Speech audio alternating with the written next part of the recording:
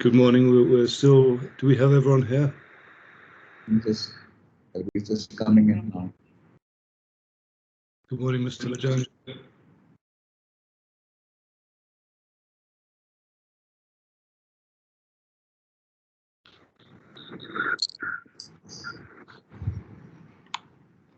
Good morning. Is everyone here?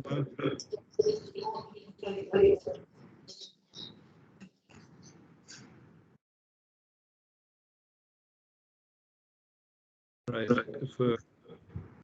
If everyone's here and ready to go, Mr. Kumar, can you hear me, Mr. Kumar? Yeah. Good morning, Milad. Yeah, I can hear you. Good morning. Can you remember that you're still under oath to tell the truth? Yeah. Yeah, I remember. Okay. Ms. McGlone. My lord, could I ask Mr. Kapoor to please mute his microphone? I think there's a bit of feedback. My lord, there is one other matter, which is the matter of housekeeping and the timetable. I'm in your lordship's hands as to whether your lordship would like to address that now or after the end of Mr. Kumar's cross-examination. I think we should let Mr. Kumar finish, and rather than hold him up while we discuss other matters. So I think we'll discuss it at the end of his evidence. Of course. Thank you. Mr. Kumar, good afternoon. Very good afternoon. Now, Mr. Kumar, do you remember we finished yesterday looking at the 2016 facility agreement? Yeah. Yes. Could I ask you, please, to go to page H242 in the bundle?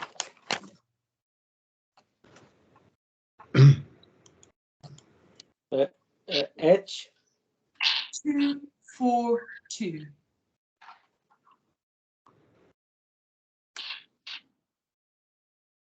Yeah. You're there. Now, do you see that is your lordship at that point in the bundle as well? I think so. Agreement of 19th April. Yes, 19th of April 2016. Mr. Kumar, do you see the heading definitions and interpretation on that page? Yeah. Yes.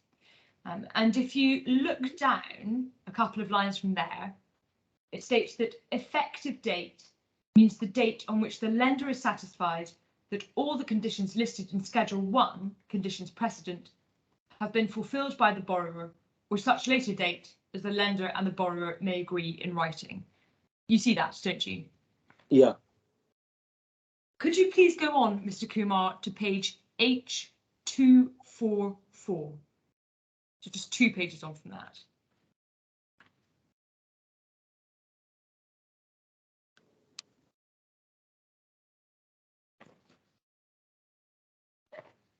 Yeah. And here we have Schedule 1, which is the conditions precedent. Yeah. Yes. And the conditions precedent are the things which have to be done before the bank will lend any money, aren't they? Yeah. Yes. And then if we can go to H246, which is another 2 pages on.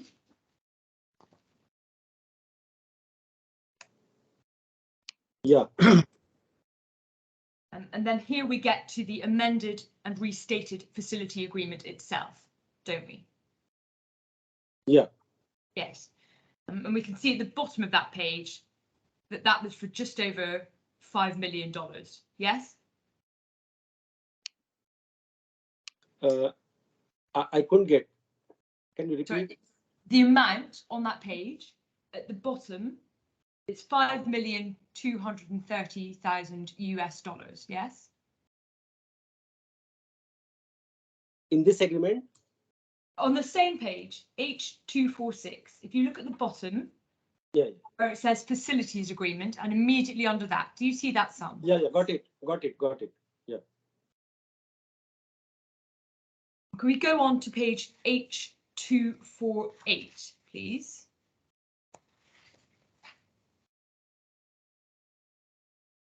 Yeah. And again, we have a section headed Interpretation. You see that? Yeah. Yes. Yeah. And if you go towards the bottom of that page, the second entry from the bottom is the availability period. And that's Yeah. the period commencing on the effective date and terminating on the final maturity date, unless otherwise extended at the sole discretion of the lender. Yes? Yeah. And then just over the page, 249. Mr. Glennie, Yes. I'm sorry to interrupt you. I'm slightly puzzled because page 248 seems to be the agreement of April 2016. Is that the same? Sorry. Okay, no, I follow. Sorry. Yeah. Okay. I'm very grateful. What page? What page do you want now? 249. Yeah. And Mr. Kumar, this time if you look 3 lines up from the bottom, or 3 entries up from the bottom, you'll see that the effective date means the date determined in accordance with the amendment agreement. You see that? Effective date. Yes. Yeah. And as we've just seen, that's the date on which the bank is satisfied that all the conditions precedent have been fulfilled by the borrower. That's correct, isn't it? Yes. And then on to page 250, so on to the next page.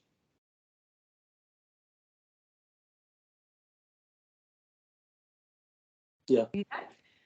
And just over halfway down that page, we see an entry which says final maturity date. Do you see that, Mr. Kumar? Yeah. And that's defined as the date falling 12 months from the date of the effective date, except where it's extended at the sole discretion of the lender. Yeah. Yes. Now, that wording, there's no obligation on the lender to extend, is there? It doesn't have to extend if it doesn't want to, does it? Pardon, I couldn't get. Okay. So when it says that the date may be extended at the sole discretion of the lender, what that means is that the lender has discretion. It doesn't have to extend, does it?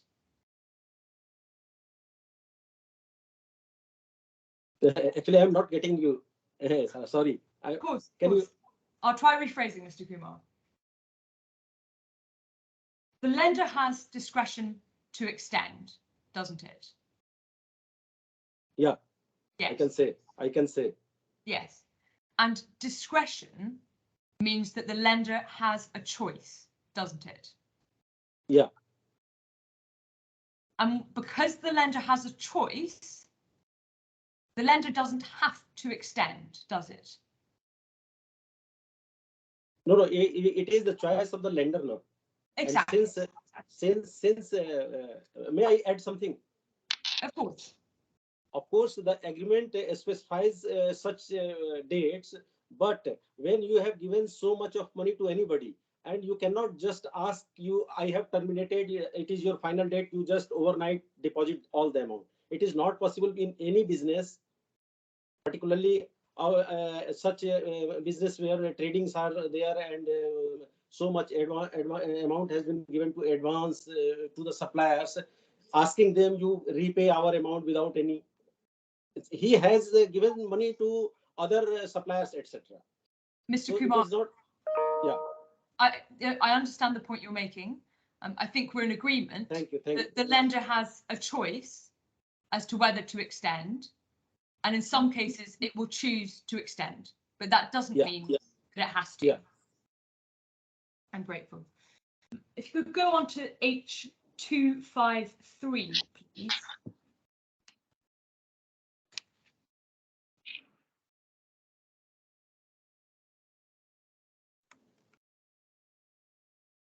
Yeah. Yes. And there you see the third entry from the bottom starts sanction letter, don't you? Sorry, I was trying to say something. Am I audible? Yes, you are. Yes. What Yes, do you want to say? I apologize, Ms. McClone. With your permission, I wanted to address the judge on one count before you started the question, but I didn't realize my mic was muted. I only wanted to request the Honorable Court, if the witness wants to explain something, let him be permitted to explain it completely. Since these are all banking questions, anyways, the documents are there, the clauses are as they are written. But if an explanation is sought, then let him then explain it and not be interjected. That's what my request is. Mr. Fajani, I understand that. I've been following this carefully, and I think Ms. McGlone has given the opportunity. Whenever the witness has said, "I want to add something," she has allowed him to add something. So I don't think in the last one he was allowed to be allowed to complete what he was saying. But I would just request, that's fine, whatever he wanted to say, and it's between McClone and the witness. But I'll only say if the witness is explaining, he may be permitted. That's what my humble request to the Honorable Court was. well, we'll keep. I'm sure Ms. McGlone will keep an eye on that. Thank you. Yes, Ms. McGlone. Mr. Kumar, we were looking at the words sanction letter on page H253. Are you there? 258 sanction letter. Yeah. Yes. And it states that that means the sanction letter dated 20th of February 2014 and the sanction letter dated 21st of March 2016 relating to the facilities issued by the lender and accepted by the borrower. Do you see that? Yeah. And that definition doesn't refer to a sanction letter of 2015, does it?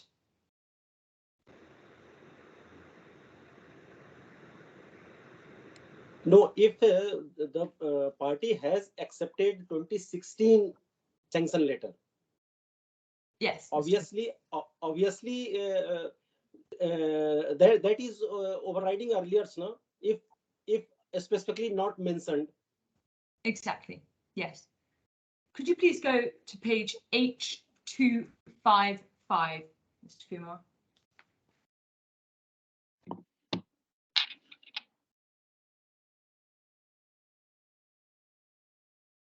Yeah. And clause 2.1 underneath the heading the facilities and purpose. Yeah. We see really the point of this agreement, which is that the lender agrees to make the facilities available to the borrower during the availability period, subject to the terms and conditions of this agreement. And that's the essence of the agreement, isn't it, Mr. Kumar? The lender's lending money to the borrower to use it in its business, isn't it? Yeah. Yes. Could we please go on to page H294? H2. 94.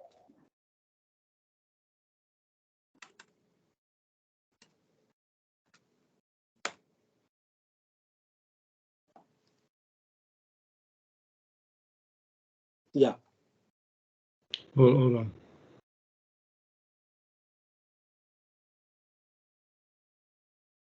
Yeah. And Mr. Kumar, we can see there that this is the execution page, that it's been signed both by the borrower and by the lender, hasn't it? Yes. Yeah. Yeah. And then if you just scroll on to the next page, we can see that it's been signed by the personal guarantors. Yeah. And then on to the next page, it's been signed by representatives of the corporate guarantors as well, hasn't it? Yeah. Yes. And that's what you would expect to see on an executed agreement, isn't it? Can you repeat? Of course, of course. Where an agreement has been executed between the parties, you would expect to see signatures. correct? Where did the agreement was executed? Yes, Yeah, it was in Dubai. yes, yes. Not where it was. I apologize, Mr. Kumar. If you have an agreement between a written agreement between parties, such as we have here, you would expect to see the signatures of those parties on that agreement, wouldn't you? Yeah. Yes, yes. Now, can we please go to page H298?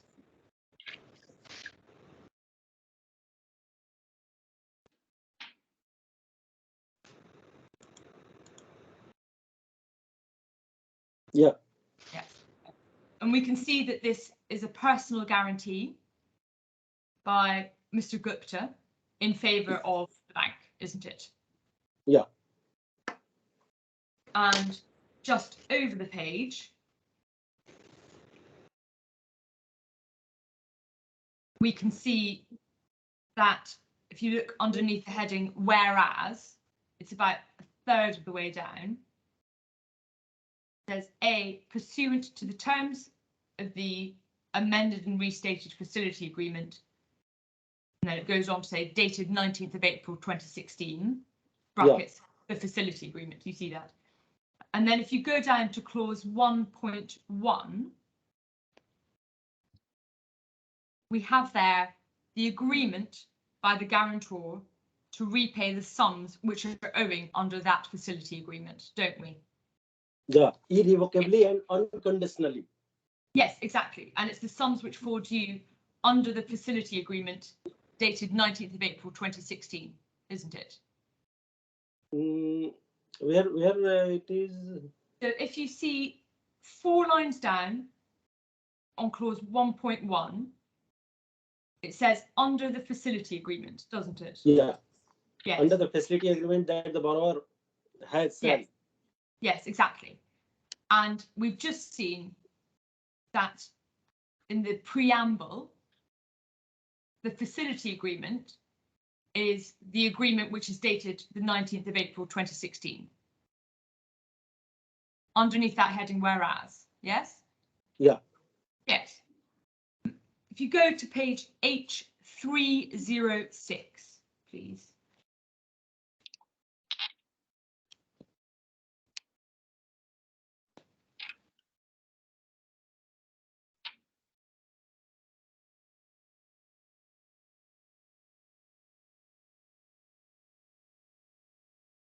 Yeah.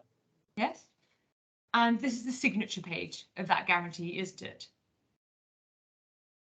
Yeah. Yes. If you go a couple of pages on, Mr. Kumar, to H308.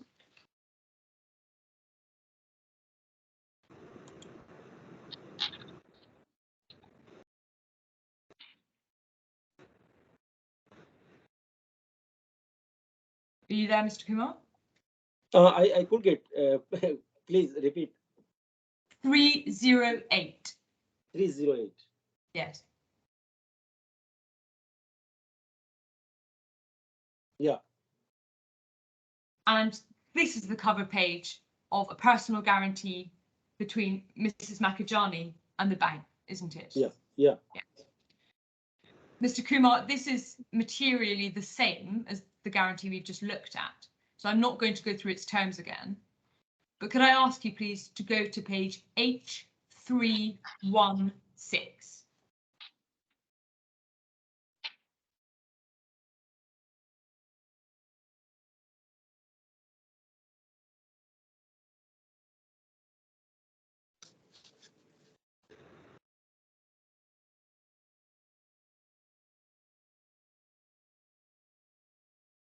Yeah. There. And again, this is the signature page, isn't it? Yeah. Yes. Could you go on 2 pages to H318?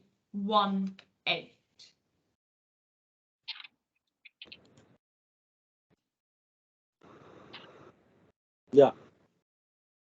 And again, this is a guarantee provided by Mr. Makajani to the bank. Yeah. Yes. Again, the terms are materially the same, so I'm not going to go through the details. But could you please turn to H326?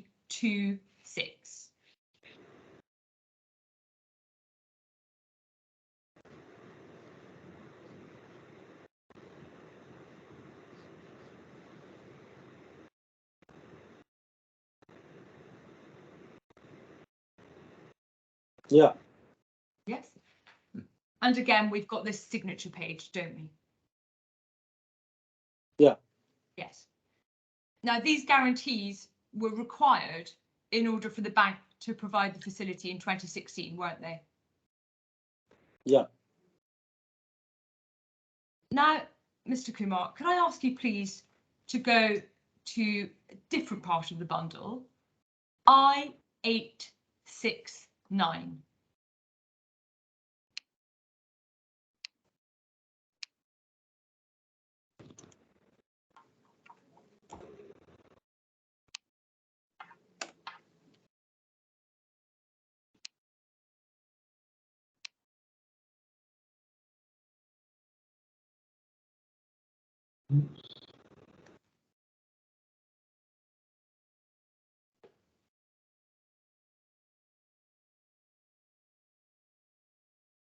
Yeah. Hang on a second. Of course. I find the I bundle always difficult. Oh, yeah. Okay. I869. At the top of that page, Mr. Kumar, you can see that this is a minute of the meeting of the Board of Directors of D1, held on the 11th of April 2016, isn't it? Yeah. Yeah. Yeah. And further down that page, they adopt the revised sanction letter from the bank, don't they? Sanction letter of 16. Yes, so they adopt the 2016 sanction letter, don't they? Yeah. I Yes. have the printout of that one. I'm very grateful, Mr. Kumar, but I don't think we need to go there. We looked at that yesterday, and the board approves the lending from the bank, doesn't it? In this letter that we're looking at now, in this letter on I869. Yeah. In this meeting, the company's directors approve what the bank has offered, don't they? And they've reviewed the terms of the facility agreement. It's just over halfway down the page, where the board was informed that Union Bank of India, that paragraph. Do you see that? Yeah. Yes. And then if you go over the page to I870,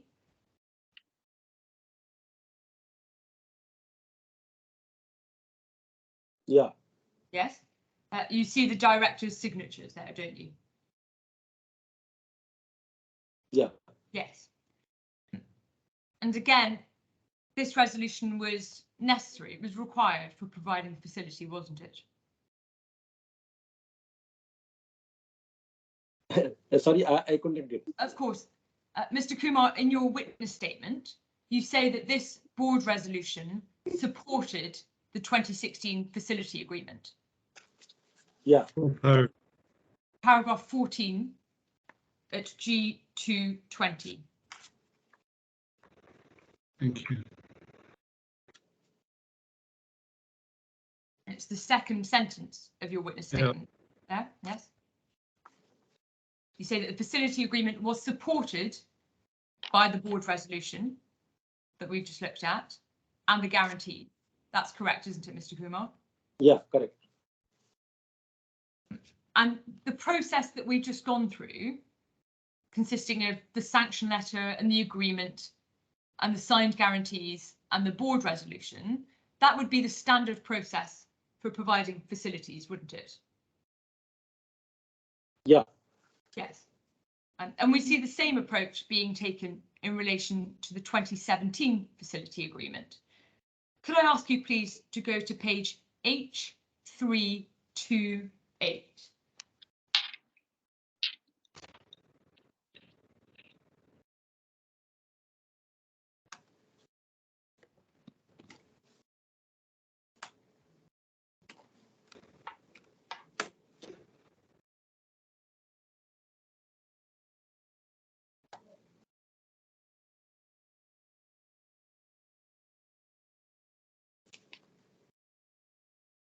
Yeah. You there? My lord, is your lordship at that page as well? Yeah. Now, Mr. Kumar, this is a sanction letter dated the 12th of June 2017, isn't it? Yeah. Yes. I'm not going to go through all of the details of this, but could you please go to page H331?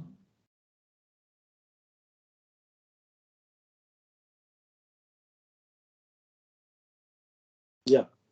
Right. And we see that it's been signed by the borrower on that page, don't we? Sorry, H what? 331. 331. 330. Sorry.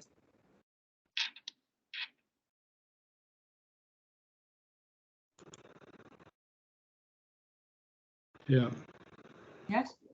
Yeah. So it's been signed there, hasn't it, Mr. Kumar, by the bank and by the borrowers, hasn't it? Yeah. Yes? And then onto the next page, we see that it's been signed by most of the personal guarantors, although not all of them. Yeah. Yes? And then onto the next page, we see that it's been signed by representatives of the corporate guarantors, hasn't it? Yeah.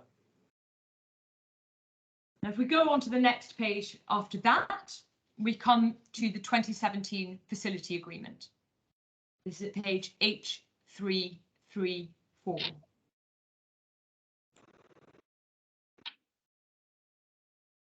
Yeah. Yeah.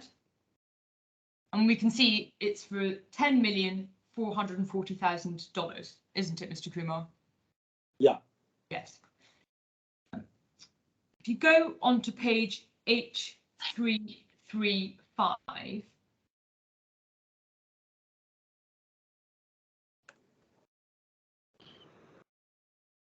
yes? Yeah. Yes.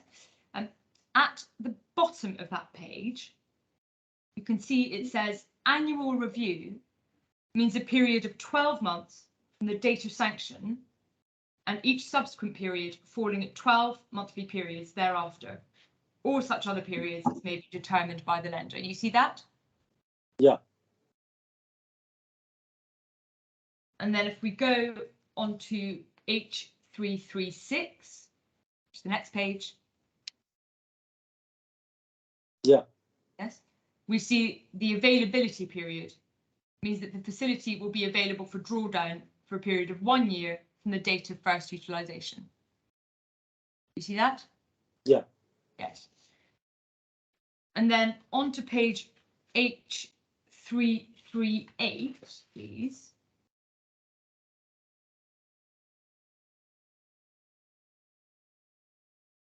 H33. 8. Yeah. Yes. You go nearly halfway down that page, and it states that the date of sanction means the Yeah. date June 12th, 2017. Now, if you remember when we were looking at the words annual review a few seconds ago, it stated that that meant a period of 12 months from the date of sanction. So Yeah. the annual review would be 12 months from June the 12th, 2017, wouldn't it? Yeah. Yes. Could you please go to H347?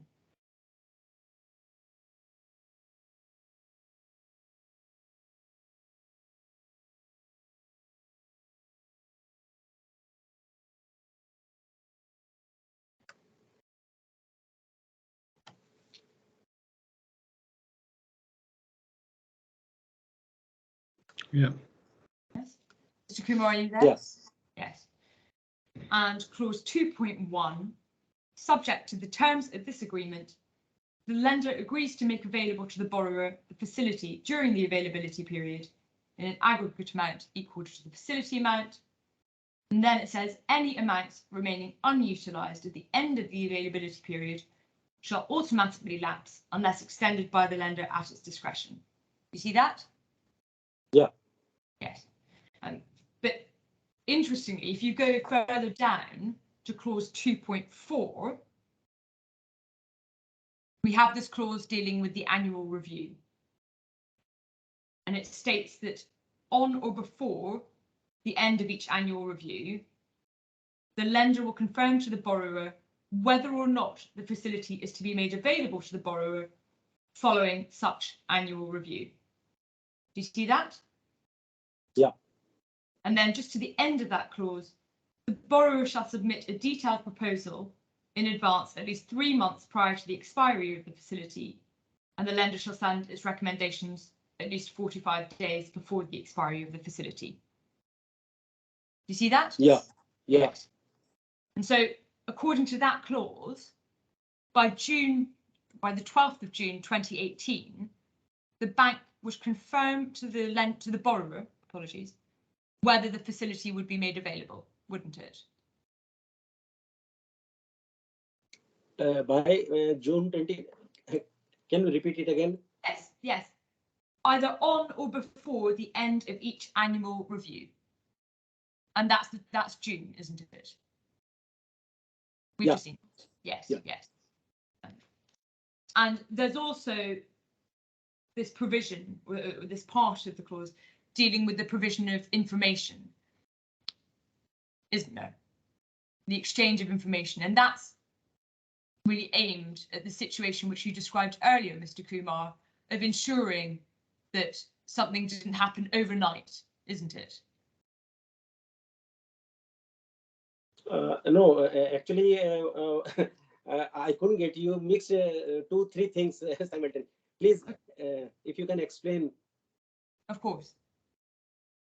In that clause, which deals with the annual review, there's provision for the borrower to submit a detailed proposal and for the lender to review it and keep the borrower updated with its views, isn't there?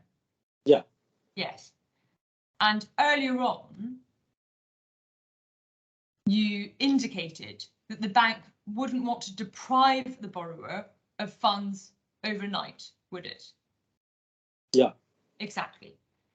And that seems to be why we have this provision here, so that actually there's an exchange of information between the bank and the borrower. Yeah.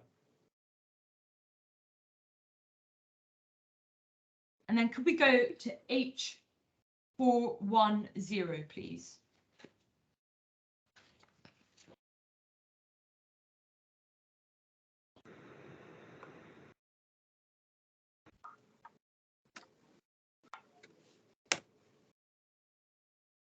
Yeah. And this is the signature page, isn't it? And it was signed by you on behalf of the bank, wasn't it? Yeah. Yes.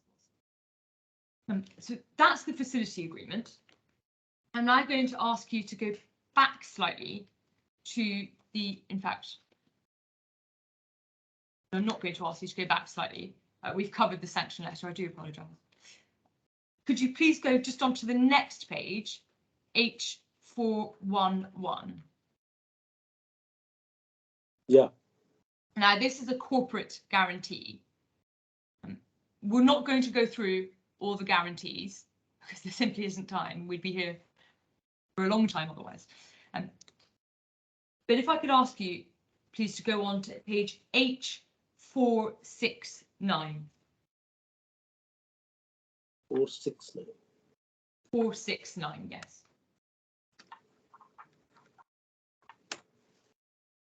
Yeah. Well, Now, this is the start of the personal guarantee. Sorry, my lord. we're on to personal guarantees, are we? We are now, yes.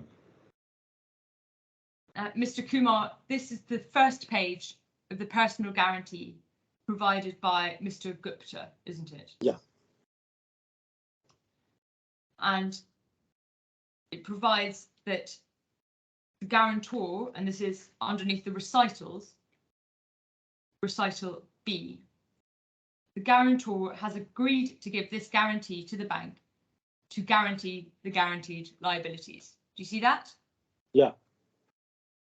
And further down that page, a few lines from the bottom, it states that guaranteed liabilities means all amounts owed by the borrower to the lender under the facility agreement. Do you see that? Yeah, Yes. under the facility agreement. Yes. And then if you go to the top of that page and to the second paragraph, it states this guarantee is dated on or after. And then if you just read the rest of that paragraph to yourself. Yeah. Yes. So the facility agreement with which this guarantee is concerned is the November 2017 facility agreement, isn't it? Yeah. Yes. And that's what the guarantor, so in this case, Mr. Gupta, that's what he's guaranteeing, isn't it? Yeah. Yes, yes. Could you please go on, Mr. Kumar, to page H485?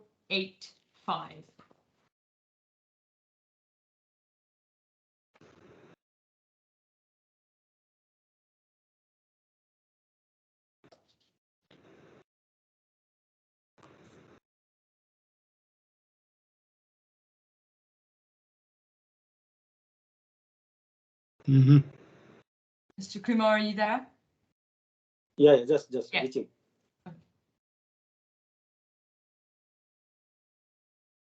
Yeah. Yes. And this is the signature page for that guarantee, isn't Yeah. it? Yes. Now, as I said a short while ago, we're not going to go through all of the personal guarantees, but could I ask you, please, to go to H504?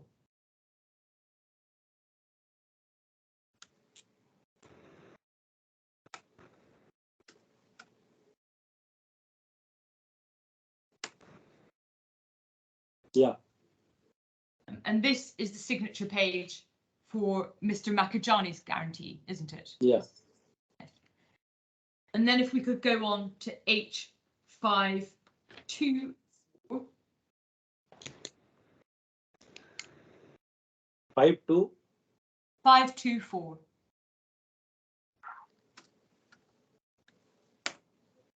Yeah. Yes. Hold on. I apologise, my lord. That's right.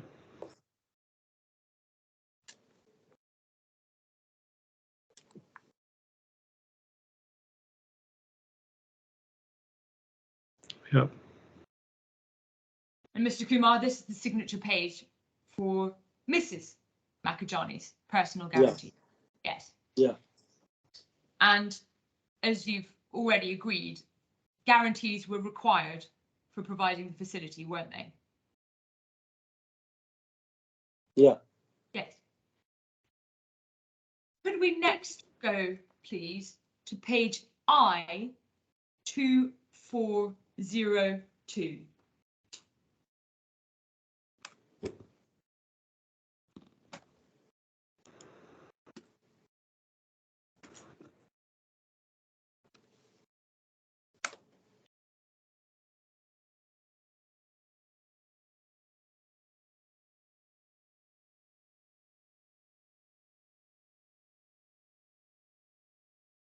Yeah. Yes. Is your lordship at that page as well? Resolution and certificate of the directors. Yes. Yep. And Mr. Kumar, this is dated the 14th of November 2017, isn't it? Yeah. Yes. So what was that date? 14th of November 2017. Right. It's, yeah. Yes. And Mr. Kumar, we can see that on this occasion, the company was represented by Mr. Kumar and Mr. Kuchimanchi. You see that? It's just at the top there. Do you see that, Mr. Kumar? Just at the very top line, it just says velocity. Yeah. Yeah. Yes, you see that. Thank you. And could we go on to page 2404? We won't go through the whole of that resolution. It's not necessary. 2404. Yes, my lord. 2 pages on. Yeah. Yes. And we see the signatures of those individuals there, don't we? Yeah. Is that a yes? Could we now please go on to I2451?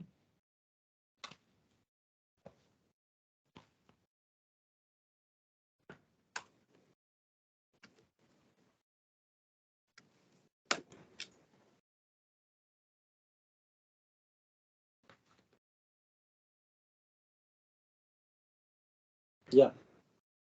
And just before we come on to this, actually, Mr. Kumar, on the board resolution that we just looked at, that was needed in order for the facility to be provided, wasn't it?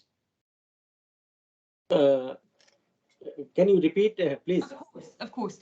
The board resolution that we just looked at, that was needed for the facility to be provided, wasn't it? Yeah. Yes, yes. So I2451, we can see that this is a shareholder resolution from the 19th of November 2017. Do you see that? Yeah. Mr. Kumar? Yes. And it shows the shareholders, or D6 to 8, of Umaku Trade Invest Limited approving and consenting to the borrowing from the bank, doesn't it? Yeah. And it's signed by Mr. Gupta and Mr. and Mrs. Makajani, isn't it? Yeah. Yes. Now, the bank recently confirmed that it received this document in November 2017 as part of the KYC obligations, the Know Your Client obligations. Do you understand? In November 2017. Yeah. Yes. And so, Mr. Kumar, it's likely, isn't it, that if there was another resolution of the same date, the bank, which the bank also has, it's likely that the bank received that in November 2017 as well, isn't it? May I permit to explain the thing? Well, perhaps you could just answer my question first. We have this resolution of the 19th of November 2017.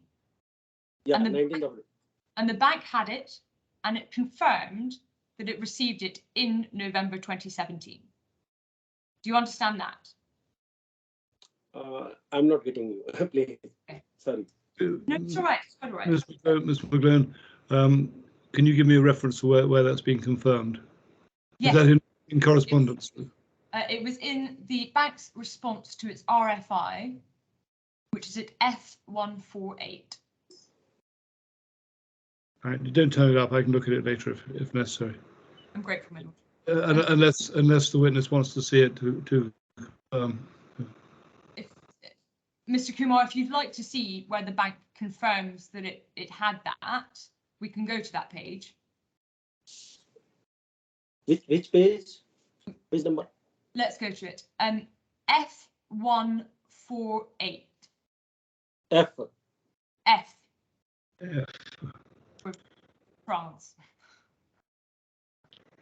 Foxtrot, in fact. Foxtrot. Ready.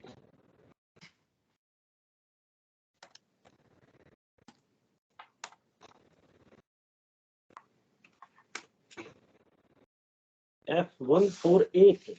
Yes. No, I didn't get it. You don't have it. F for Finland. F for Finland, yes. F148. Yes.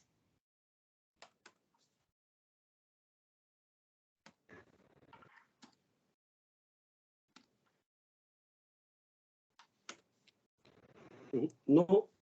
It hasn't been provided to you. So it is a trial bundle. No? It should be there. Mr. Kumar, if it assists, I understand that there have been some issues with the claimant uploading the most recent version of the trial bundle. So it may be that you don't have the most recent version, which has this in it.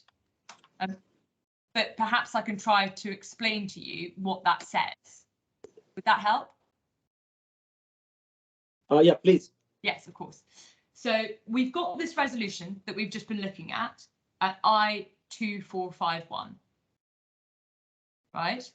Now, the bank last week said, and this is, I'm quoting what the bank said, or what its lawyers say, the claimant submits that D3's, that's Umaku's, 2017 resolution was provided by the guarantors or the borrower as part of the KYC process, just as it was provided in 2016. Does that make sense, Mr. Kumar? Oh, in fact, they've shared their screen. You see that, do you, Mr. Kumar? That's not me sharing my screen. It's the bank's lawyers sharing their screen. Do you see that? Yeah. That page I have opened now. You've got that page. Yes, exactly. And the bank confirmed that that was provided in November 2017. Yeah. Right. My question to you is, if there is another shareholder resolution, which is also dated the 19th of November 2017, and which the bank also has in its possession, it's likely that that was provided to the bank in November 2017, together with the shareholder resolution we've just looked at. That's likely, isn't it? You've got two shareholder resolutions, both dated 19th of November 2017. The bank has confirmed that it received one of them, at least, in November 2017. It's likely that it also received the other at the same time, isn't it? Actually, can you permit me to go through both the documents simultaneously? It I'll will be take you better. Yeah, of course, Mr. Kumar. But just in theory, perhaps just before we go, in theory, it's likely, isn't it, that that second resolution, we're about to go to it, but it's likely that that would have been provided in November 2017, isn't it? If the bank has it, and the bank has it next to this one. Without going through both the documents simultaneously, it's very difficult for me to say anything. Mr. Kumar, could you go to the previous page, I-2450, 2450. Back to I. Back to I, I'm afraid, my lord. That's right. 2450.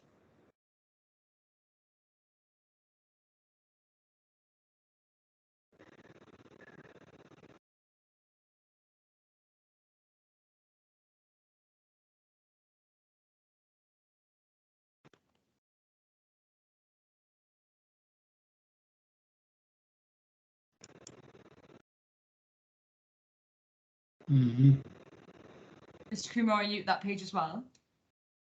Yeah, 2450, I got it. Mm. This resolution is from Velocity Industries LLC, and that was from Umakuna.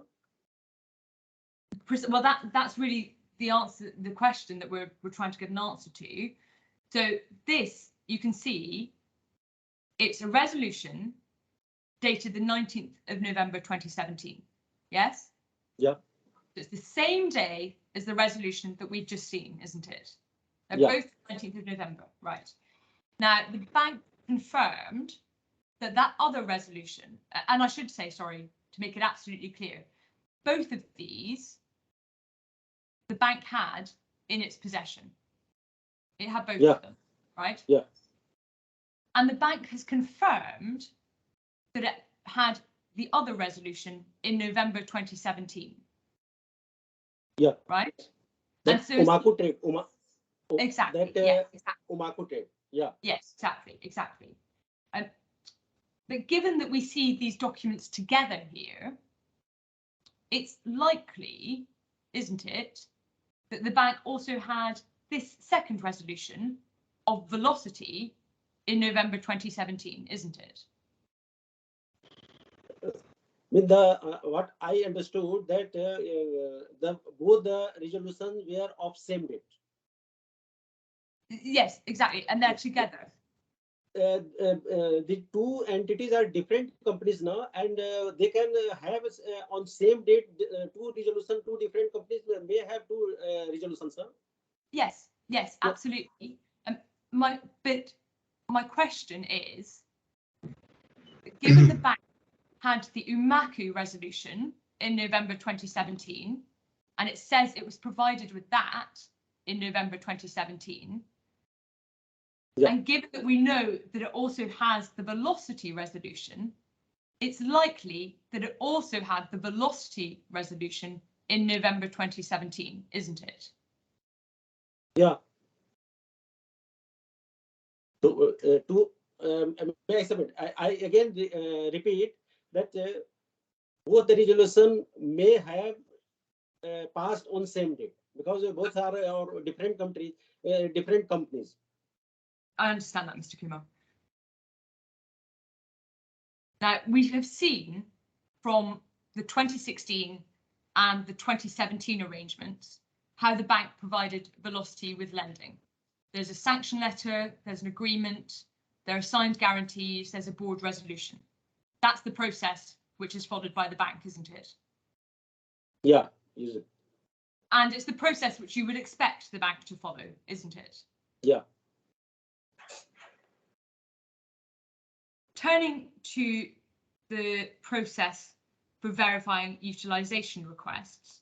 Now, I went through that process in some detail with Mr. Chezian yesterday, so we're not going to go through that process again. But I'd like to just check what you say in paragraphs 18 and following of your witness statement, G221. G221. Yeah. Is your lordship also at that page? Yeah. Yeah. Now, Mr. Kumar, you state there that the bank's team verified that the conditions precedent had been fulfilled before the facility was available for drawing. You confirmed earlier that that's important, isn't it? Yeah. Yeah. And you also checked who D1's beneficial owners were. D1 beneficial owners where? You just say that in this paragraph, you say that in particular, the authorised signatories and the beneficial owners of the first defendant. Yeah. So the bank had checked who the beneficial owners were, yes. And presumably that was to ensure that funds weren't going to be used fraudulently. Funds were going to be? Were not going to be used for any fraudulent purposes. Yeah. Yeah. And then in paragraph 19, now you left obviously in March 2018, but from April 2015 up until that point, you checked or you confirmed that the bank's team checked that the utilisation requests were signed by the authorised signatories. Yes? Yeah. Yes. Now, the bank didn't check whether those signatures were genuine, did it? No, bank checked that the signatures were genuine. How did it check that those signatures were genuine? We have their specimen signature. Moreover, they frequently they used to come to branch also. Okay. And whenever the transactions happened, they never disputed that I have not sent this utilization request. I understand. There are good number. May I, Of course, permitted? of course. There were a good number of transactions took place, and they never objected. Never ever objected that that utilization signature request does not bear my signature or my genuine signature, or is bearing some forged signature. They never tell like this. And Mr. Kumar, if one of the signatories had objected, if one of the signatories had said, don't accept anything but my original signature, that would have caused concern, wouldn't it? Don't accept my signature, accept. If one of the signatories, you said that none of the signatories objected. Yeah. If one of the signatories had objected, that would have caused concern, wouldn't it? Yeah. Yes. And you confirmed, I think yesterday, that you're not in a position to comment on events which took place after March 2018, yes? In which Well, regard? after you left the DIFC branch. Yeah, yeah. Yeah, Correct. yeah. And in paragraph 21, though, I just want to pick up on something there. You state that the claimant made the facility available to the first defendant from April 2014 to September 2019. Now, as we've just explored, different facilities were made available from 2014 onwards, weren't they? Yeah. Yeah. So it's not quite correct. This is no criticism of you, Mr. Kumar, but it's not quite correct to say that the facility was available from 2014 to 2019, because there was a series of facilities. Yeah, now we can say that the facility was available now, because we have seen that on regular interval yearly there were approval sanction account was renewed or enhanced. But the point is, Mr. Kumar, we've seen in the agreements today that there wasn't just one agreement from 2014 which lasted all the way until the recall notices were issued, or indeed after that. Well, it's not quite clear why. We've seen that you have the 2014 agreement, you then have the 2016 agreement, the 2017 agreement. So you have a series of different facilities during that time. Yes, yes. And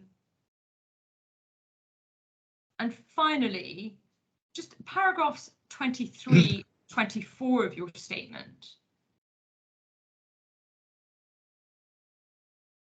These are identical to some of the paragraphs of Mr. Chezian and Mr. Manoram's witness statements. Do you have any comment to make on that? On the fact that they're identical? It may be, actually these are the facts, numbers.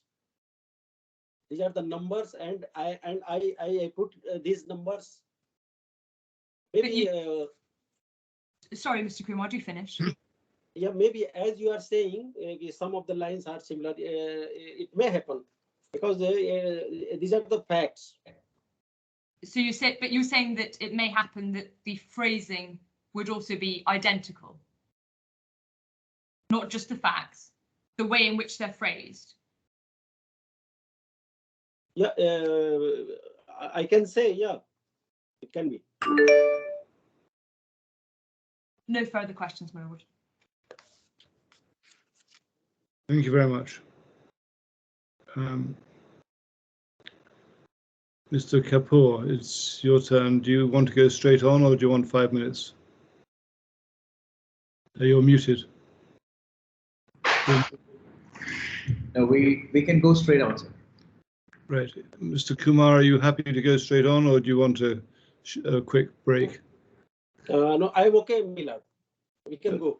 Okay, let's carry on then. Thank you. Good afternoon, Mr. Akhilesh. Very good afternoon. How are you? Kapoor. Fine, thank you. How are you? I'm good. Okay, I'll be very brief. I just wanted to ask just a few quick questions. I just want you to confirm that as far as the facility which is being discussed, or the claim which is being discussed, was for D1, which is Velocity Industries LLC, whose shareholders were D2 and D3, which is Velocity Ventures and Umaku, right? And the original mandate, which was to operate the account, was with 4 signatories. In part A, you had Parag Gupta and myself, which is D7 and D4. And in part B, we had Mr. Makijani and Mr. Ravi Kuchimanchi, which is D6 and D5. So would you confirm that, please? Yeah. Yeah. So the next thing is that ever since the facility was sanctioned, and in your period from February 2015 till March 2018, would you say that there were frequent interactions with the bank by D4 and D5? I mean, were there regular visits, regular interaction with the bank? Yeah, it was. Would you say that most meetings were attended by both D4 and D5? Yeah. Okay. Now, coming to the point of after you left March 2018, were you involved in any way or as overseeing or as giving any information or involved with the D1 or the account in Dubai? No. Okay. Then can I ask you a general question based on your expertise as a banker? Yeah, please. You said that you have been with the bank for more than 20 years. 26 years. 26 years. Thank you. Sorry, but stand corrected. I just wanted to check in case the account or a claimant or a borrower is not doing well or is basically heading towards a potential distress situation. Is it not normal for the bank to call a meeting of all the stakeholders so that the issue can be discussed? Yeah, usually such thing happens. Right. But as you are, if you permit me, then may I elaborate? Please. Kapoorji, you are also a banker, I understand, and a senior experienced person. In case of consortium advances, where a number of banks are involved, in that case, meetings are called because to what are the problems, why the company is in stress, whether any cash flow mismatch is there, further requirement is there, or what for those things. In case of consortium of banks, they used to call a meeting. But if there is single lender and single borrower is the single borrower, then it is not necessary to formally call because they are always in touch. And I understand bank officials were informally were in touch with you. No, I think Mr. Kumar, I just wanted to ask a question with not specific to only our company. I wanted to ask a question which was based on your expertise that in this case, it is not a single borrower. If it's not like simply a corporate entity with one shareholder or maybe a family shareholding. It's basically two different corporates who are shareholders, right? And the mandate to operate the account is also with four different individuals representing their specific interests, right? Yeah. So in given this situation, would it not be normal for the bank to call for a meeting or communicate with them at the beginning of a distress instead of, like just not calling for a meeting for discussion at all? Because it's nothing to do with one single borrower. I'm just asking your bank as a senior banker's opinion, whether it is normal that a meeting would not be called. Normally, a meeting should be called, but if there is a internal dispute between the stakeholders, then it is better not to involve in their dispute. That you did this, why you can't, why you have not done this. It is better to refrain bankers from from these things, and they should focus on the company. That as a company, you just pay your obligations. No, I appreciate. I understand that. I understand that the bank should not get involved in the matters of dispute. But when the borrowing is based on personal guarantees, borrowing is based on corporate guarantees, and borrowing is based on the collective representation of the stakeholders, I again humbly resubmit that in normal circumstances, should the bank not call for a meeting without necessarily getting on either side of the dispute, but to protect their own interests, should they not call for a meeting? I can say that looking to the scenario, there is a potential risk that if the bank calls a meeting of all the person who are in internal dispute, then they may blame to the bank that you are siding to this party or you are siding to this party. There is a potential risk. All right. Anyway, I think you've answered the question in the first instance that normally a meeting would have been called, but I understand your viewpoint. I have no further questions, Your Honor. Thank you. Thank you very much. Mr. Vajani, do you want to re-examine? And if so, do you want a few minutes beforehand? Yes, Your Lordship. We'll take a short break before we come back. Will 5 minutes be enough? 10 minutes, Your Lordship. Okay. Well, Mr. Kumar, we'll break for 10 minutes. If you can make sure you don't talk about your evidence.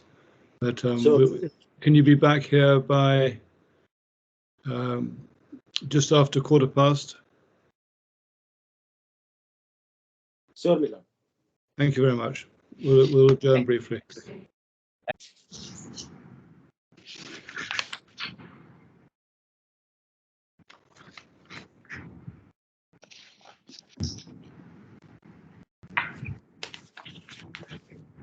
Kumar, could you reconfirm the period when you were at DIFC? It was from February, 1st of February till 31st of March as CEO, and thereafter also I was there. I left DIFC Dubai branch on 18th of April 2018. May I take your attention to bundle H?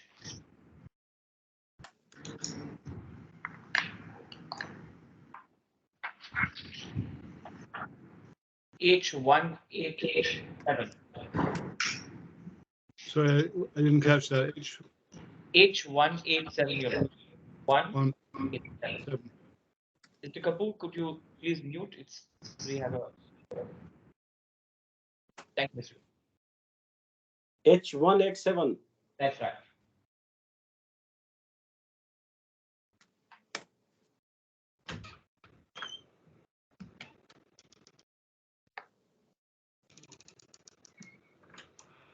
Yeah. Why was the sanction letter or the document not signed? It was of 2015. Yeah. Actually, when sanction was conveyed to the party, to the borrower, they informed that they have come up with some expansion plan, and for that separate upgraded machinery is required. So they won't avail this new facility, but will ask for an enhanced facility. That's why they did not avail this facility, and instead of that, on their request, a fresh enhanced limit was sanctioned in 2016.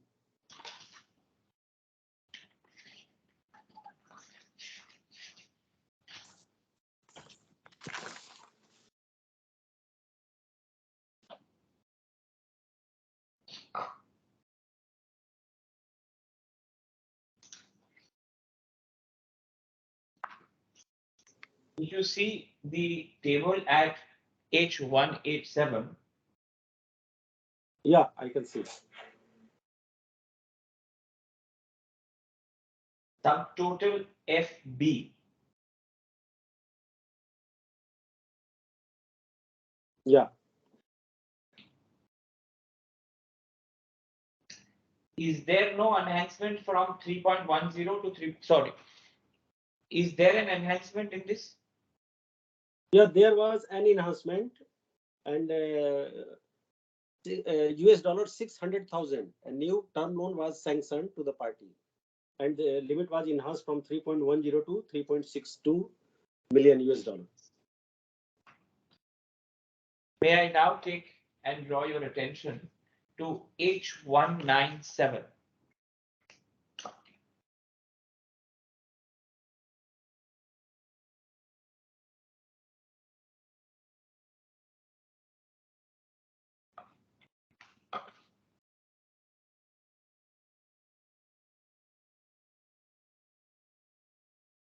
Would your lordships have that? Yes, I have it. Yes, thank you. Yeah, yeah. Mark, do you have that? This is 21st March 2016. Yeah. Sanction letter. Yeah. Is there a enhancement in the limit under this sanction letter? Yeah. Yes or no? Yes. Yes. What is the extent of enhancement in this sanction letter? Here, trust receipt was enhanced from 1.5 million USD to 3 million USD, and additional term loan for purchasing or installing a new plant machinery, 870,000 USD, 870,000 US dollar was sanctioned. At the foot of the table, there is a line at term loan 3 in lieu of term loan 2 not availed by the company. Could you please clarify the same? Yeah, this relates to 2015 sanction. We have just discussed about that. Term loan 2 was sanctioned for 600,000 that company has not availed, and instead they put another request that we don't want this. We will need some more money for installing more upgraded machine like this. That's why this is written that you can see that term loan 0.60 in existing column, proposed may it is 0. Since it has not availed, it has been clarified in the bottom line. And it is in lieu of, as a point, as term loan 2 was not availed because they wanted upgraded version of machinery or upgraded system. That's why this has been written in lieu of term loan 2, sorry. Can you come to document which begins at H220?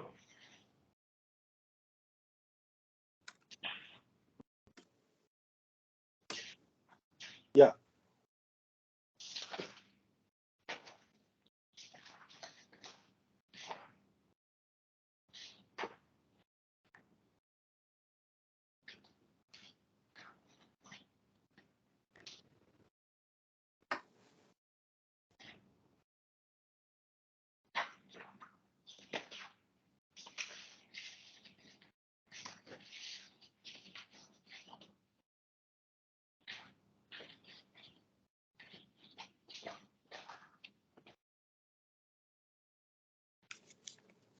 Beside at the document at page H221.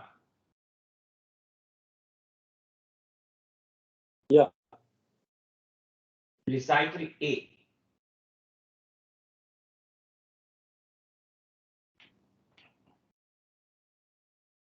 Yeah. The figure then is US dollars so and so. Yeah. Does that match with the sanction letter? Yeah.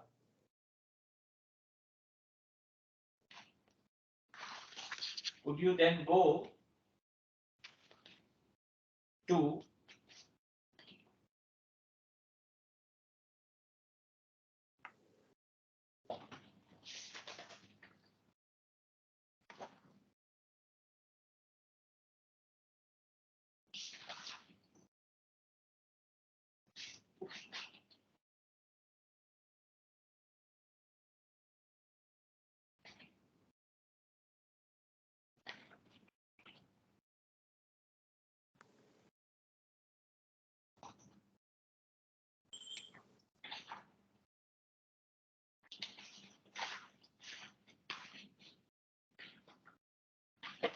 page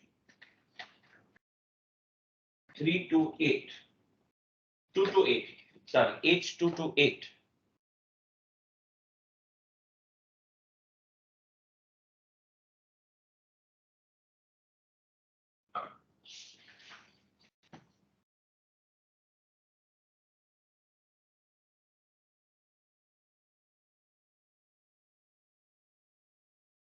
Yeah.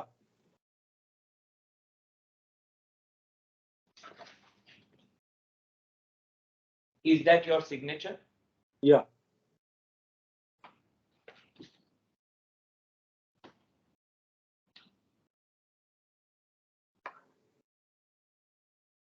Since you are a signatory to this document, if you can go back to H224 and clarify what clause 6 means.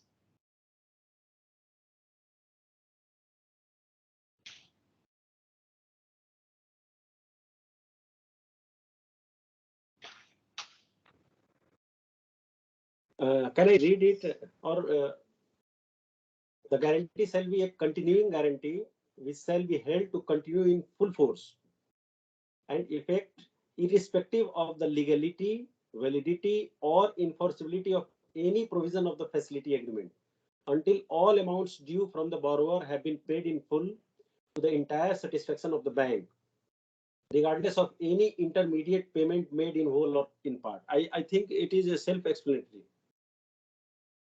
Please read whole of clause 6. I didn't say 6A. Would you please explain? 6B. The guarantor further waives all the rights, remedies, defenses, or exceptions which are or may be given to the guarantor under the laws of the United Arab Emirates.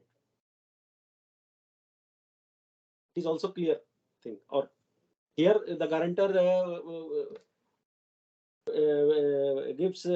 waives his rights or whatever remedies are available or defenses he has, or if there is any exception which are given by UAE law, he waives all those things. And in C, para C, 6C, without limiting clause 6B of this guarantee, the guarantor expressly agrees that the provisions of Article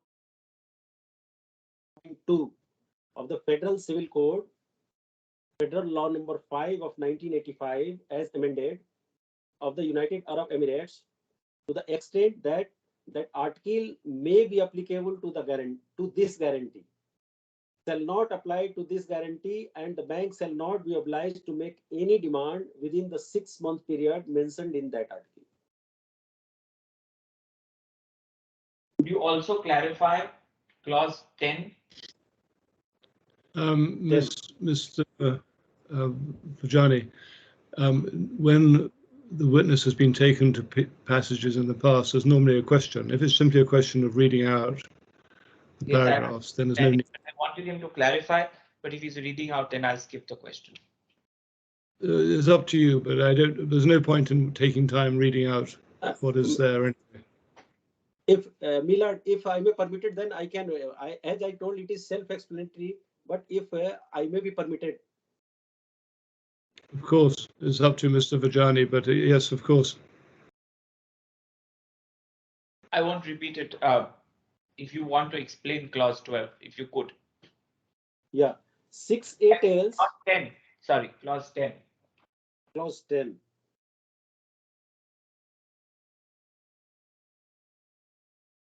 Principal obligor, without prejudice to the bank's rights against the borrower as the principal obligor, the guarantor shall, as between the bank on the one hand and the guarantor in the other, be deemed principal obligor in respect of its obligations hereunder and not merely as surety.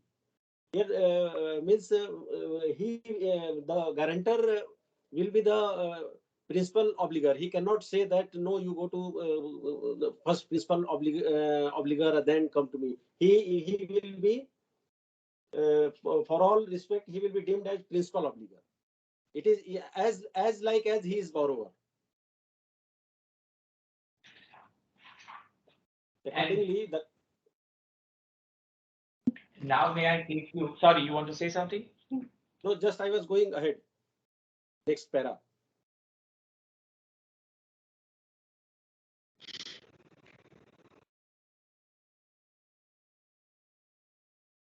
You want to say anything more?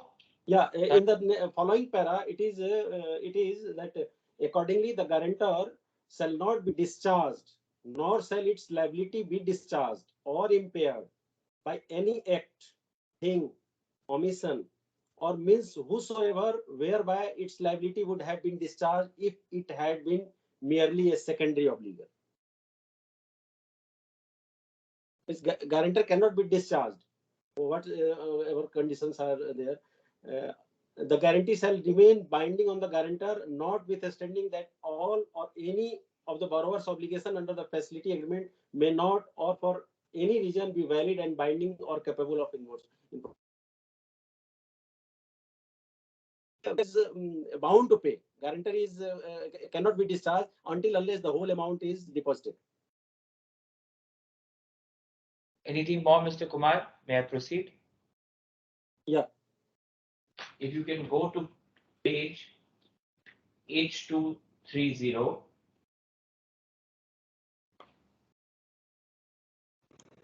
And as Ms. McClone said, that the text of the guarantees are identical. So if you can go to page H238.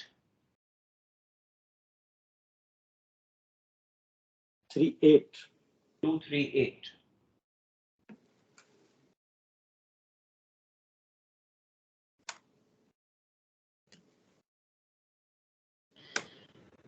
Yeah. Is that your signature? Yeah.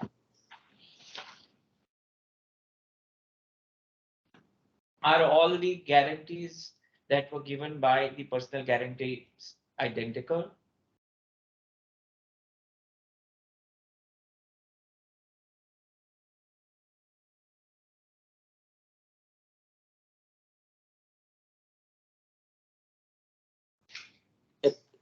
Actually, I'm not very sure. There may be some difference. Oh, it must be a matter capable of agreement. Are they identical? There's no point taking a witness through 3 documents just to prove what everyone agrees. So, Ms. McDone, as far as you know, are they identical? In material terms, my lord, yes. Mr. Shaheen, do you agree they're identical in material terms? I cannot confirm. Yeah. Sorry? I'm unable to confirm. Oh, well, then the witness better be asked. Then let me take the witness through each of those. And we can look at them. I mean, Mr. Shaheen, is there really a problem with agreeing that they're substantially the same? I'll have to reread the documents, Your Lordship. You've read them. I've read them, but I don't readily remember if all those guarantees are identical means exactly the same. It could be more or less the same, that much I can agree. Mr. Vajani, all you want to establish is that they are in substantial terms effectively the same. Is that right? That's right. Right. Well, we can read them for any differences there may be. Don't take half an hour with the witness going through each document. If Your Lordship accepts the position that they're identical, that's the real situation. I'm not accepting or not accepting, but we can look at them. And if anyone says there are differences, they can point them out. There's Mr. Kapoor, you wanted to say something. No, Your Honor. You raised your hand. It's probably just stretching. Yeah, probably. Thank you. Sorry about that. That's right. Mr. Vajani. Yes. I'll proceed, Your Lordships. I don't want to burden the time. Anyways, we're running against the time. Mr. Kumar, could you come to page H240?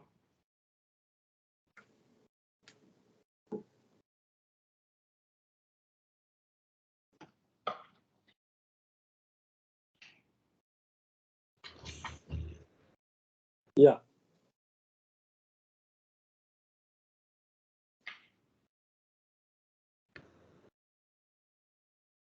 This is an agreement dated 19th April 2016. Do you have that in front of Yeah. you? Yeah. Does this agreement amend the facility agreement dated 18th March 2014? Yeah. If I may take you to page 242, which Mr. McClone showed you.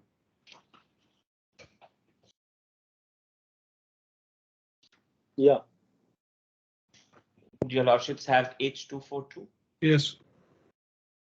You've seen the definition of effective date. If you can now see the definition of original agreement.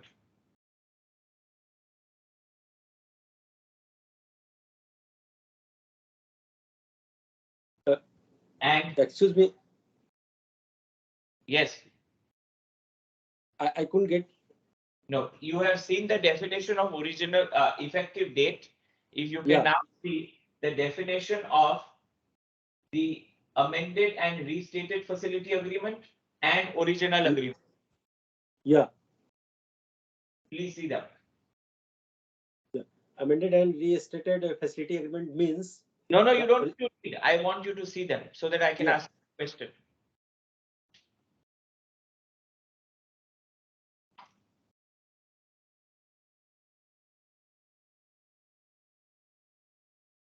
Yeah. Has the 2014 facility agreement continued under this agreement? Yeah. Means, may I explain? Yes, please. Yeah. Actually, whenever we enter into a new agreement, this is amended agreement. Means the provisions may have been carried forward here also, and some of the clauses which may have been amended.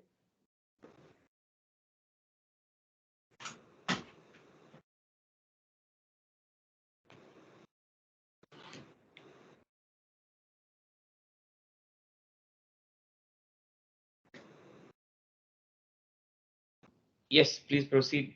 The Honorable Judge is back. Yeah, and as it is a amended facility, some of the clauses have been amended, and this agreement incorporates those things.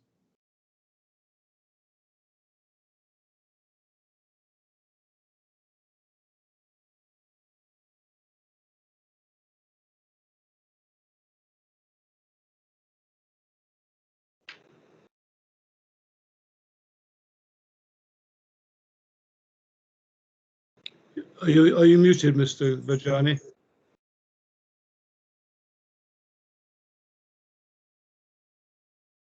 Mr. Vajani, you're muted.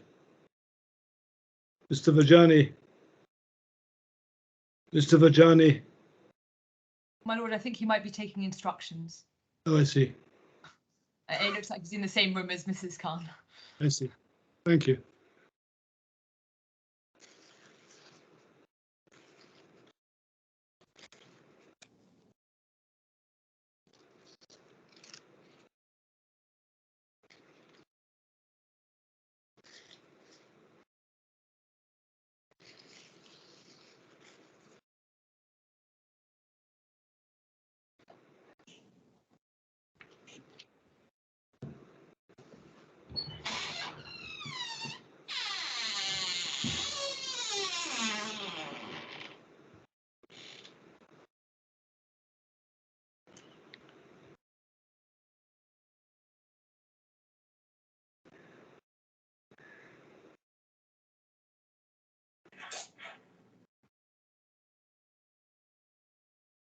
Is your lordship able to hear me?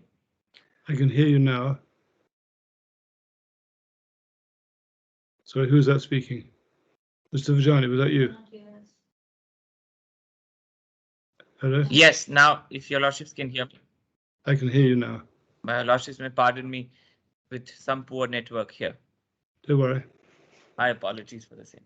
No need to apologize. It happens to all of us at different times. Your lordship is very kind. Anyway, Mr. Kumar, sorry, I couldn't hear your last answer, but I'm assuming you have completed what you were saying as an explanation. Yeah. Okay, thank you.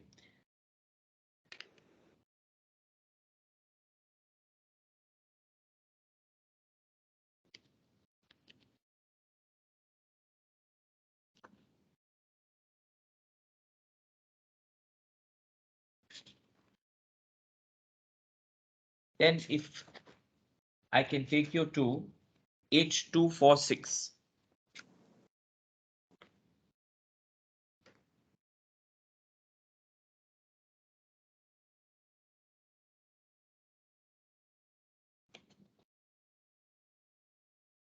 Yeah. Yeah, yeah.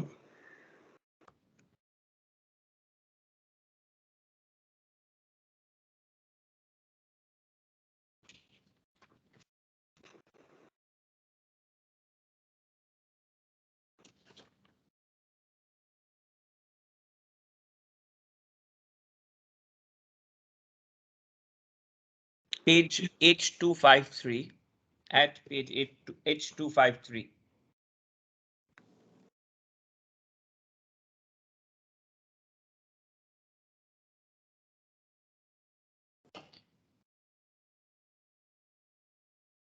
Sanction letter. Please see the definition sanction letter. Yeah. Why are two sanction letters specified here?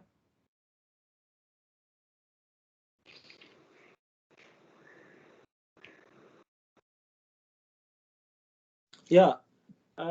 They have mentioned that 2014 sanction letter, what are the terms, conditions are there, and 16. Both they are referring to both the letters. We cannot isolate. I will repeat my question, Mr. Kumar. Why are both letters referred to as sanction letters? Because in 2014 there was the original first time, that was the onboarding of customer first time, and in 16 it was enhancement, limit was enhanced, and separate sanction letter was issued. Are the 2014 facilities therefore continuing? No, as long as the party execute fresh facility agreement or fresh documents, previous sanction will continue. What I mean to say, let us suppose that in this case, the party was sanctioned TR limit of 1.5 million USD in 14, and in 16 the limit was enhanced to 3 million USD. It means unless the party enter into a fresh facility agreement or documents whatever suggested or required, he cannot use the enhanced facility of 3 million, but he can use the facility earlier sanctioned to him of 1.5 million USD.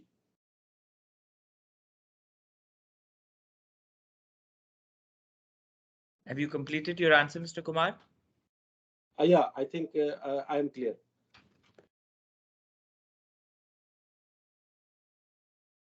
If you go to H254.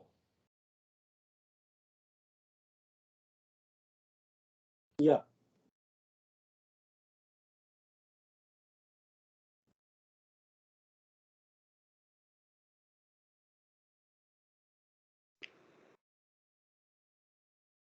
Yeah, I'm there.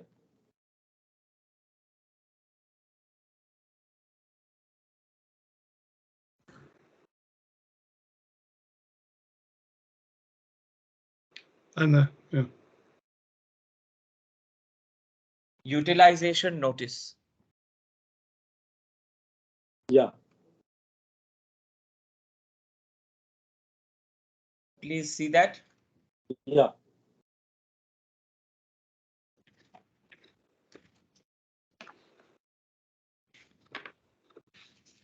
And if I can take you to Schedule 2.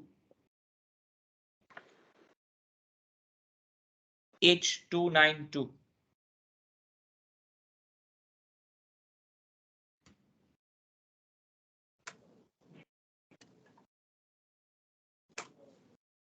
Yeah.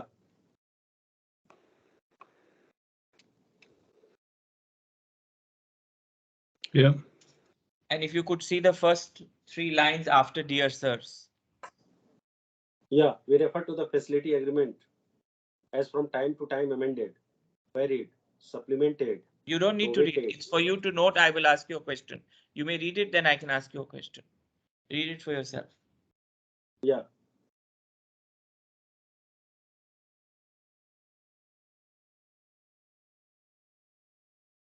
why does this continue to refer to the 2014 agreement? As I told, he can use the facility as sanctioned in 2014 unless he execute a fresh agreement. He can't use the enhanced portion, like as I explained in my previous answer.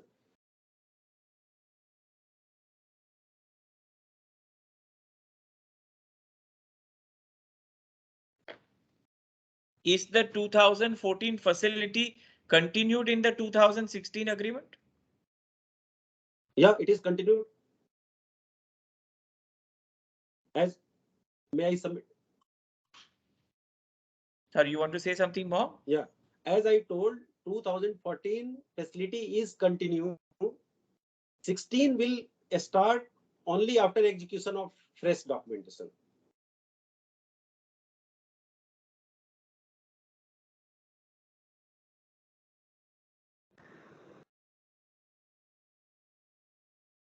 Mr. Kumar, this is the 2016 agreement. Yeah. Has the 2014 facility been incorporated in the 2016 agreement? Yeah, it is incorporated.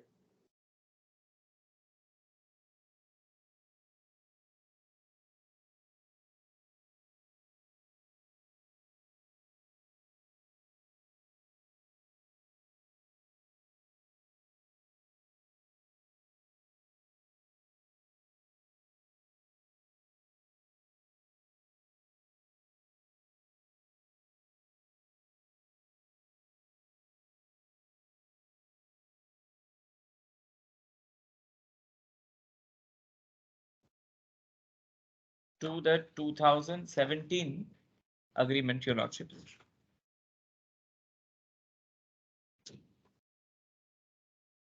which begins at H334.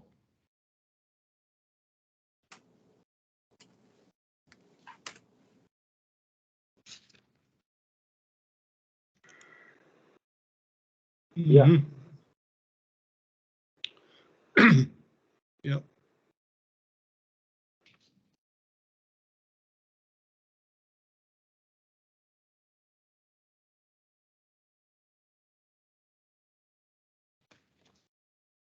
If I may take you to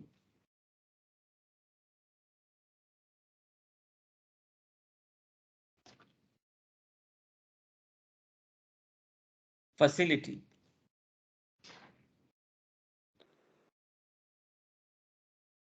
And read that with fund-based facilities at H339.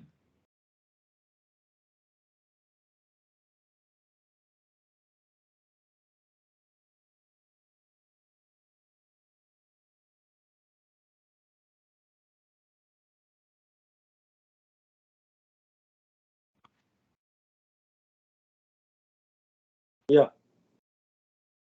And read that with fund-based facilities. No. I'm saying read it for yourself. I'm going to show you three or four definitions and then ask you a question. First definition that I showed you was a facility, which is at H338. Second definition I showed you is of fund-based facilities, which is at H339. And the third definition I want you to see is working capital facilities, which is at H345.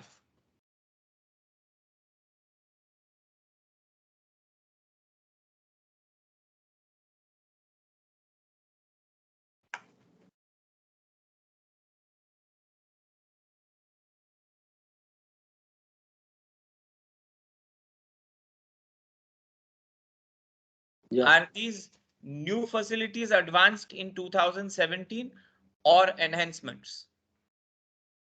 Both were there, no?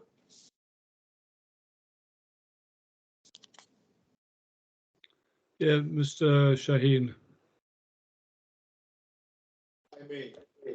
Either complete new chief examination or a new witness statement. That's what's happening now. Facts which are not stated in the witness statement, without reference to the answers given in the cross-examination, omnibussly questions are being asked in the re-examination.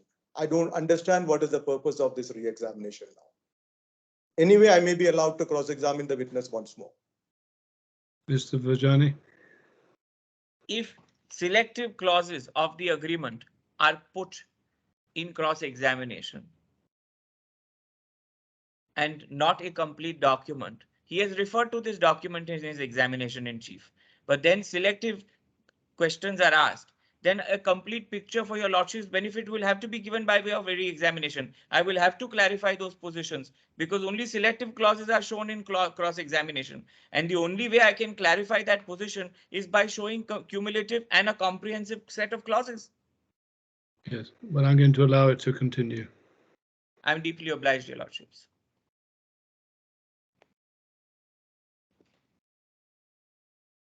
And what was the question that I didn't understand the last question and answer? So my question was, I showed him three different Yes. definitions of the same facility. Yeah. And the question that I asked was, were these new facilities or were there enhancements thereof? Yeah. What's the answer to that, Mr. Kumar? Yeah, enhancement was there, and one new term loan was also sanctioned.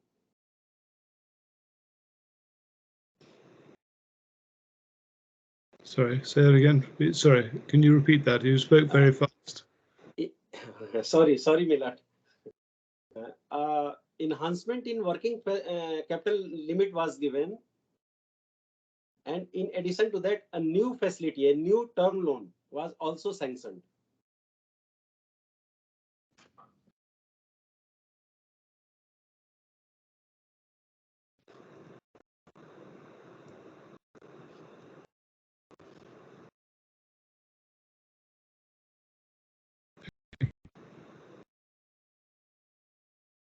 If I can now take you to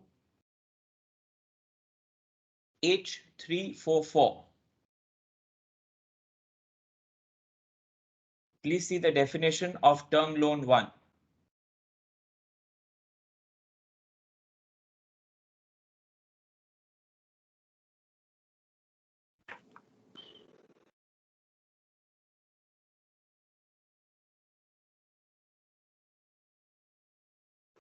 Shaheen is getting very disturbed. What can I do? Mr. Vajani, if you want to discuss matters, you'd better mute yourself. No, Mr. Shaheen is nodding, so I'm a little concerned because those gestures affect the witness. Oh, I think if you just carry on with the witness, we'll see where we get. Thank you. I'm sure Mr. Shaheen will restrain himself. His smile is acceptable. That I think just brings the best for all of us. All right. Anyway, what's your question? Term loan 1. Term loan 1.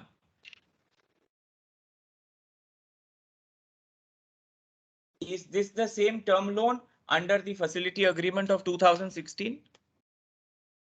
2014. This term loan was sanctioned in 2014. It was sanctioned through 2014 sanction letter.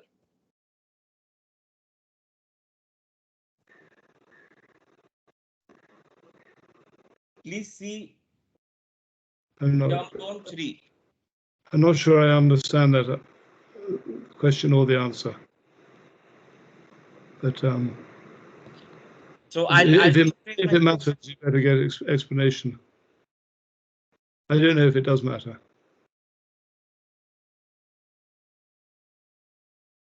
No, it would not matter. Okay, well, if it doesn't matter, perhaps we needn't ask it in the first place. No, the explanation wouldn't matter. The answer that came as first was necessary. All right.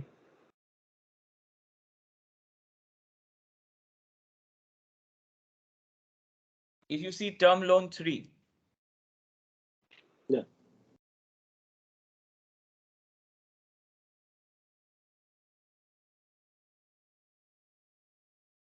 Is this the term loan continued from the facility agreement of 2016? Yeah. In 2016, this a new term loan was sanctioned. This is referring to that new term loan. If you see term loan 4. Yeah. Is this the term loan sanctioned under the sanction letter of 12th June 2017? Yeah. This was the fresh sanction. This was the new sanction.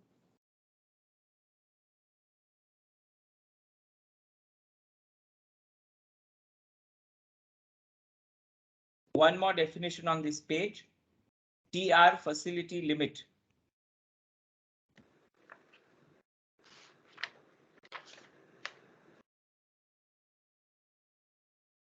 Yeah. Is this the enhanced limit of the TR facility as sanctioned in 2014, 16 and 17? Yeah. If you permit, then I can say something. It's for your lordships to permit. So what am I permitting? His explanation. Yes, please explain. Thank you, Miller. This was the TR facilities initially sanctioned in 2014, subsequently enhanced in 2016, and finally enhanced in 2017 up to 6 million. I remember it was first 1.5 million, thereafter increased to 3 million, and then 6 million here.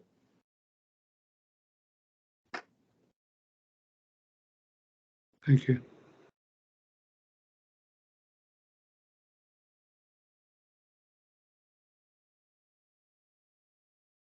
H402.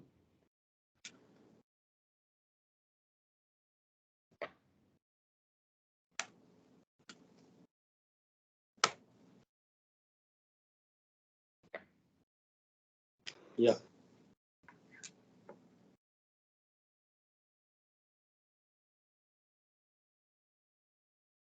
Are these the due dates for repayment of the term loans? Yeah.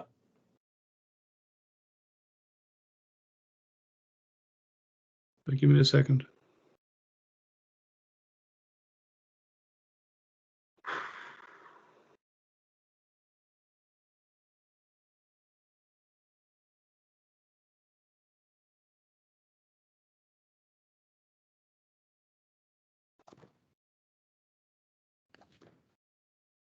Yeah.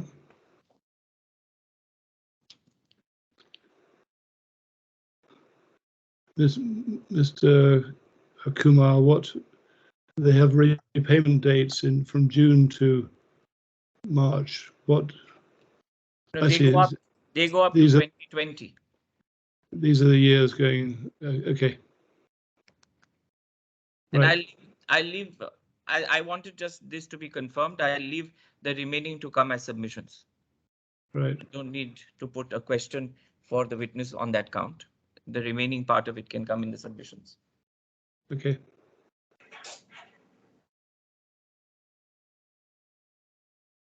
Mr. Kumar, does the bank need to have a sanction letter or a facility agreement if there is no change in terms or enhancement in facility?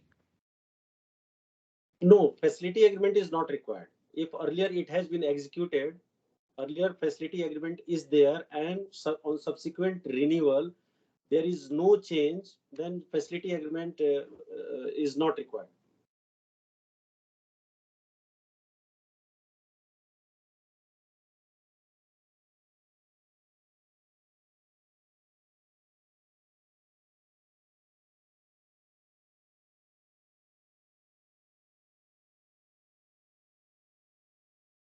I think you're muted.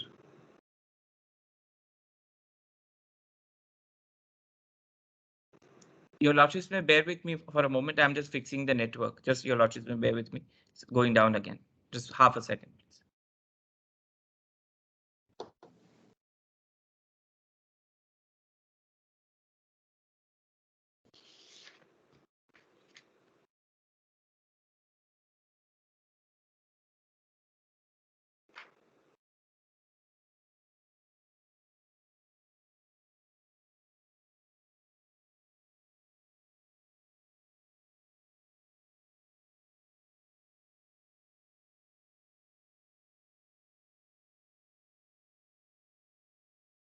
Your Lordships, am I clear?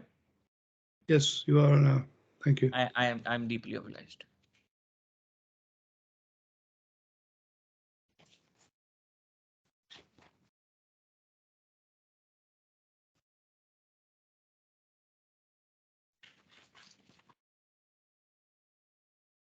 If I can now take you to I-61.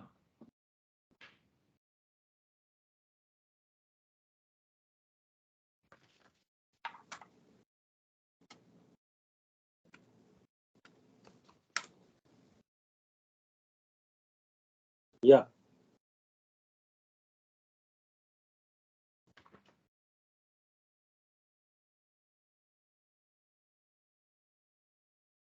Mhm.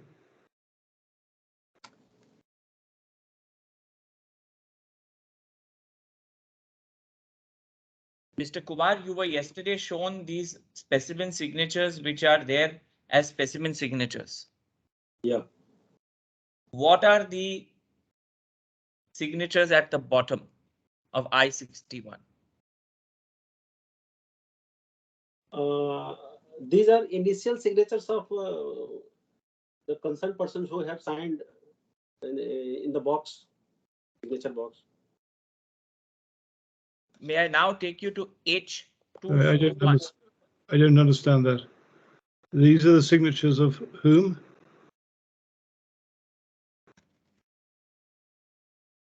Of the person who has signed full signature of whose is there. These are the initial signatures. But there's only 3 signatures, and there are 4 people who signed.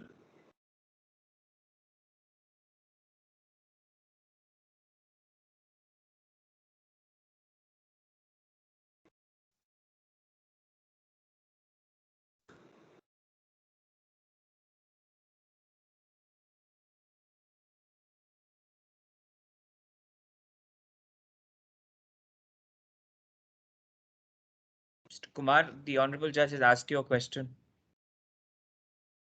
Yeah.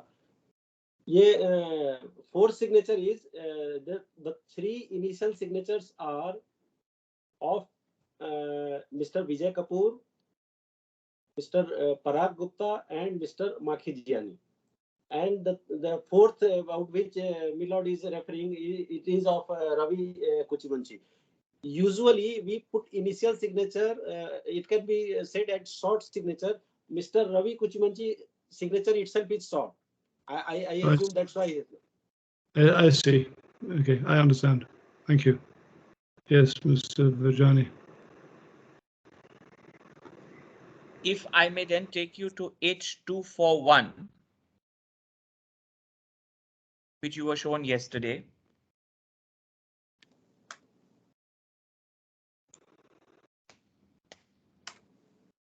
Yeah. At the bottom.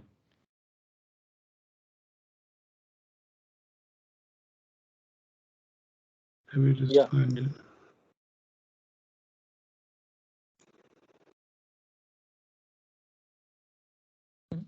Mm-hmm.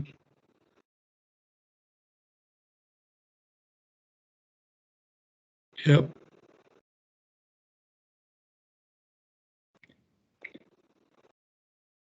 Whose initials are these?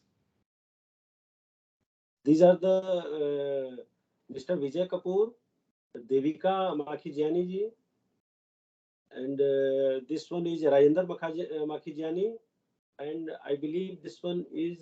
Sorry, Mr. Kumar, the Honorable Court will not be able to identify if you say this one. If you go in the order of what they appear. Okay. Extreme right, Devika Makhijiani. After that, this is Rajendra Makhijiani. Thereafter, Vijay Kapoor, and thereafter it's Ravi Kuchimanchi or Parag Gupta. It may be.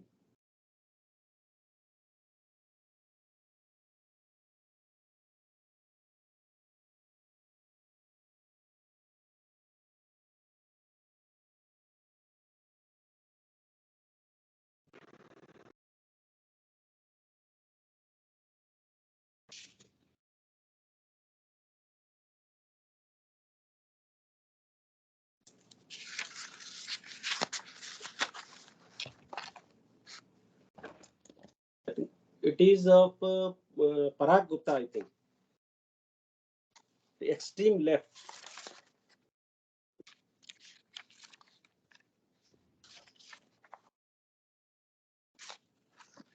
Okay. These are initial signatures.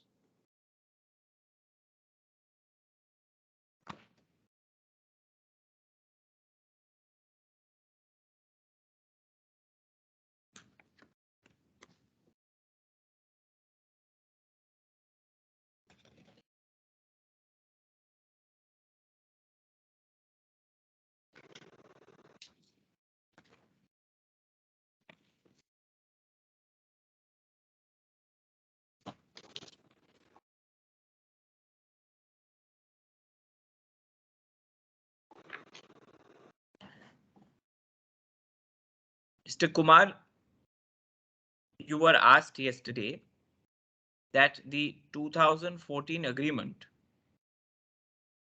expired after 1 year or terminated after 1 year. Yeah.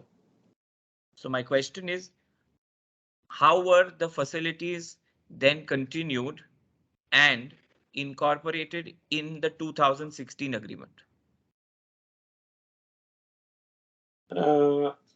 As I submitted earlier also, it is not like that on a particular date, exact 300, after 365 days, facility will expire. Here, the party has put a request and it was under process, and renewal takes some time. It is not always necessary that on the 366th day, renewal will be done. It may time 30 days, 60 days or more than that, depending upon submission of the documents by the party. So it is not correct to say that 2014 facility agreement was expired after 1 year on the date of after the date of execution, because the references, subsequent references are always there.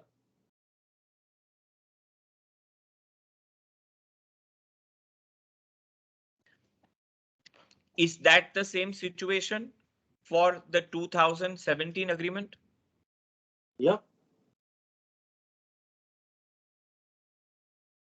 And is that the same situation after the definition of availability period in the 2017 agreement?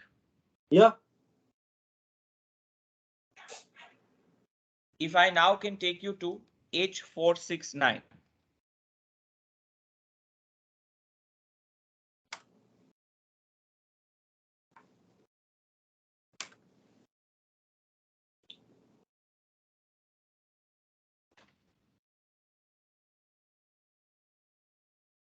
Yeah.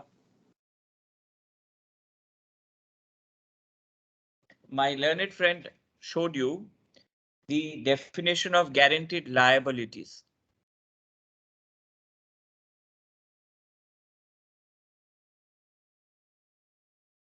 Yeah. Can you please see that? Yeah.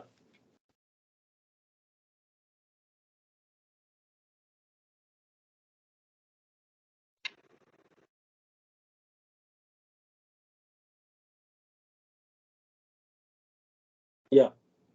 You were only shown A. Please see the whole definition.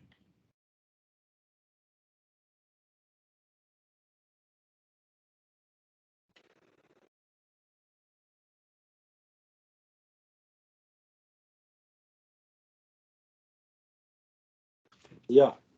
Here it is. Can I submit 1 minute. something? I have not asked my question. I have not asked my question. Allow me to ask my question. Does it cover future liabilities with regard to the facilities advanced? Yeah. It is very clear now, in connection with the facility. It is clear.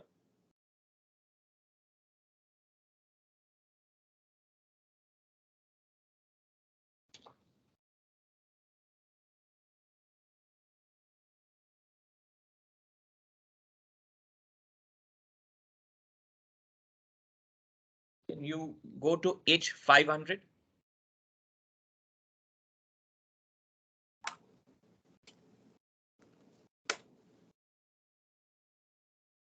Yeah.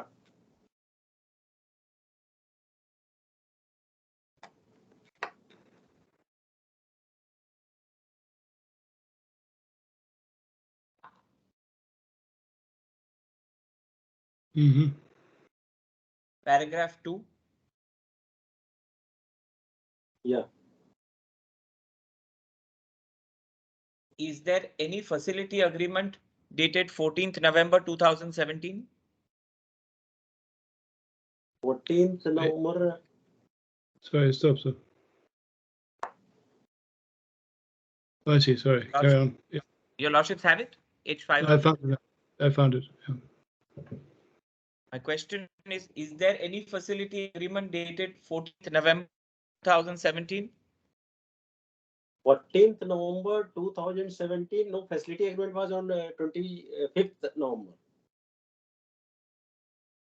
Is this a typographical error? Yeah, yeah. Yes, Mr. Actually- Shaheen, I noted the point. Should I say that? Actually, may I clarify? Mr.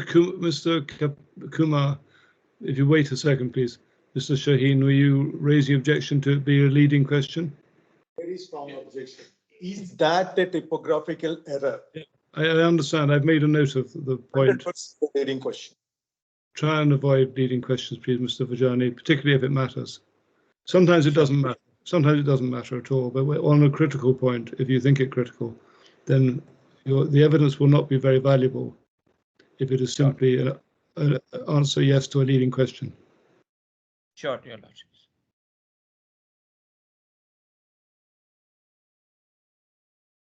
May I proceed? Yes, of course.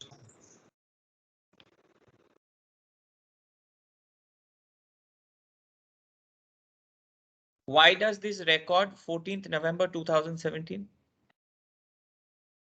Actually, the documents were executed at different places. This document was executed in India, Delhi. And I believe on 14th of November, it was scheduled, but for any reason, it could not be signed.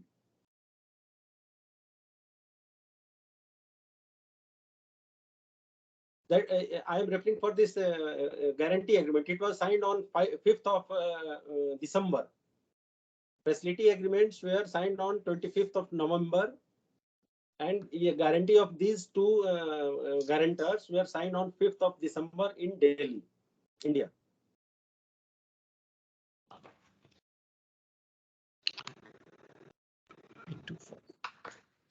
If you can see I2402.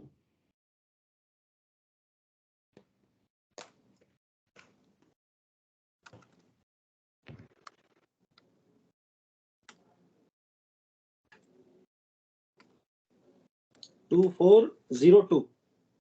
Yes, please. Wait a second.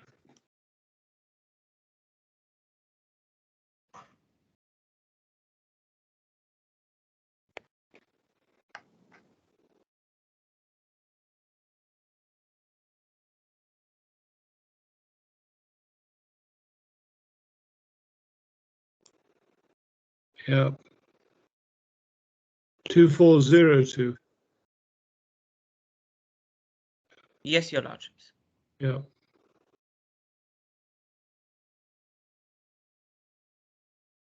Mm-hmm.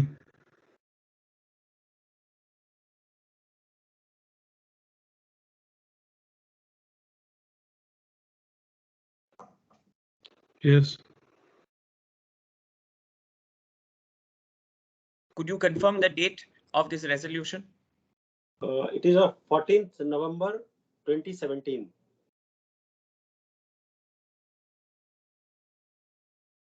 Does this resolution take into account the facility agreement dated 25th November 2017 and the guarantees that were to be executed thereunder? Yeah. One last question, your lordships. How Mr. come, Kapoor. how can this witness speak about what was intended to be covered by a resolution of directors of the first defendant?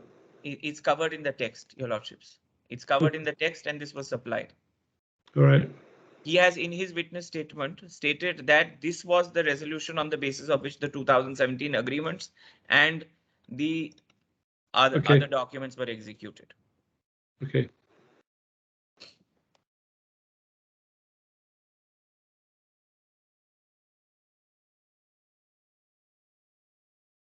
Mr. Kapoor asked you about a meeting that could be held of the stakeholders, since probably the account was going under distress. Why was such a meeting not held in this case?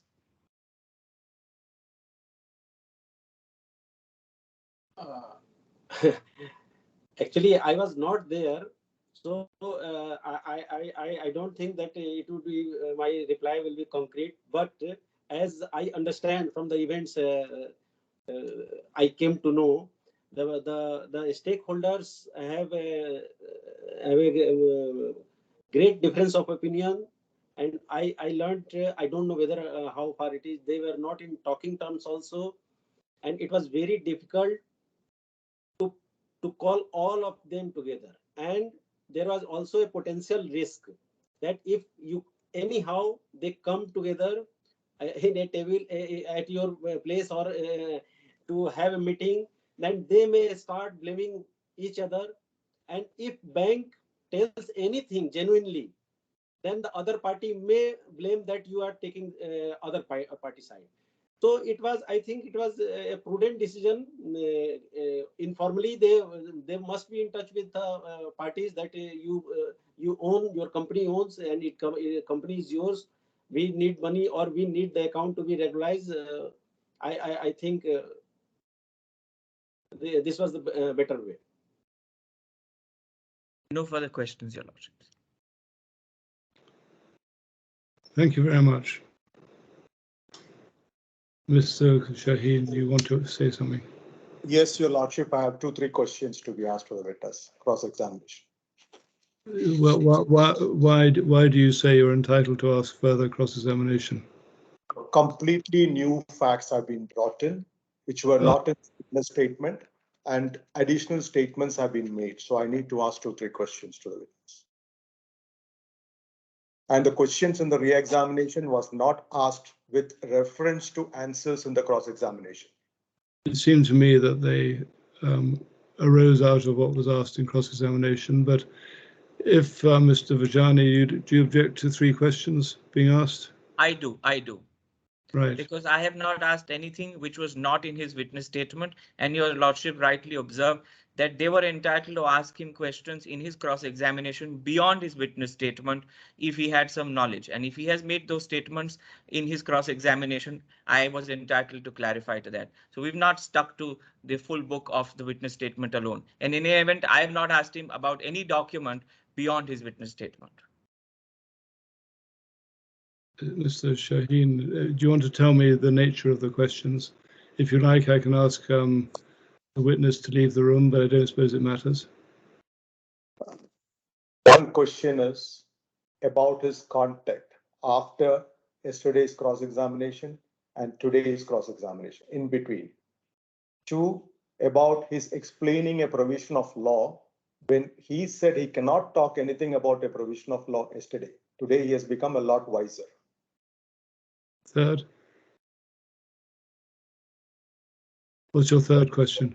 Third question will be an offshoot of the second one, probably. Right. Depending on the answer of the second. I don't see any reason to ask these questions. First of all, there's no basis for thinking that this witness has been talking to other people in the meantime. Secondly, as regards to matters of law, I will take the legal submissions from the lawyers. The only question that the only reason he's been taken to legal propositions or legal provisions in the agreement is to give a context to part of his evidence. So I don't see any reason for further cross-examination on those points. I'm sorry. Thank you.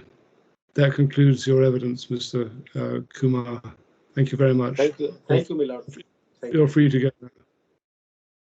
I'm deeply obliged, Your Lordships. Thank you. Now, Thank you. thank you very much. Now, what's going to happen now?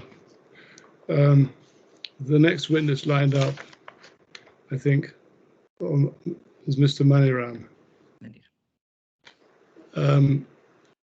I presume he's available straight away, but we've been now 2.5 hours this morning, and it's quite a long time to take without some break. Do we want to discuss timing, or do you want to go straight on with the witness? My lord, Has there been some discussion between you all about timetabling? I think there has been, but I haven't managed to download it sufficiently to understand what the position is. Do you want to discuss that now, or do you want to discuss it after a further break? my lord, perhaps I can assist briefly. Those instructing me wrote to the other parties last night, proposing an alternative timetable to the end of the week, simply as a practical solution. They haven't had a response in any meaningful terms as to whether that timetable to the end of the week can be agreed. Part of the practical proposal made by us was that perhaps D4 and D5's expert witnesses shouldn't give evidence because the issue is one between them, and actually their experts are in agreement as to the salient matters relevant to the pleaded issues. We understand that D5 objects to that. So it seems, certainly in the way we see it, that we don't yet have any proposals from the other parties or any response from them to our proposals as to the remainder of this week, at least to get lay witness evidence completed. And it's not clear if everyone is disputing that we only need one extra day if we can't manage that. So might I suggest that the other parties either address your lordship now or confirm whether they agree to our proposals or have alternative suggestions during a break. But my understanding at present is that efforts to reach some sort of agreement overnight have not been particularly fruitful. I don't want to have a debate at this stage, but is your proposal one that enables all the fact witnesses to be completed this week? It is, my lord, yes. Because at the moment, the fact witnesses go on until 14:30 on Friday. Yes, and that means that we've got to catch up. I mean, we're not going to sit till about 6 o'clock on Friday, are we? I'm afraid, my lord, the current proposal, the revised timetable, would have us sitting till 5:30 on Friday. Now that assumes UK time. No, 5:30 Dubai time. Well, so 2:30. 2:30 UK time. Right. So that's no different from the present. No, precisely, because that would be in circumstances where the expert witnesses would not be giving evidence this week. No, but the timetable I'm looking at has Friday has the evidence of the eighth defendant giving evidence until 14:30. My lord, the revised timetable, the proposed revised timetable, if I can call it that, is not that one. It's one which was sent under cover of a letter. I appreciate that. Sorry, I'm looking at the original one that I was given at the beginning of the trial. Yes. Or before the trial, which already has us taking up till 2:30 on the Friday with fact witnesses. Yes, and now it has us taking until 5:30 on the Friday with witnesses of fact. An extra 3 hours. Yes. and we've reduced some time at various points of cross-examination and indeed re-examination. So you realistically think that with future witnesses, you'll stick to half an hour and 10 minutes and 1 hour and so on as per the present timetable? I mean, speaking only for... No, Mrs. Khan, just let me finish with Ms. McGlone. Yeah. Speaking, obviously I can only speak for myself, but yes, that's certainly my expectation. What has changed then? Because the previous two witnesses have far exceeded everyone's time estimates. I mean, speaking for myself, obviously we've reduced the number of questions that we'll be asking of Mr. Malaram and indeed of Mr. Kapoor and Mr. Kuchibanchi. Thereafter, it's our witnesses who are giving evidence. But we're certainly happy to confine ourselves to 10 minutes. I'm sorry to interject. Sorry, I've been trying to reach out, and I just wanted to clarify that on Friday, the timetable runs to 6:25. Yes. It's not 2 o'clock. It's 2 o'clock for the fact witnesses. No, no. I mean to say that's Mrs. Friday is the last day. Friday That's for the old timetable. The old timetable has the fact. The old timetable. Yes. Fact is finishing at 1400. Yes. The timetable I'm referring to is the one which was sent under cover of a letter with a new timetable, my lord. I apologise, just to assist Mrs. Khan. It's the one which was sent to the parties under cover of a letter from KBH yesterday. That's our proposed revised timetable. Okay. Well, look, I think the best thing is that I don't hear more submissions at the moment. You have a further chance of discussing the matter between yourselves. It would help me enormously if we finish the fact witnesses on Friday, but it doesn't help if we sit so long that I can't concentrate on the answers they give. So if necessary, let us fix an extra day for fact witnesses, and then you can decide what to do about the experts. It seems to me realistically that it might be better to have a day, day and a half to finish the evidence without everyone falling asleep and losing concentration, because it's very difficult to concentrate for more than 2 hours at a stretch. Yes, my lord. Can I just ask parties to try and agree something and come back to me a bit later? What I suggest we do now, subject to anyone wanting to say anything at this stage, is to have the next witness in about. Do you want to have a lunch break now? Or do you want to have a 5-minute or 10-minute break? I'm content with the lunch break now, depending on the other party. Lunchtime. Should we have a 40-minute break now? Mr. Shaheen. Lunch break will be good, Your. Sorry? Lunch break will be good, Your Lordship. How long do you want? 40 minutes? Yes, that would be sufficient. Okay, let's resume at 12 UK time, 3 Dubai time. And we'll go ahead with the evidence of Mr. Maniram. And in the meantime, I hope you can try and reach some sort of way forward on the rest of the witnesses. Okay? Right, we'll adjourn now to 12 UK time, 3 Dubai time. All right? Thank you. Have we got everyone present? I can see Mr. Khan, Ms. McGlone, Mr. Kapoor, and Mr. Maniram. Do we have Mr. Shaheen? Mr. Bajani is just logging.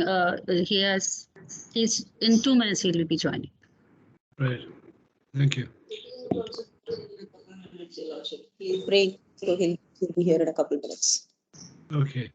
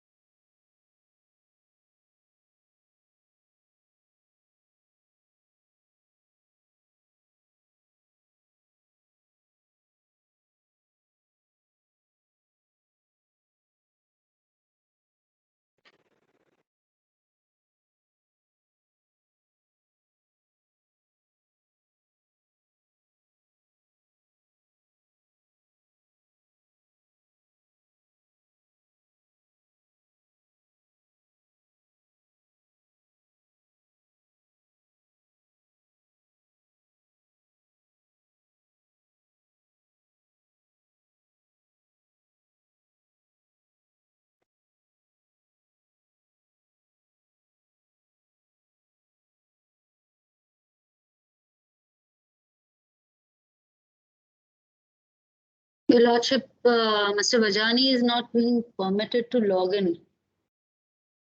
He's not what? He's not, he's facing some issue about logging in. 2 more minutes, once. Perhaps, Maitha, are you there?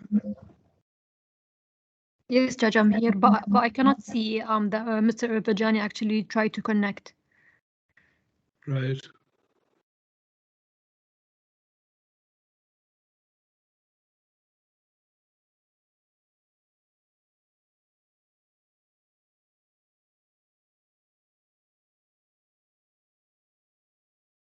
मैं reshare करूँ link reshare करूँ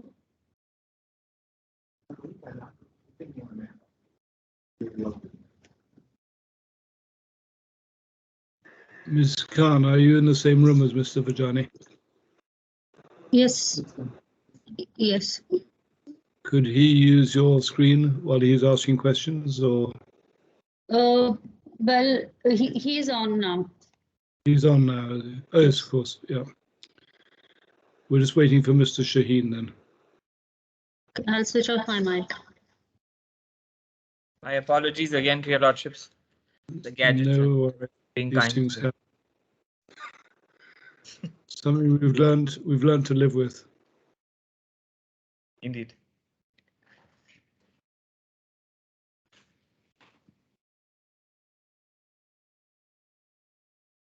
Good afternoon, Mr. Shaheen.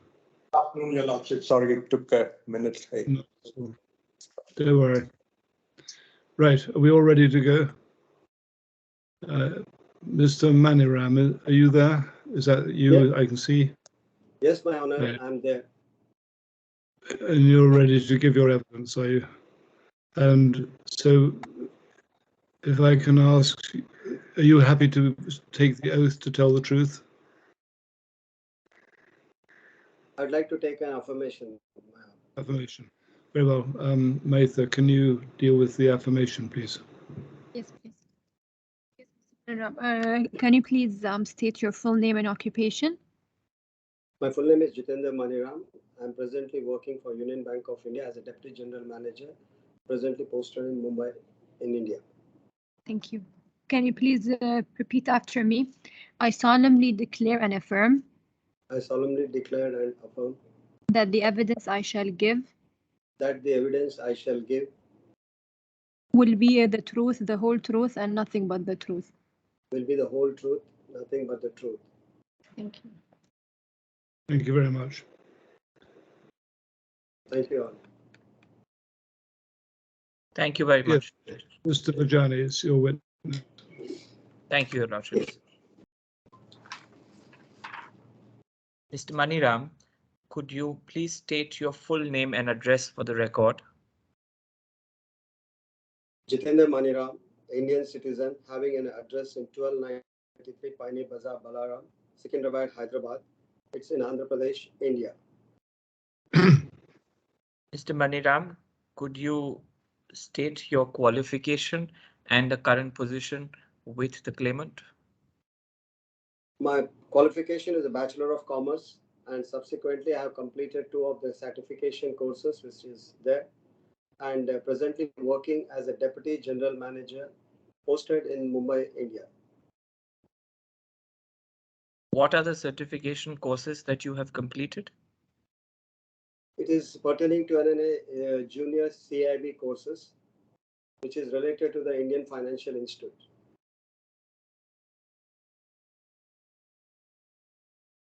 You have given a witness statement, which is at pages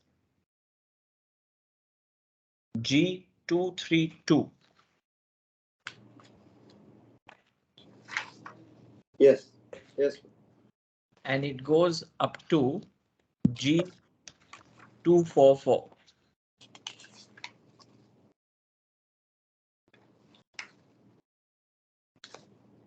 Yes, G244.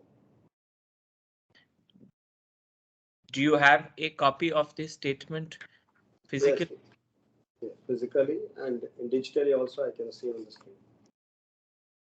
You have also given a witness statement, which begins at G268.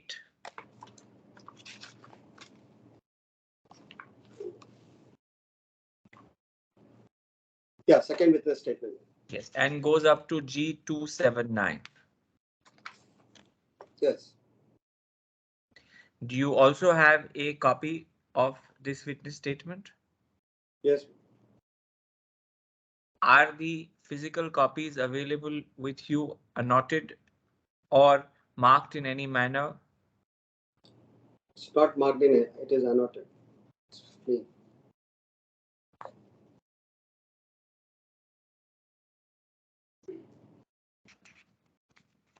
You have with your witness statement number 1 exhibited documents which are noted as and marked as exhibit C139 to C177 as enlisted on pages G245 to G247. Is that correct? Yes, it is. Do you have a copy of these exhibits available with you? Yes, exhibits copies. Are they in digital form or they are in physical form? Digital form. Could you please go to page number G244? Yes. Could you confirm that this is your signature? Yes, it is mine. Could you also go to page G279? Yes. Could you confirm Yes, if it is this mine. is your signature? Yes, it is. Sorry, Your Lordships, I forgot to ask him one question. I'll ask him again on the other page. But if at G279, is this dated 27 January 2022? Yes, it is dated 27 January 22. And if we go back to G244, Dated 23rd December 2021. thank you. Mr. Maniram, would you like to clarify anything in your first witness statement? In first witness statement, I'll just take a point number 23, where regarding point number 23, I have clarified in point number 24. And in point number 3, the first page 2G233, I have given that posting presently I was working in Deputy Zonal Head in Chennai. Subsequently, recently last 1 week back, I got transferred to Mumbai and presently I'm in Mumbai office in our corporate office. So that's the change is there. Mr. Maniram, is there anything that you wish to clarify with regard to your second witness statement?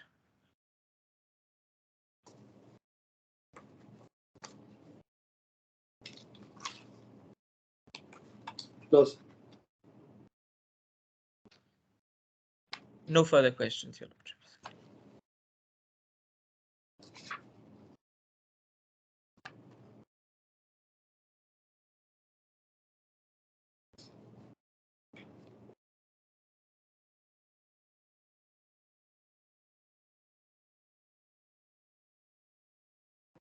My lord, it's my understanding that the parties have agreed that I should cross-examine Mr. Manoram first. My lord, I think your lordship might be muted.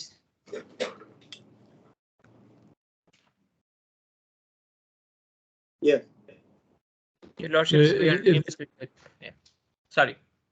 It has been agreed that you go first. That's fine by me. I'm very grateful. Good afternoon, Mr. Manoram. Very good afternoon. Mr. Manoram, you were the senior executive officer for the DIFC branch of the bank from March 2018 to April 2021, weren't you? Yes, correct. And during that time, you were an individual authorized by the DFSA, weren't you? Yes, I was. And you understand that that meant that you had to observe high standards of integrity and fair dealing? Yes, that's true. And it also meant that you had to act with due skill, care and diligence in carrying out your functions, didn't it? Yes, true. Now, I went through the provisions of the 2017 facility agreement and its accompanying documents with Mr. Kumar earlier. I'm not going to repeat that exercise with you. But I do have a question for you about guarantees generally. Now, not all guarantees are the same, are they?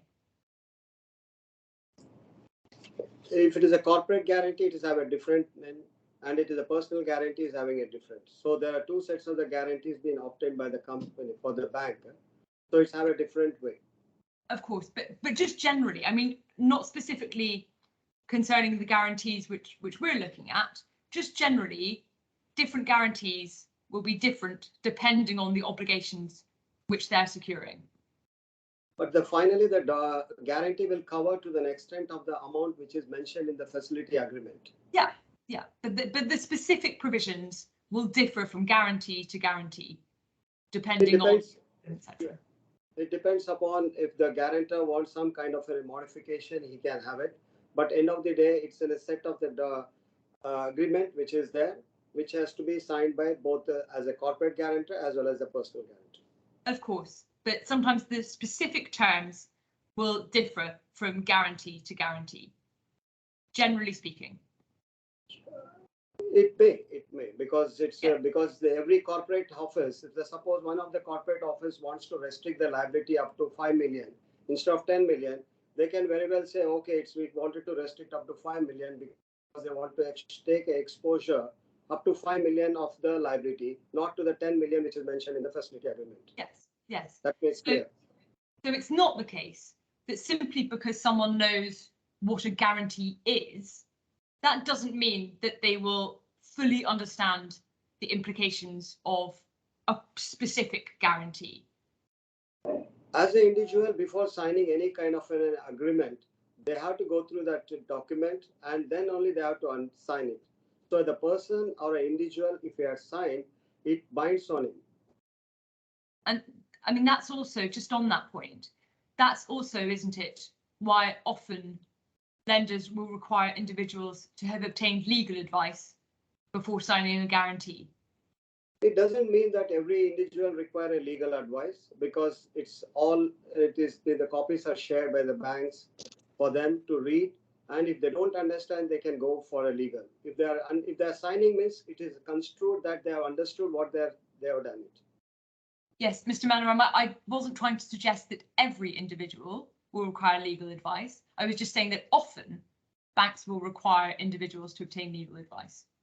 As a general statement, do you agree with that?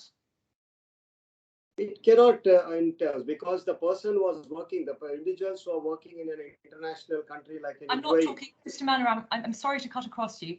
I'm actually not talking about these specific individuals. I'm talking about at a general level.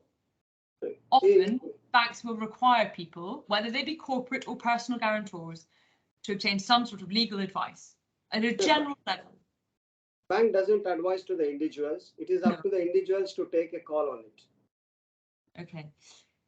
And Mr. Manoram, are you aware that the D6 to D8, or certainly, sorry, D6 and D8 signed their copies of the guarantees in a branch of the bank in Delhi? Yes. Yes. And there's no evidence that anyone at that branch asked them if they had obtained legal advice, is there? That particular branch they might or not asked. It was up to the individuals. They could have taken a sufficient time before signing the document that they wanted to take a legal and then sign. If they are signing on that particular day, means they are binding with that. Sure, but there's no evidence. My question was, there's no evidence in this case that anyone in the Delhi branch of the bank asked Mr. and Mrs. Makajani whether they had obtained legal advice. That's my question. I'm not asking whether they should or they shouldn't. I'm asking, is there any evidence? There's no evidence. There's no evidence.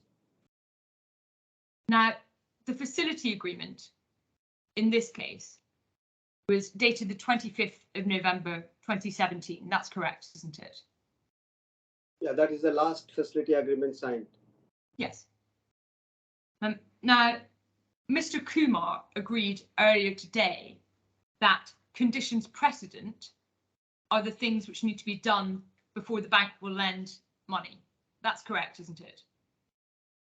Condition precedent is given. Yeah, it's. Yeah, yeah. Now, could you go, please, to H400 in the bundle?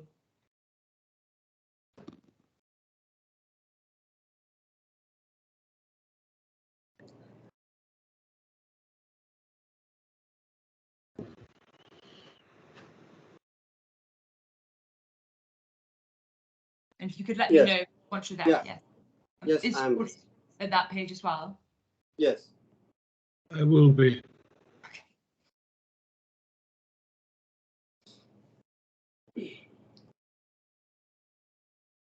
H400. H400. Yes, my lord. Okay. Yeah.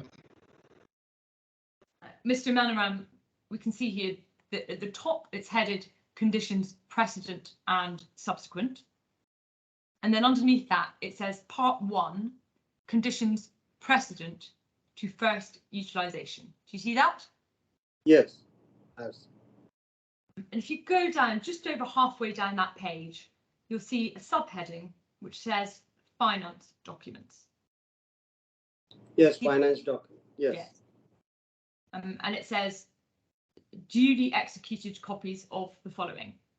And then it lists various documents, and one set of documents it refers to are guarantees. You see that?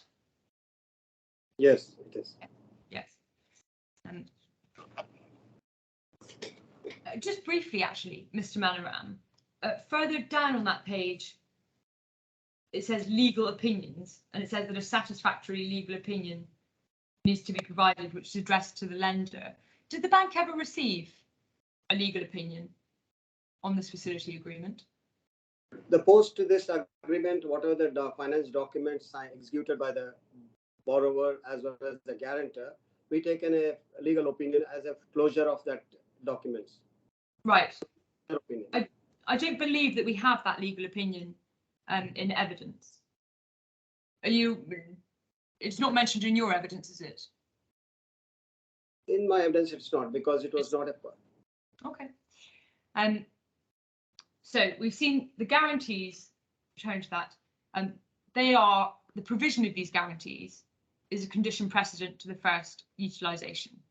So according to the terms of this agreement, before D1 could obtain lending in practical terms, the bank had to have those guarantees, didn't it? It's just according to the terms of the document. Yeah. Yeah, yeah. And we know that the facility agreement is dated the 25th of November 2017. So presumably D1 needs those funds as close to that date as possible. Yes? Close to that date, and prior to that also, since there was a continuation of the limits was there. Right, so it wants the money, as it were, as soon as it can get it, correct? Yeah, once the documents got executed, subsequently he can use for that. Yeah, of course. But that's why we have the guarantee from Mr. Gupta taking place or being signed in November 2017 and Mr. and Mrs. Makajani's guarantees at the beginning of December. It's because D1 wants to obtain that lending from the bank as soon as it can. That's correct, isn't it? I have to go to the document because Gupta might have gone to in the month of the November, and Makijani being out of the country, it might have taken some more time. So I have to check which is the document you are showing. I can tell you where the documents are, and we can go to them. Now, the first is at, and it might be most straightforward, if we go to H843 for Mr. Gupta, just because that will be the date. Pardon me, H483. 483. 483. I got it. I got it, ma'am. Yes.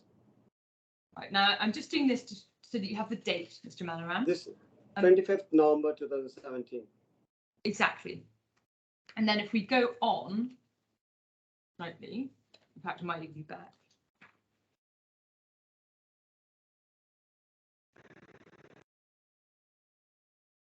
My apologies, Mr. Manoram.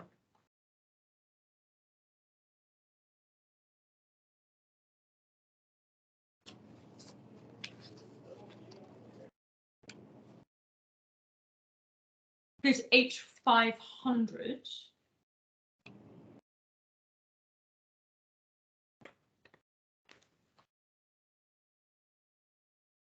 H500, I'm to that.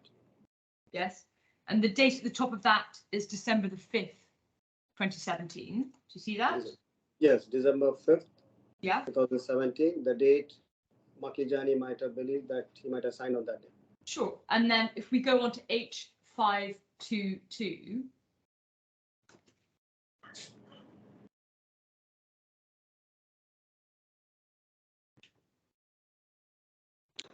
(522). Yes.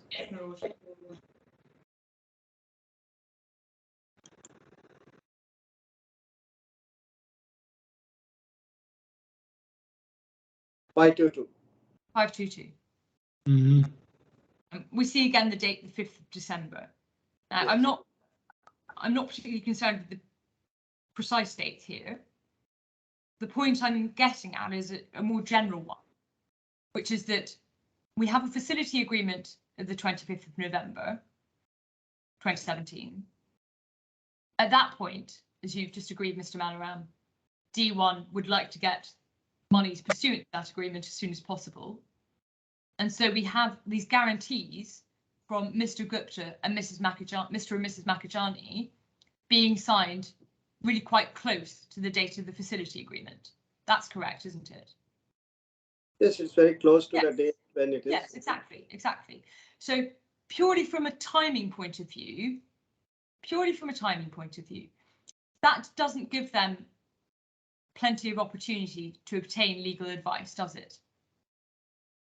But the dates are far there. If you see that the documents shared by the bank will be well in advance than what the execution date. It might be in the month of the November, because the facility was being sanctioned in the month 6 months earlier, where the sanction letters was given. Subsequently, the documents got edited, and it has been shared with the borrower as well as the guarantors, and subsequently only. So there is a sufficient time might have been given by the bank, I would say. But Mr. Manoram, you don't know for certain. It's a practice. It is a general. Question. Mr. Manoram, if you let me finish my question, that would be very helpful. Thank you. You don't know for certain when the guarantors were able to might have been able to take legal advice. You can't guarantee that they had plenty of opportunity to do so, can you? If you can see the document date, it is November 14th, and the execution date is in the month of the December. So it is almost 20 days time has been given to the guarantor, personal guarantors, to have an opinion about that document, which they are going to execute it. Mr. Manoram, can we look at paragraph 15 of your first witness statement? It's G36, please.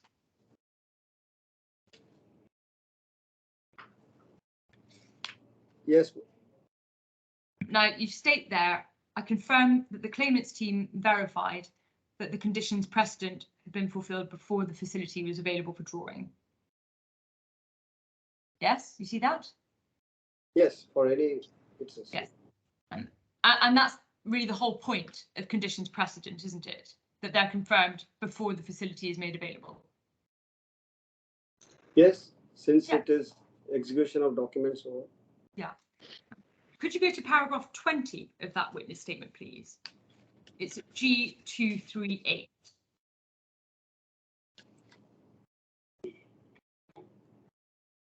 Yes. Yes. Now, you state there that the facility was made available from the 1st of April 2014 to the 29th of September 2019. I've already covered with Mr. Kumar why that's not quite right. But my question for you is, why do you say here that the lending was available until the 29th of September 2019, when the recall notices were issued on the 3rd of that month? Generally, it is the last date of the half-yearly financial year, half-yearly financial date. Sorry, the last date of the financial year, did you say? Not half-yearly financial date. And that could be, and one more, that in the month of the August, we have already called as a recall notice was been sent. So the half-yearly was been on 30th September. I understand. Thank you, Mr. Manoram. I'd like to look at what happened from May 2018 onwards. Now, actually, just staying on page G238, at paragraph 21, the second sentence, you say, in June 2018, the first defendant provided certain documents for the renewal. Could you please go to I3010 in the bundle? Sorry, I what? 3010.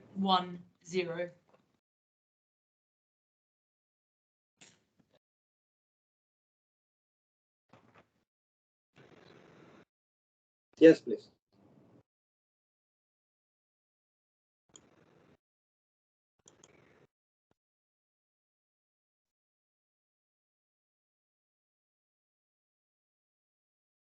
Is your lordship at that page?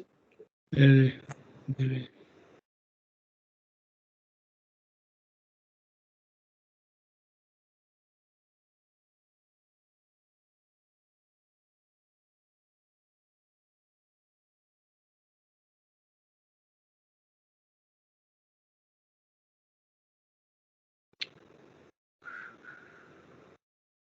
Yeah. Now, Mr. Manoram, you see that this is an email from Mr. Manish Kumar, and its date is Saturday, November the 17th, 2018. Yes? Yes. Yes. If you just go on to the next page, I3011. Yes, please. Now, this states that it's director's report, auditor's report, and financial statements for the year ended 30th of June 2018. Do you see that? Yes, it is. And is that where you get the June 2018 date from in your statement? June 30th June 2018, these statements might got submitted to the bank in the later period. Because if you see, we have to go and see when it was being signed by the authorized person. Yes, and that in fact is going to be my next question to you, Mr. Manoram. And if you go to I3014. 1 second. Yeah. It's executed on 1st November 2018. Yes, exactly. So it's not entirely clear to me why you say in your witness statement that D1 provided documents for renewal in June 2018, when you've said yourself that this report wasn't provided until November, and we can see that from the signature. Because in your witness statement, yeah, you don't actually specify the documents to which you're referring. You just say as confirmed under exhibit JM1163, and that's what these documents are. It's related to the June financial statement submitted by the bank. Yes, but JM1163, as I understand it, begins with that November 2018 email. Yeah, the request came, or else the document submitted by the company maybe in the month of November. Right. So it's not quite right, and Mr. Manoram, this isn't a criticism of you, but it's not quite right for your statement to say that the documents were provided in June 2018, when the reference that you provide in your statement goes to documents which can't have been provided until November. That's not quite right, is it? As I say, it's not a criticism of you, but that's not correct. I have to go through, is there any other document submitted by the borrowing company in the month of June 2018? Mr. Manoram, I mean, this set of documents, which I've just taken to you, this is the exhibit to which that paragraph of your statement refers. Yes. Okay. Okay, I take it. Now, further down in paragraph 21 of your statement, you say, I confirm that my team carried out an annual credit review. And then you go on to say, we examined the first defendant's accounts to determine their risk profile. Do you see that? Yes. Yes. There's no explanation of the details of that examination. Did you check D1's trade license at any stage? D1 trade. Yeah, it is a part of an operation team where the CA compliance officer takes care of the renewal license of the D1. Right, but you don't say that at paragraph 21 of your statement, do you? The risk profile, the part of the risk profile will be pertaining to the company, how the documents which they are having, updated documents which is available on the portals. We have a various portal in the UAE which gives the license details. Okay. And you also say that we examined the first defendant's capacity to consistently pay outstanding credit obligations. Now, by May 2018, there had been various signs of default in the account, hadn't there? Yeah. In fact, yes, at the bottom of. Yeah, it is from the March 20, the drawdown for the March 2018. The payment due was on July 2018. So the default started from the month of the July. Yes, exactly. So by the time that you're reviewing D1's capacity to pay outstanding obligations, there are 4 defaults in the TR repayment. That's correct. 4 defaults in the month of pertaining to August, July, August, and September 2018. No, Mr. Manor, I wonder if we're getting slightly confused. I'm just referring to paragraph 23 of your statement.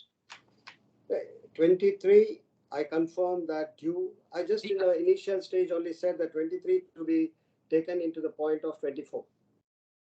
I understand that, but the point is that what 23 shows is that by May 2018, there are signs of default in relation to the Q1. The May 2018 was the last transaction which has happened. If you go to the point number 24, we have given it clearly that drawdown was 10th May 2018, for which the due is in the September. Yes, so Ms. Manor, default started. Yeah, please. So, sorry, just so I can fully understand this. So you're saying that although there had been defaults in repayment in March and in April, you're saying that wouldn't have come into consideration in May? Is that what you're saying? No. If you see what I said in the point number 23, the TR repayment of, it's just in the initial comments I said, it is to be taken as a TR repayment of 21st March 2018, 5th April 2018 showed the signs of default. Yeah, I mean, that's exactly. So by the time, so you're saying by August, there's signs of default, even though there have been. So there are no signs of default until then, despite the failure to pay in March. Is that what you're saying? I just want to be absolutely clear.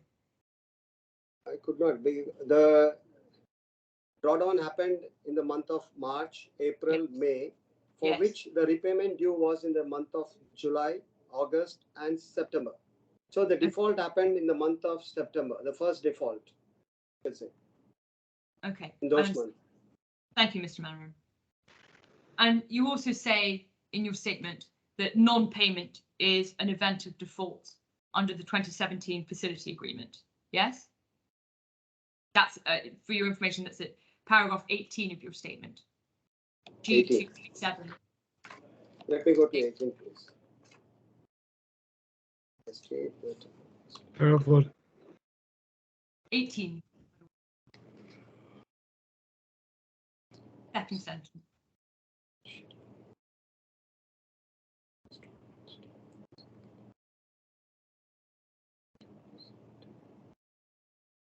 Yes, it is.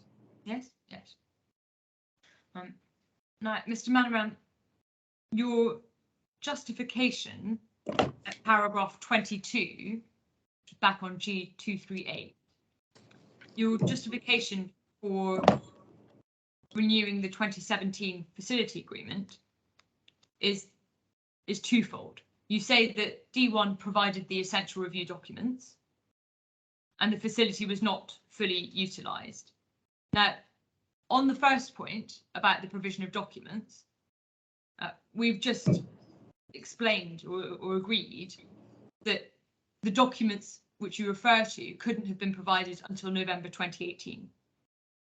Now, as a general point, if a facility isn't fully utilised, it's probably because the borrower hasn't needed to utilise it, right? Yes, if the borrower is not required, he will not utilize. Yeah, exactly. And could we go to I2958, please?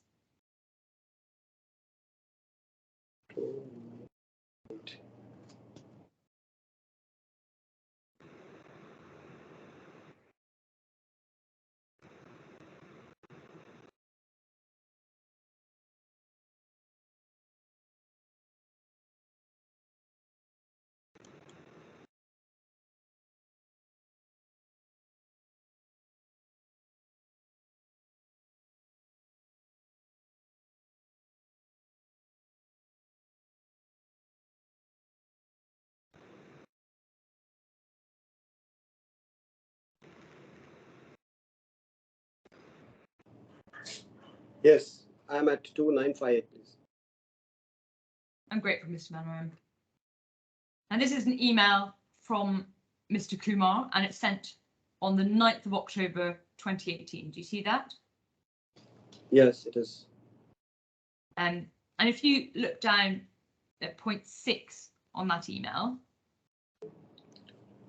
it says term loan of amount USD 1.21 million has been sanctioned last year, but the company has not yet availed the same.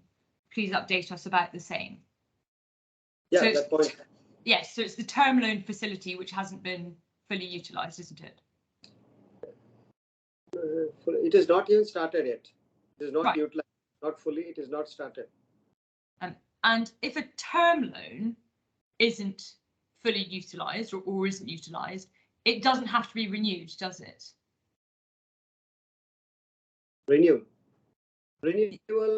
it can renew, since if the party wants to, the borrower wants to again avail that kind of a facility as a term loan in a future date, he can send a request. So Right. I think, yeah. Sorry, just picking up on that point, if I may, Mr. Manoram. So the borrower would need to send a request, and so you'd need to have really a new offer for a term loan, wouldn't you? Yes. Yes. That's exactly. the reason we have sent a mail stating that whether you wanted to renew this term loan or you wanted to not renew in the next renewal time. Right, but it would be a new offer for a term loan, wouldn't it? Because it would have to be for a new term, if you see what I mean. Yeah, because it should be. Yeah. Okay. We could go back to your statement at paragraph 22. Or in fact, sorry, if you go to paragraph 20 of that statement. Yeah,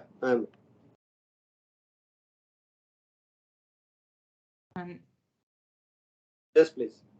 No, I'm so sorry, Mr. Manoram. It should be paragraph 20 of your second statement, which is G276.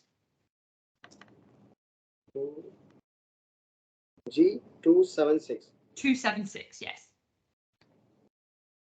Should I go to the trial bundle G276? Or use your paper copy if it's easier. Yeah, your paper copy may well be easier, Mr. Manoram. Okay. 276, second with the statement it is. Yes, the second Yeah, one. please. Okay, Paragraph 20. Yes?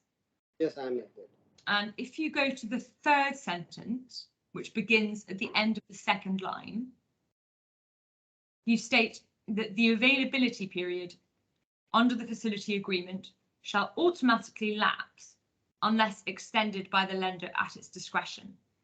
And you refer there, you can see in the footnote, to clause 5A.4, brackets 2, of the facility agreement.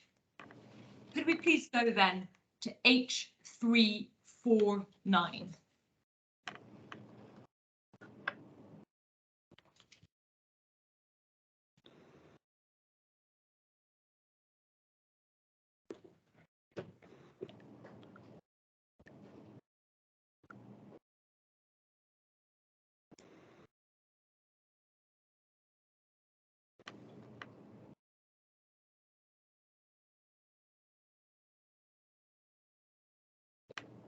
Yes, I'm at H4349. Thank you, Mr. Manoram. Now, if you look down to 5A.4, Little Roman 2, do you see that? It's underneath the heading Lenders Funding. Yeah, yes. Yes, yes. And that's the provision you're referring to. And it says, at the end of the availability period, any undrawn facility amount of the lender shall be immediately cancelled without prior notice to the borrower, unless otherwise agreed by the lender in writing. Yes? Yes, it is maybe pertaining even to the term loan. Yes, but it needs to be agreed in writing, yes? That's what that says. Yes. Now, I explored earlier with Mr. Kumar the idea of the bank having a discretion here and a discretion in deciding whether to extend a term or renew a term. And he agreed that what that meant was that the bank had a choice. That's correct, isn't it? Bank has a choice to renew since there is an outstanding debt against the borrower, which the period will be to the extent of the loan period, term loan period. If suppose the term loan period is up to 2020, so the bank has a discretion to continue the renewal period, even though the customer, sometimes the borrowers, if they're not submitting the document, we have to renew it to keep the account live, unless there is a financial default. Right. So, Mr. Manoram, sorry, are you agreeing that the bank, the essential point is that the bank has a choice about whether to, it may take into account different criteria? Yeah. But yes, it has the bank has a choice. Yes, yes. So it's not under any obligation to renew a facility, is it? It's an obligation to renew the facility in order to keep the borrowing company live, or in the sense that looking into that repayment period, looking at the availability of the facility. That's a slightly different point, Mr. Manoram, because you've just agreed that the bank has a choice. Now, Yes, it may take into account the customer's situation when it's deciding what to choose, as it were, but that's different from being obliged to provide funding, isn't it? Obliged to provide funding. But it's different from an having a choice about whether to extend or provide funding. That's different from having an obligation, isn't it? There is no obligation on the bank. Right, yes.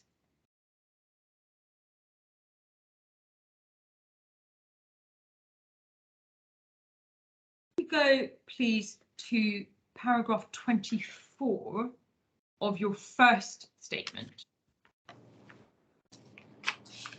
Is it G239? Yes, I'm at that page.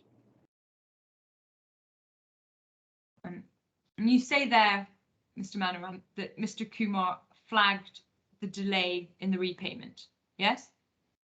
Yes, Kumar flagged the delay. Yeah. And those are really failures to repay, aren't they? Yes, please. I could not get. I apologize.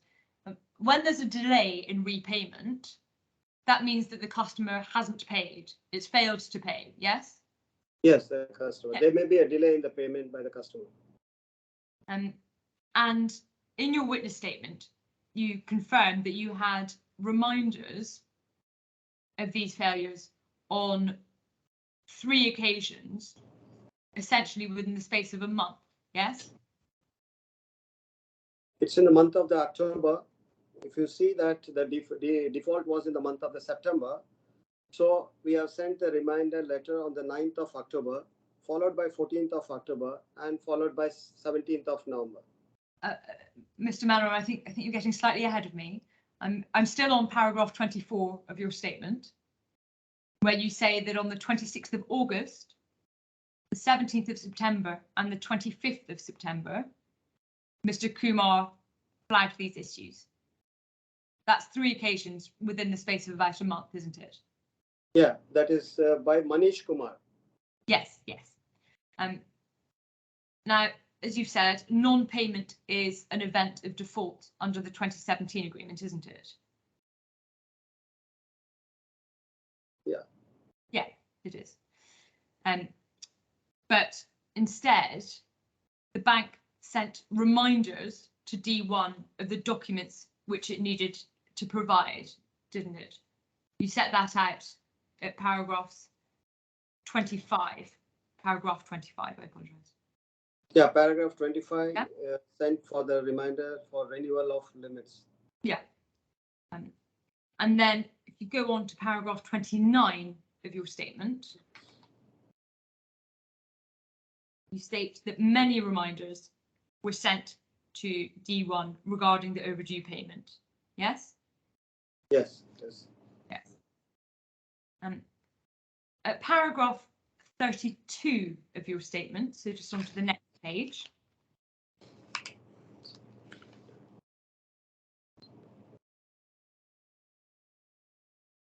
Yes. Yeah. Yeah.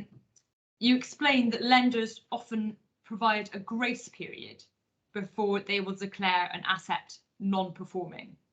Yes? Yes, it is. And about halfway down that paragraph, you explain that a grace period is usually 90 days of non-payment. Do you see that?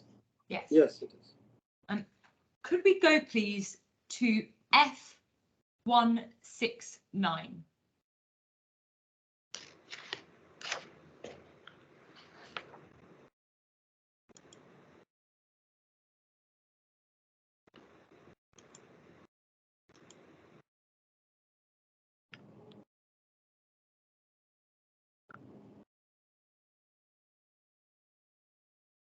F169. Yes. Wait a second. No, I could not get F169. Mr. Manoram, I think I know the reason why you can't get it, and it's that there may have been issues in the claimants getting updated bundles to you. But I can tell you what the document is, if that would help. And it's the Asset Classification Policy DIFC branch, Dubai 2020 to 21. Now, you may not have that to hand, but I'm hoping that its content, in fact, you can see it right there on the screen, hopefully. Do you see that, Mr. Manoram? Yeah, yes, yes. Right. My lord, has your lordship got that as well? I have it, yes. Very grateful. Now, if we could go on, please, to, in fact, just on that page, underneath the heading non-performing asset, 2.1.1, and I'm very grateful to Mrs. Khan's team for producing this. It states a facility must be classified as non-performing if it is past due for 90 days or more. That's correct, isn't it? See that, Mr. Manoram? Yes, it is 90 days. Yeah. And if we go on, please, to F172.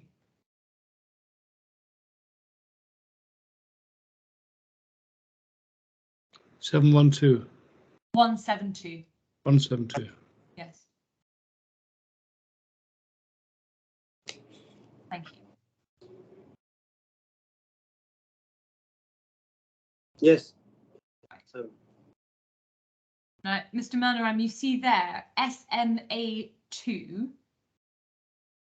Yes. An account will be classified, or an asset will be classified as SMA2 if the principal or interest payment is overdue between 61 days and 90 days. Yes? Yes, it is. Right.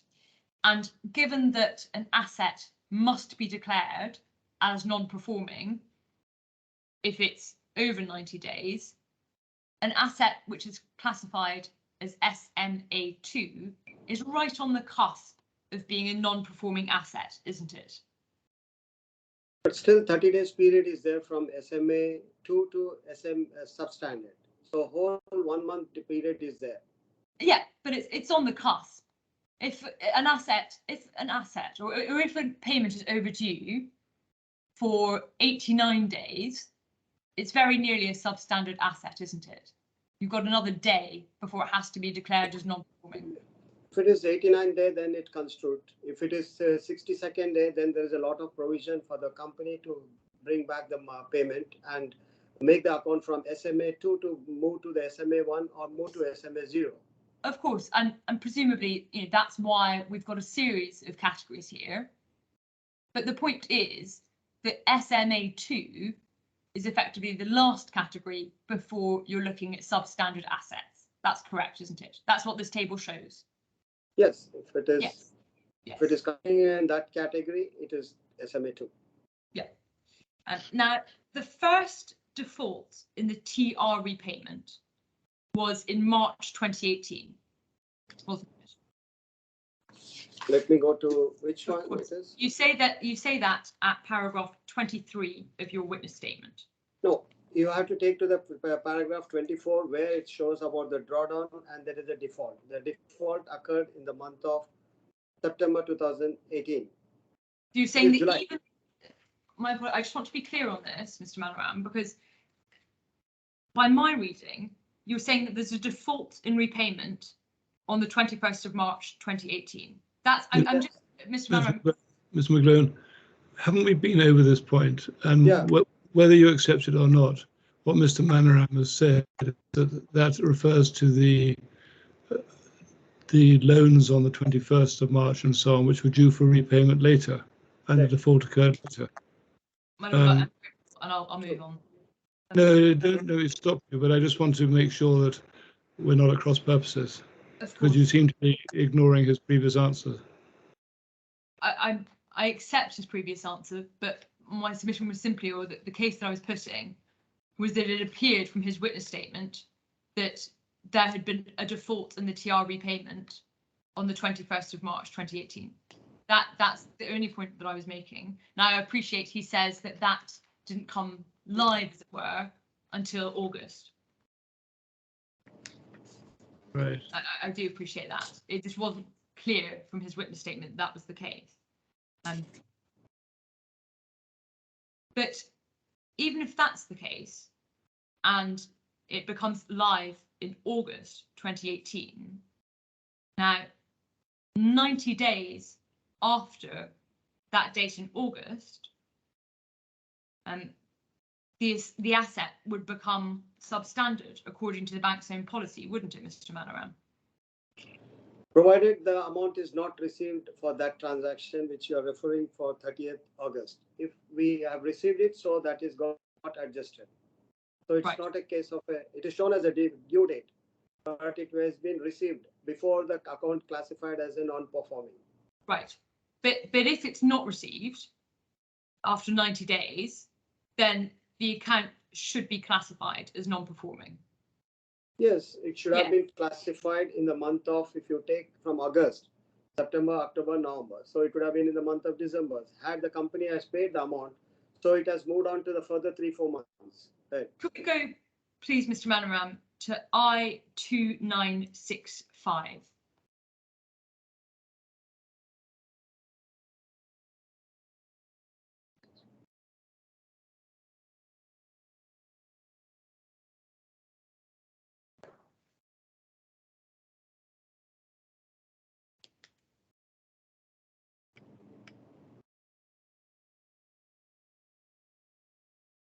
Yes, I'm at I2965. Thank you, Mr. Mr. Right, 2965. Yes, Manoj. Give me a second.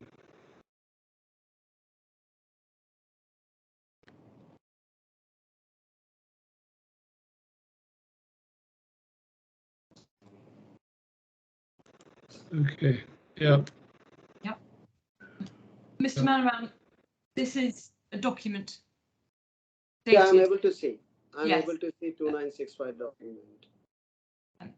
It's a document dated the 14th of October 2018, isn't it? So I don't think we need it on the screen. We don't need this on the screen, do we? No, I don't think we do, my lord. It's only the certain F. section that needs to be F that comes on screen. Yes. Yeah, sorry, I interrupted. Carry on. Mr. Manaram, this document is from the 14th of October 2018, yes? 14th, yeah, yes. Yeah. And if you look from the bottom third of that page, it says main observation, overdue in trust receipt is going to be more than 90 days, account likely to slip into NPA on 19th of October 2018. Do you see that? Yeah, the letter has been sent and subsequently the branch received the payment, so the account could not be classified as a non-performing. But at this point in time, on the 14th of October, the bank is suggesting that the account is going to become non-performing within 5 days, yes? Yes, that is what. Yes. And as we've seen, the bank then goes on to produce an internal memo in November, which states that the account is SMA2, but nonetheless recommends a renewal of facilities. Yes? Renewal of facility, yes, since there is a lot number of transactions still in the pipeline. Now, the bank declared this account to be an NPA on the 31st of August 2019, didn't it? Yes, that is in the August 2019, yes. Now, by that stage, there had been failures to pay for over a year, hadn't there? If you see over a year, there may be hardly 4 or 5 transactions. There should not be more than that because the trade cycle shows 120 days. So if you take from August or from October 2018, hardly 4 transactions might have happened. Right, but sorry, Mr. Mann, there had been failures to pay during that year, yes? They could not get by the customer, there had been failures to repay. There is a repayments was there from the customer. Yes, but obviously they don't continue because the bank declares this account to be an NPA in August 2019. Yeah, August 29 we have declared it. Right. Mr. Manaram, did you ever have a conversation with the risk department or the compliance department in the bank about this account? In DFC branch itself, we have an officer who is looking after the risk and the officer who is looking after the compliance. As per the regulatory here in DFSA, the branch should have these both individuals and their risk officer and the compliance officer is an authorized person who are there sitting in our office. Right. But you don't say anywhere in your evidence, I don't think, that you ever discussed this account with those individuals. So for every transaction, even the compliance officer is a part of the transactions. So compliance officer is aware of this stress in the account or SMA in the account. So, Mr. Manaram, are you now saying that every time this account and its issues, its problems were being considered, you were having discussions with your risk and compliance department? Yeah, he's a part of that. He was a part of the team. You don't say that anywhere in your witness statements, do you? So it is a part of the DFSA regulatory and it is an understood practice with adopted in the bank, in the DFC. It's quite important, isn't it then, if it's part of the DFSA regulatory requirements? Yeah, DFSA regulatory compliance officer, the CFO and CEO, SCO. Right. So if it's important that the risk and compliance team are involved in these discussions, why don't you say in your witness statements that they were? Since it has been discussed with the internal team. So when you refer to the team, is that supposed to be a reference to the risk and compliance function as well? It's a part of the risk and compliance observations, we can say, or it's a teamwork. Mr. Manoram, I'm afraid that's not clear on the face of your witness statement. So if you can get back to the question again, I'll try to give the correct answer. Mr. Manoram, I think you've answered the question. May I, with your lordship's permission, interject a bit? I don't think the witness deserves to be heckled. If there's a question that there was any question about him checking with the risk team or the risk team being involved, a direct question may be asked. If this is an information beyond his witness statement, you can't ask him a question to say, why did you not write this in the written statement, witness statement? Mr. If there's a question, if the information she needs can be got out, I'm not going to stop McClone on that. Mr. Vajani, you keep on referring to what's in or not in the witness statement. It's up to the claimant or the person whose witness it is. I'm not objecting to. Listen to me, Mr. Listen to me, please. Don't talk across me. It's up to your side to decide what goes in the witness statement. But if there's nothing, if it's not there, it doesn't stop the other side to cross-examining about it. They can ask any questions they like that are relevant to the case. And I don't think Ms. McGlone was harassing or heckling the witness. She was trying to, she may be talking across him occasionally by mistake, but perhaps she could just be careful not to do that. Thank you. No, by your lordship, one objection that I had was with regards to asking him a question as to why is it not in your witness statement. Yes, perfectly legitimate question. It's a perfectly legitimate question. Right, I'll rest and it. You can ask the same question of other people in due course. I rest it at that. Thank you. Yes, now, McGlone, I've lost track of where we were. My lord, we had just been discussing whether Mr. Manoram had had conversations with the bank's risk and compliance team about this account. He indicated that he had, and I asked him why there wasn't reference to that in his statement. Yes. Mr. Manoram, I want to be absolutely clear. If I talk across you occasionally, I intend absolutely no discourtesy by that. It's simply a function of remote hearings and sometimes there being a delay in sound. So I do apologise, and certainly no discourtesy has been intended from my end towards you. Now, Mr. Manoram, just moving on, you state in your second witness statement that in August 2018, sorry, Mr. Point number. Paragraph 18 and 28, the second witness statement. Thank you.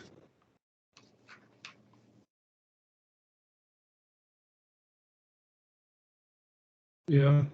Yes. Mr. Manoram, you state that on or around the 14th of August 2018, D5, that's Mr. Kuchimanchi, insisted that his digital signature should not be accepted. Do you see that? Yeah, yes. Could we go to I2935, please?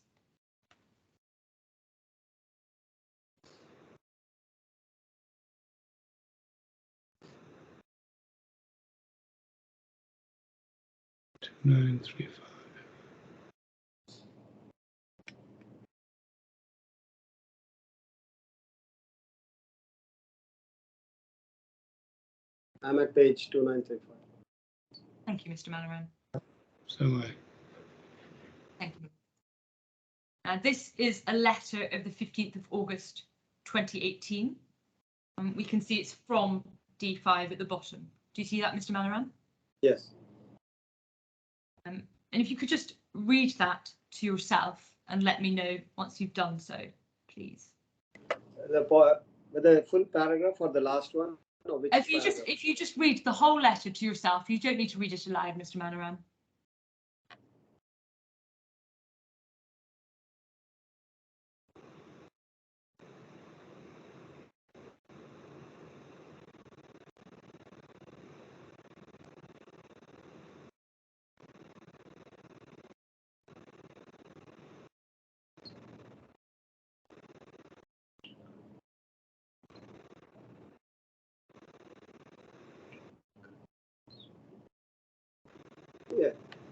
Yes. And Mr. Manoram, in the first paragraph of that letter, D5 states that he does hereby notify you that no digital signature should be used to effect or authorize any transaction.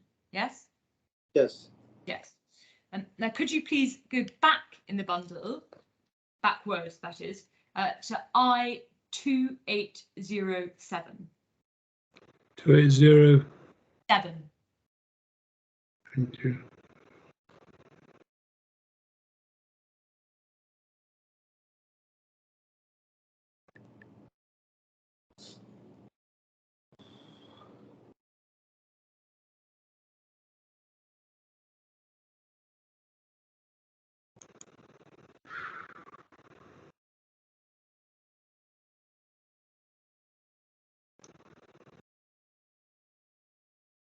Yes, please. Yes. Now, on that page, we can see there's an email from D5 sent on the 23rd of August, 2018. So about a week after the letter we've just looked at. And it says, for improved security, I will not be using my digital signatures or scanned copies for authorizing any transactions. Please find a revoke notice, and then please ensure compliance with immediate effect. You see that? Yes. Yes, I see. And then if you just go to the previous page, I2806.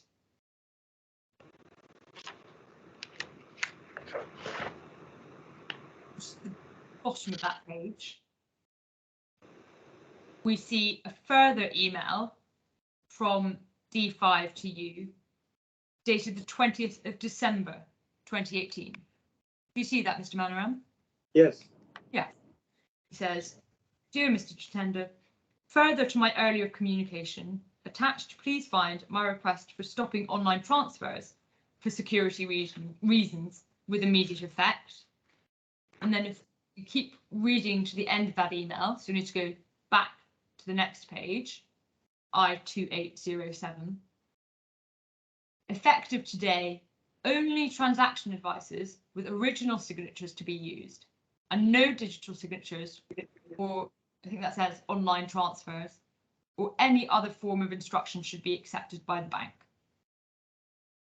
Do you see that? Yes. Yes. And he also says, please ensure all communications between the bank and our group are copied to me as well. Yes? Yes. Yes. Now, Mr. Kumar indicated earlier today that if there were ever an objection to a transaction from a customer or from a signatory, that would give him cause for concern. Do you appreciate that? Yes, it has to be. Yes. There is a concern from the borrower.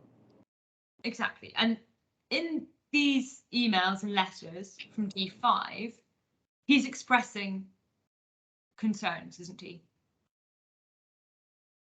It's a concern, or he's giving an indication that we have to accept an original signature.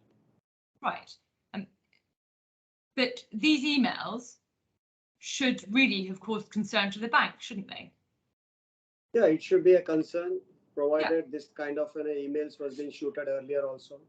Exactly. And these emails indicated that there was some sort of problem within the company, didn't they?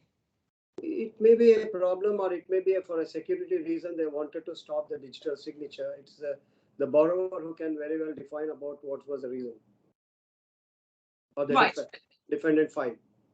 Sure, but it's an indication that actually D5 is concerned about how transactions are being authorized, and that he's taking steps to try to ensure that proper security measures are taken. Yes? Yeah, it is a proper security measure, since earlier he might have accepted a digital. Now, in order to be more cautious, he has sent an email. And prior to this, there is no email from D5 to us. Now, could you go on 2 pages to I2809, please. Yes, yeah, please. Yes. Now, this is a payment request for the 20th May 2019, yes? Yes, it is a payment request signed by the borrowing company.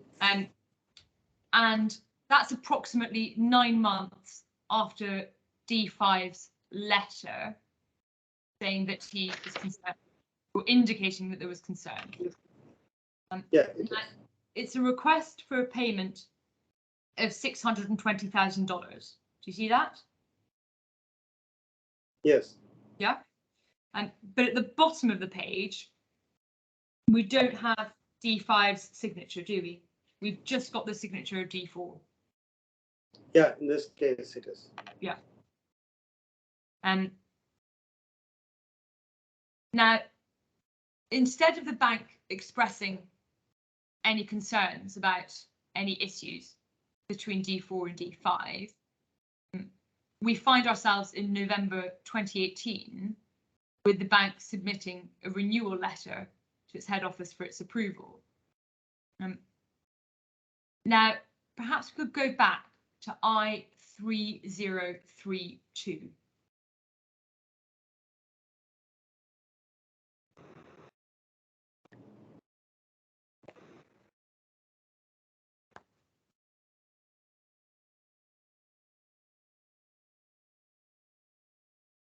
Yes, I am at this page. Is your lordship at that page? Not quite. 3032. Yes, my lord.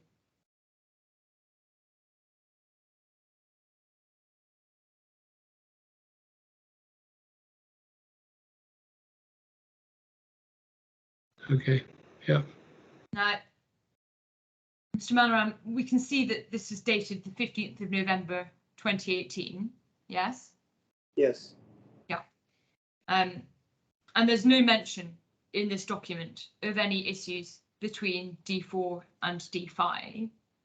And there's another point, which is at this stage, the 15th of November 2018, we don't have any written request from D1 for a renewal, do we?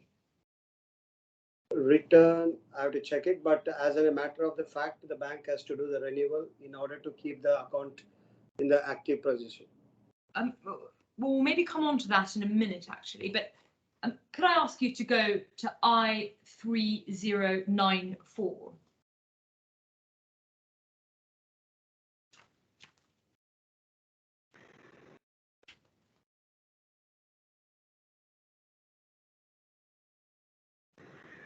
Yeah, 3094. I'm at that page. Yeah. Mm-hmm. Sorry, my lord, was that an indication that your lordship is as well? Yes. I'm very grateful. Mr. Manoram, this is a request written by D1 for the renewal, and it's dated 10th of December 2018. Do you see that? Yes, it is 10th December. Yes. So the first written request that we have from D1 is nearly a month after the bank's internal memorandum of the 15th of November, isn't it? Yeah, November we have done the renewal. Actually, if you see, the party should have submitted well in advance 3 months prior to the renewal due date. If they are not submitting, it's the duty of the bank to get it renewed and keep the account in the continuation activity. After the much of the persuasion, only we could able to get the letter from the company in the month of the December.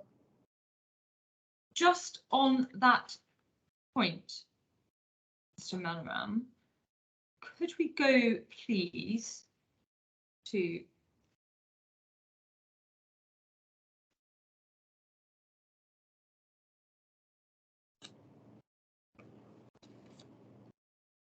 apologies, you have to give me a moment.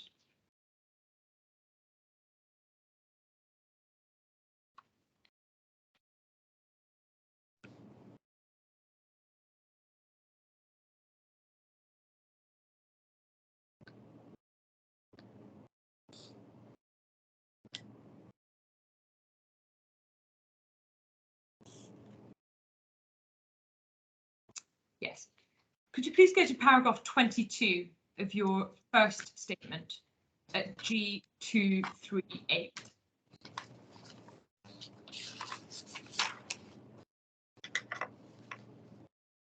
Yes. Yeah. Now, Mr. Manoram, you agreed earlier that when someone has a discretion as to whether or not to do something, they have a choice. They don't have an obligation. Now, you say in the bottom 2 lines of paragraph 22 that the claimant's team had to renew the facility agreement, failing which such a lender might be at risk of incurring a liability and damages for breach of contract. Do you see that? Yeah, keeping into the future contracts, we have to do the renewal of the facility.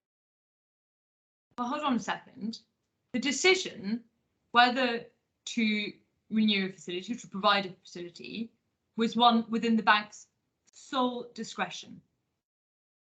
Sole discretion provided the customer is not coming forward. There is a given lot of opportunities given to the customer to submit the required documents. In case if they are not submitting the required documents, then the bank takes a decision to renew the account in order to keep the future contracts, not risking the future contracts. But the bank's not obliged to do that. You said that earlier, Mr. Manoram. Keeping in the mind, if circumstances differ. I said that it depends upon the circumstances when the account is due for the renewal. If the customer is not submitting, the bank taken a prudent call in renewing and keeping the future contracts so that the continuity is maintained. Sure. So the bank, in the circumstances you're describing, the bank is exercising its discretion, isn't it? Yeah, it is. It yeah, is. It's exactly. And so it's not correct to say that it had to renew the facility agreement. It could choose to, but it didn't have to. That's correct, isn't it? In case it depends upon totally the situation where we have to go for a renewal. If there is a good number of follow-up is there with the customer, he is not submitting on the due date, so the bank is at a prerogative to renew and keep the account live so that the borrower limits are open for him to utilize. At that there is certain limits. And Mr. Manoram, just there you've used the word the bank's prerogative. It's the bank's choice. That's correct, isn't it? It's a matter of the bank's prerogative or choice. Yes, exactly.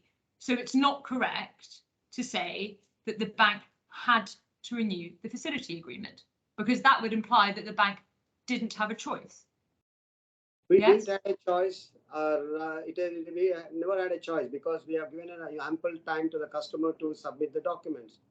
And if the customer is not submitting, at the flag end of the month, we have an option to renew it.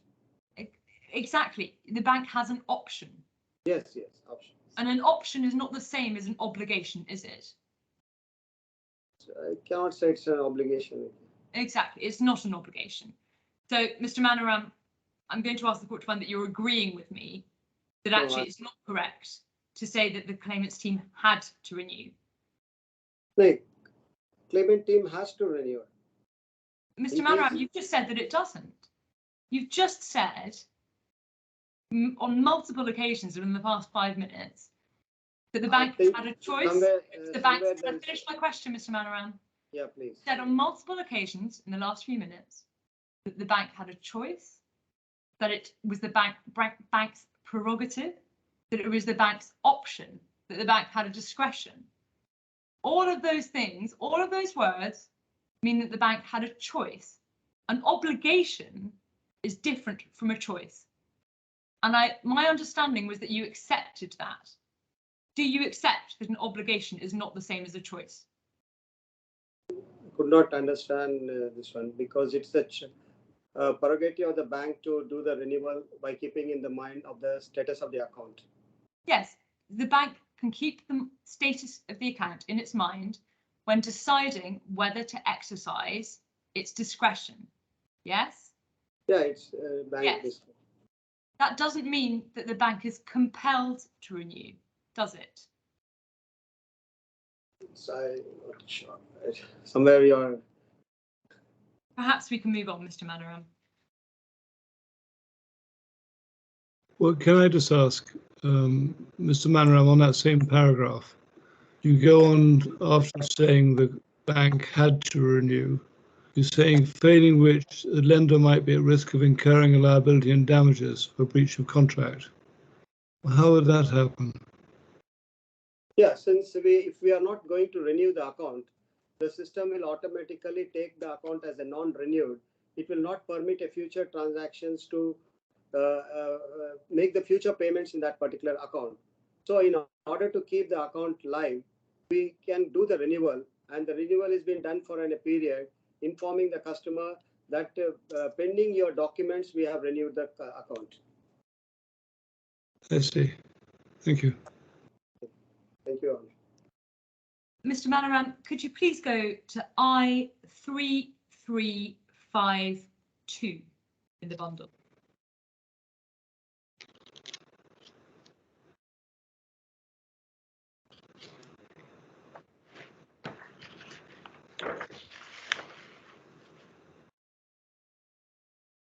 Give me a moment, please. Of course.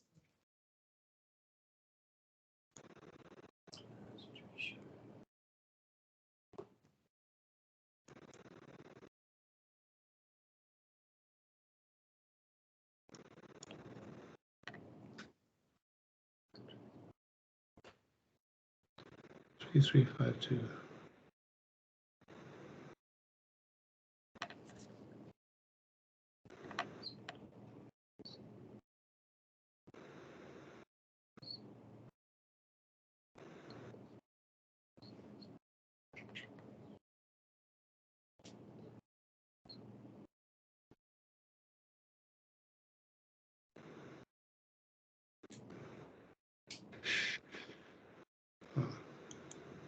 Yep.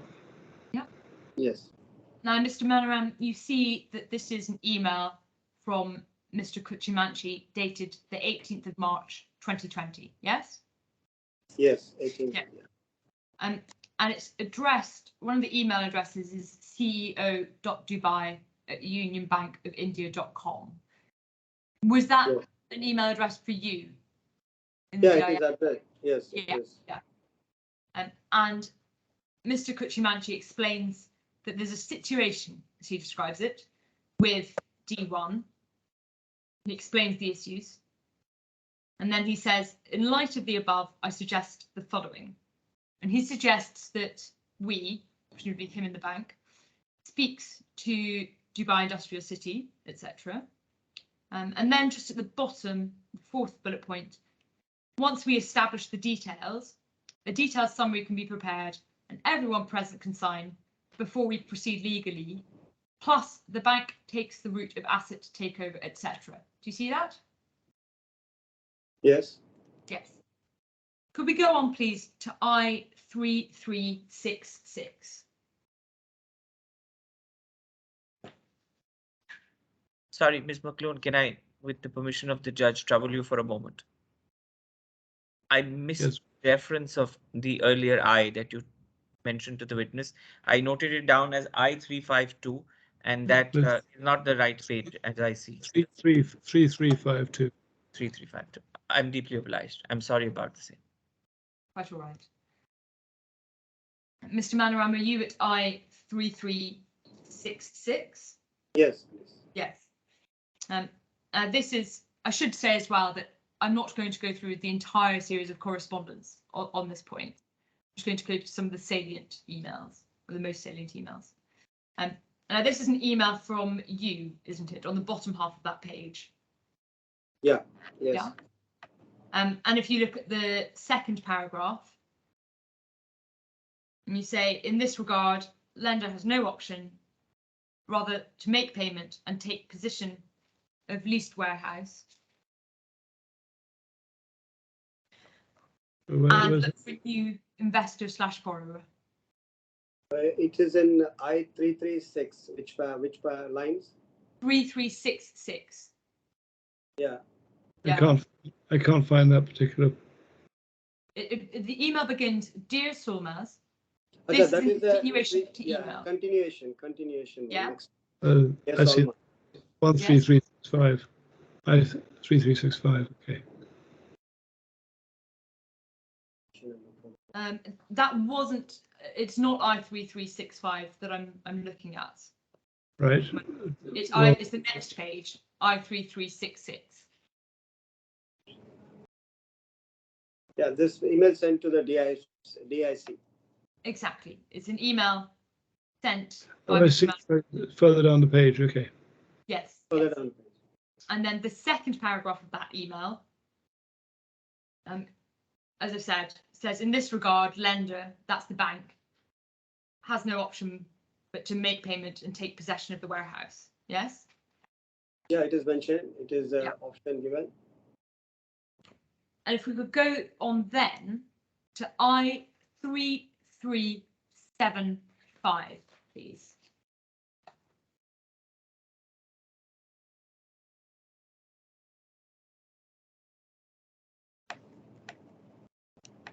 $3375. Yes. Yes. Yeah. Yeah. Yeah. Now, if you look at the bottom of that page, Mr. Manoram, there's an email from Mr. Kuchimanchi dated the 1st of October 2020. Do you see that? Yes. Yes. And again, it's addressed to you and it copies in Mr. Chezian. Yes. Yeah. And if you go over the page to get the body of that email to I3376. Yes. Mr. Kuchimanchi writes at the top that he had received a message indicating that DIC is proceeding with auctioning the assets of Velocity. Do you see that? Point number, which is the point number in that? It's before we get to the point numbers, actually. It's the very top of the page. Okay. Sentence beginning recently.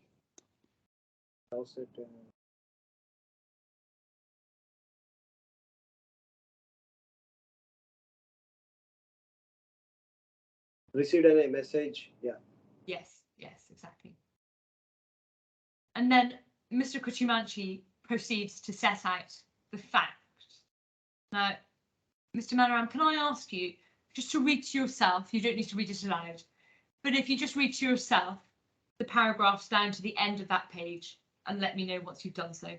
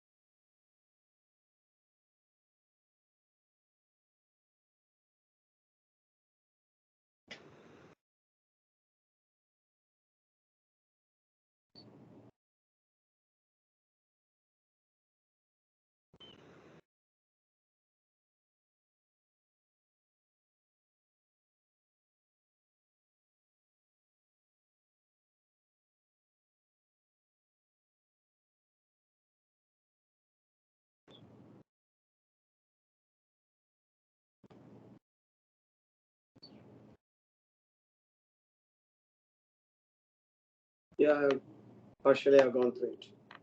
Thank you, Mr. Manoram. Now, as I said, Mr. Kuchimanchi has set out the facts as he sees them. And then if you go on to the following page, I3377.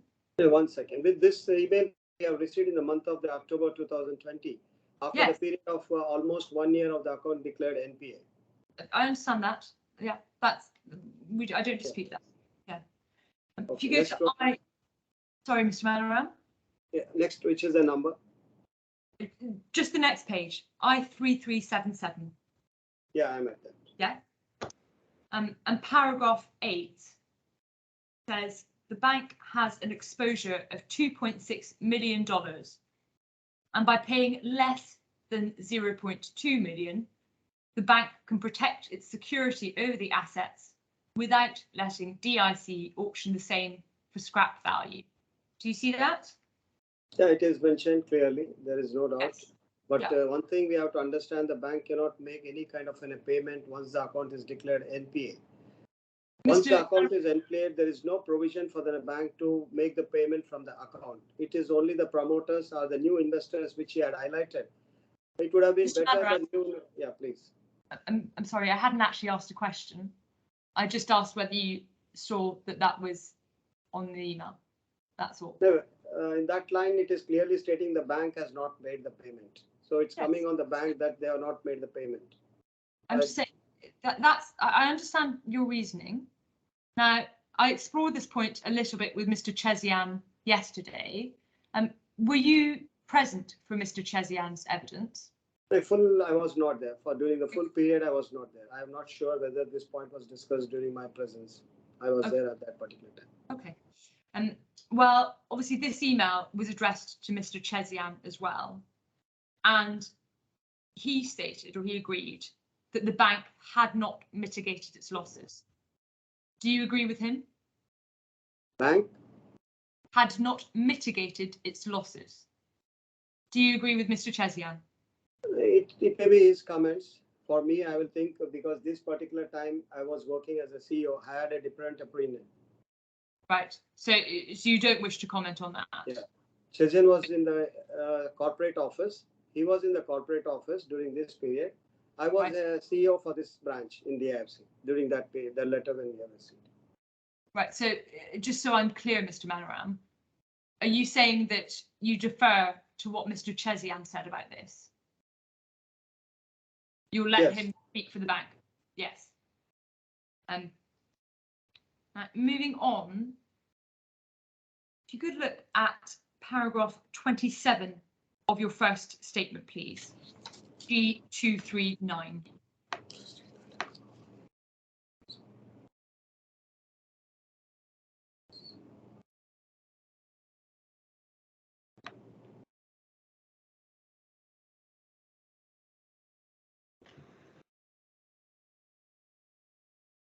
Yes, please.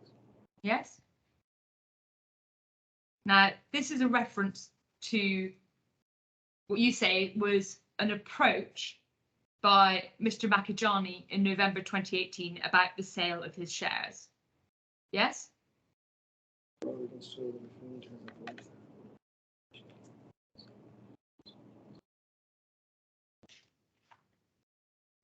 Yes. Yeah. And now this approach wasn't in writing, was it?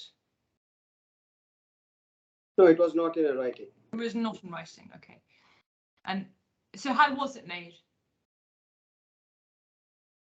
His visit to the branch. Which branch? DIFC. The DIFC branch. Even though he'd signed the agreement in Delhi. The sixth defendant. That's Mr. Makajani. Yeah. Yeah. I'm not sure, but he had visited our office in the DIFC, Makijani. So you say that in November 2018, Mr. Makajani visited the DIFC office. And you don't say that at this paragraph of your witness statement, do you? Yes. He might have visited our office, I guess. Yeah, it doesn't say that in this paragraph, does it? You just say that he had approached the claimant. You don't say who the claimant he spoke to, do you? Yeah, maybe with me or my deputy CEO. You or your deputy, but you don't say who he spoke to. Yeah, because it's not clear. Well, I think we're in agreement, Mr. Manoram. It's not clear from this. And there's no, you didn't make a note, or you or your deputy didn't make a note of this, did they? Yeah, because deputy, we might have discussed with the deputy or the internal staff, and then we might have put this comment, this statement. but there are no documents which record any approach by Mr. Makajani to the claimant in November 2018 in the nature that you describe in your witness statement. There are no documents showing that, are there? Yeah, I think no documents. No.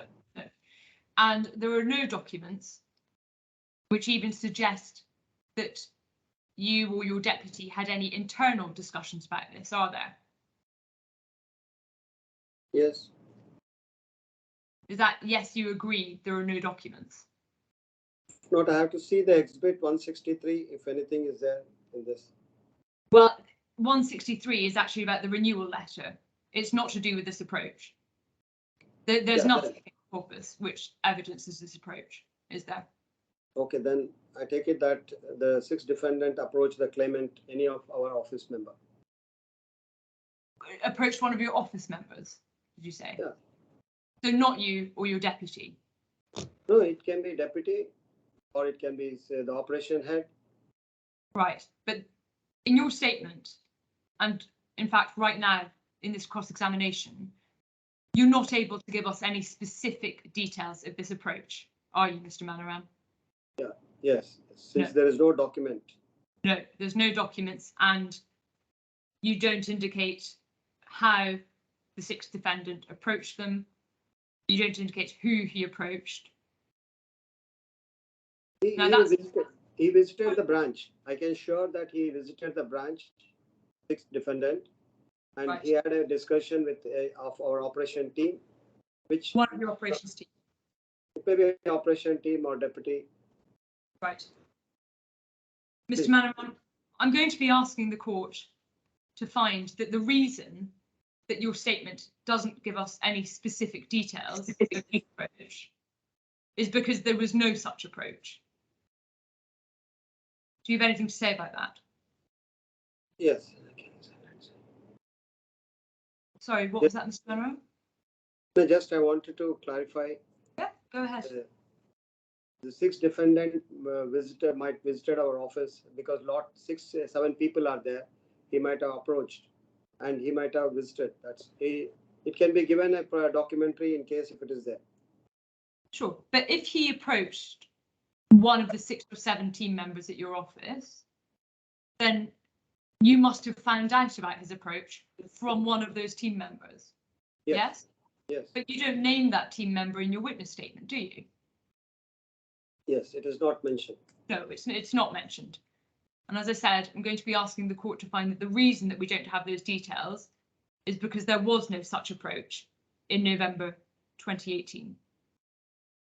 Could you go, please, to I3242?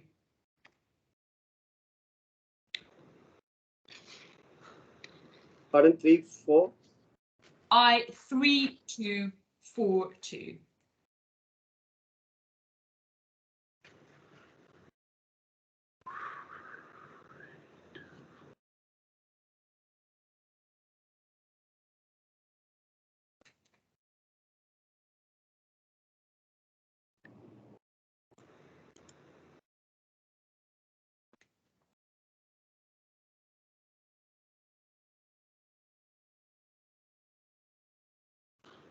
Yeah, I'm at the page Yes.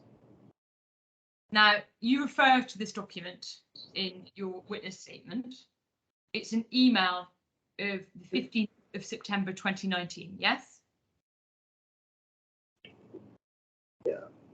It is a copy to me from P4 group. Yes, exactly. And it says P4 Gupta, and that's D7, yes? Yes. Now, that email explains that he and Mr. and Mrs. Makajani had sold their stakes in D1 in November 2017. Yes? Email states, but the email received in the month of September 2019. Yeah. It's after the 2 years, almost. Sure, but exactly, I don't disagree. But he's saying that email, we've sold our stakes way back in November 2017. Do you see that? Yeah, it is there. Yeah. And at the beginning of that email, He says, dear Jitender, referees to our discussion were shocked to receive your recall notice by email. As explained earlier, so presumably as explained in the discussion he had with you after the recall notice, yes? Yes, it is shocking, because shocking in the sense, because you might have received on the 3rd of September, the recall notice, so immediately responded on 15th of September. Yeah, exactly. Now, if Mr. Makajani had spoken to one of your team in November 2018, one would expect Mr. Gupta to refer to that discussion in this email, wouldn't you? No, Makijani is a different, who is sitting in Delhi, and Gupta is sitting in Dubai, who could have very well approached the bank at any given time in the month of November 2017. Yes, but Mr. Gupta and Mr. and Mrs. Makajani have all received recall notices in September 2019. Mr. Gupta and Mr. and Mrs. Makajani presumably would have spoken to each other, and one would expect, wouldn't one, Mr. Gupta to say, we're shocked to receive these recall notices. Mr. Makajani told your team last year that we were going to sell our shares. You would expect that, wouldn't you? In case if you would have said in the month of November 2018, he would have referred that 2017, it is already a case of sold one. Why you would have said that it is a case of a potential buyer? Well, precisely, Mr. Manoram. And that's why I made the point I made a few minutes ago, which is that your assertion in your witness statement that Mr. Makajani approached the claimant's team in November 2018 about a potential share sale, that's why I put it to you that that statement was untrue. Do you have anything to say about that, Mr. Manoram? We have to see deeply what the 6th defendant might have said in the November, because here the Gupta says that it is sold in the November 2017, and in the Makijani coming to the office in November 2018 and is telling about the potential seller. Yes. So how it can be? Mr. Manoram, we've just discussed, and I'm not going to go back over it, we've just discussed that there's no evidence of any approach in November 2018. And in fact, I think we're in agreement that it is odd that D7 should refer to a share sale in November 2017 if there had been any such approach.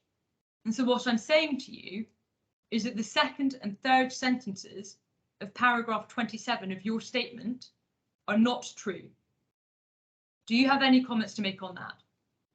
6th defendant is separate, Makijani, and Parag Gupta, the defendant number 7th is different. His email states something and person visited branch is something. Right. Well, Mr. Manoram, I can tell you that we don't accept that position. And our position is that paragraph 27 of your statement, where it suggests that there was some sort of approach in November 2018, is untrue. No further questions, my lord.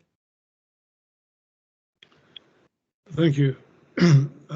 Who's going next? Is it Mr. Shaheen or Mr.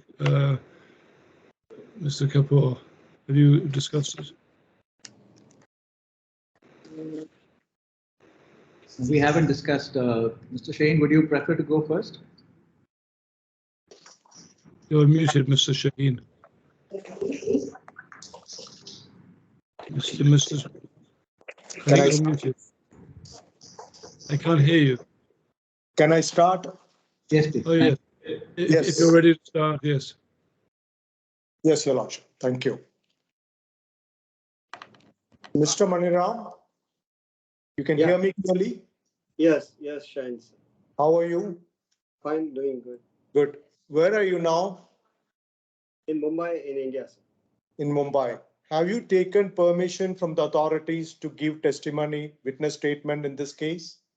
Yeah, taken the authority from our internal office, who is a legal department. They said that you can give a witness statement from Mumbai office. Anything from the government authorities? It is a legal department which is going to take from the government department. They are going to take, not yet. I'm not sure, but he has sent a mail that you can give a witness statement from Mumbai rather going to Dubai over there. Okay. Your tenure at the DIFC branch was 12/3/2018 to 21/4/2021. Yes, true. Third paragraph of your witness statement. Correct, sir.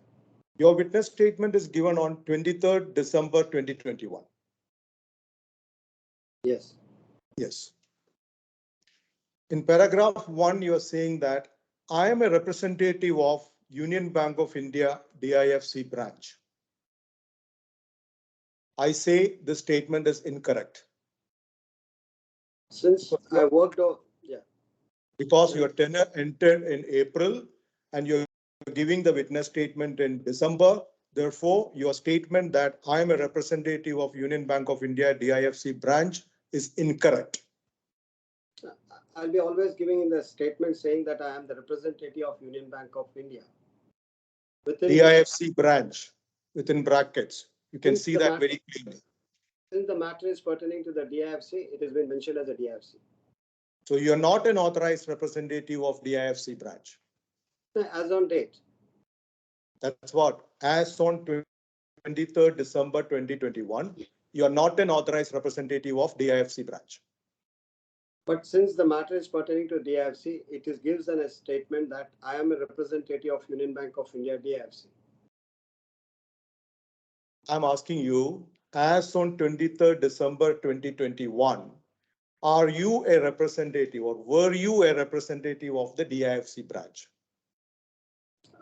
I can put, yeah, I am the representative of Union Bank of India. So you will not answer to my question. Were you a representative of DIFC branch? You're wasting time, sir. Sorry to say that. 23rd December, I was not. You were not.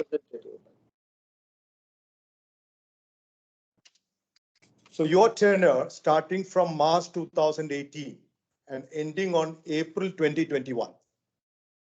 No facility agreement pertaining to this case was signed during this period. Yeah, yes, since the last was in the 2017. So no facility agreement was signed during your tenure. Any sanction letter was issued? Yeah, sanction letter subsequently was issued during my period in the 2019. 2019, there was a sanction letter issued. Did any of the defendants sign and accept it? Since there was no, the letter was a sanction letter was sent to the respective email IDs. We have not received the signed letters from the borrowing company as well as the guarantors. That I can say. Yes, thank you. That was a straight answer.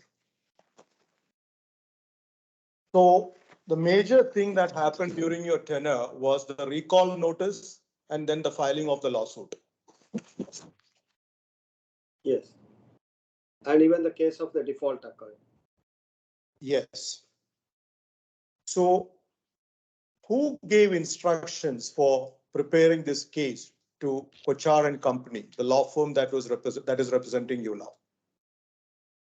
It is a decision. It is a bank where we have taken in quotations from the 3 or 4 firms, and then we have seen who is the L1. Based upon that, the work was being given to the coacher. What was your involvement personally? Since it was a involvement in the sense, as a CEO, since the account has become an NPA, the case has to be assigned to some legal firm. So we took an internal approval from our office saying that we have to go with filing the suit. So subsequently, we took quotes from various legal firms, and then it was given to the coacher and co. It was given to. So you were the person who signed the letter of engagement or retainer contract with Kochar and Company. Am I right? Yes. Yes. Don't you know that Kochar and Company had earlier represented the defendants in the case? Defendant in which case? Same defendants in this case, Kochar and Company were advising them earlier. Were you not aware of this? It was not brought to the notice. You did not know. Because it was a fair trial once the account become NPA to give to the legal firms based upon the L1. I'll put the question very straight. At the time of engaging Kochar and Company, did you know that Kochar and Company had earlier advised some of the defendants? But it was not brought to the notice of ours, I think. Were you aware or not? No. You were not aware. Did not a representative of Kochar and Company approach you for restructuring the facilities? No. Which facility? This facility or Same facility, same facility. No. This facility, there was no question of any restructuring request came from any firm you are mentioning. Nobody approached you for restructuring? No, there is no documentary I have seen. I'm not asking for documentary evidence. Did anybody approach you for restructuring these facilities? No.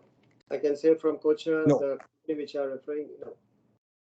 Because it's a technical matter, the restructuring it be done by a company which is doing a different kind of business. The Kochar and Company is handling the legal case. So what you're saying is the restructuring may be taken care by then ARC companies and like that.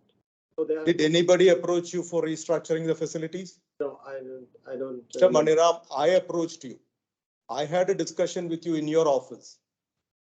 Discussion about restructuring.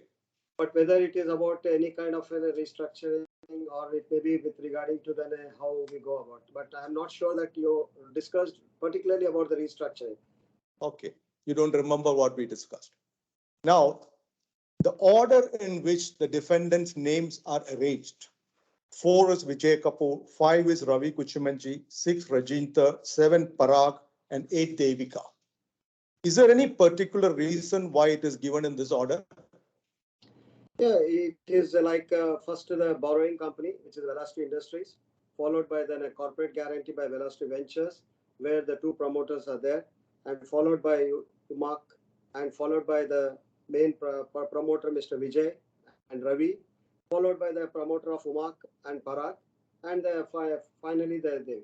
So it is in the sequence where the company, it is corporate guarantee followed by the personal guarantees.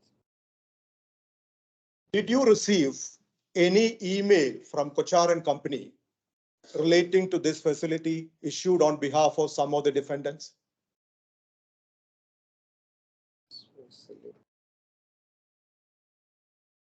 Can I get it again? I could not. I'm asking you a question. Did you receive any correspondence from Kochar and Company which were issued on behalf of some of the defendants in this case relating to the same facility which we are discussing now? No, I don't have any correspondence with regarding to. You never received anything With the industry. Fine, it is there.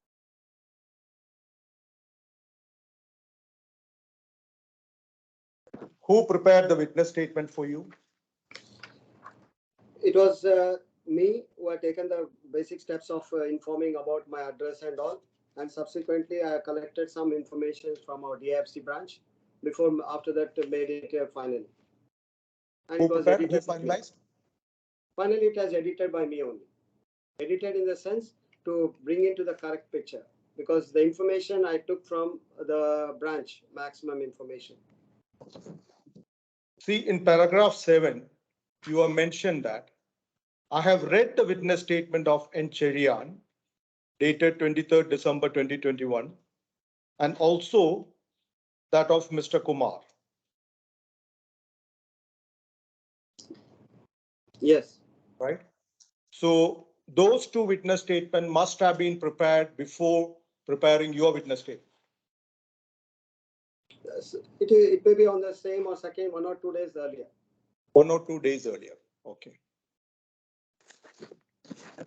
The paragraphs numbering, the sequence, the contents mostly look exactly the same in your witness statement and the other 2 witness statements of Mr. Cherian and Mr. Kumar.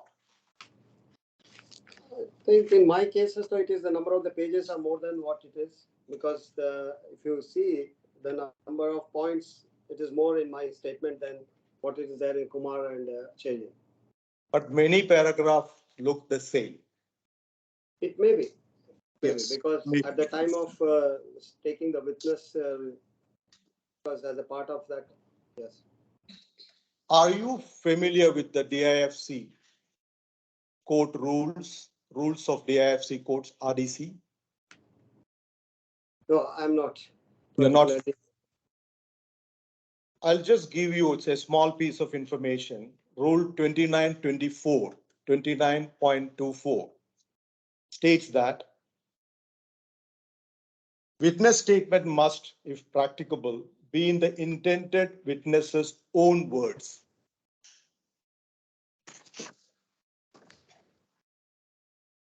Are you aware of it? Were you advised of this by your lawyers?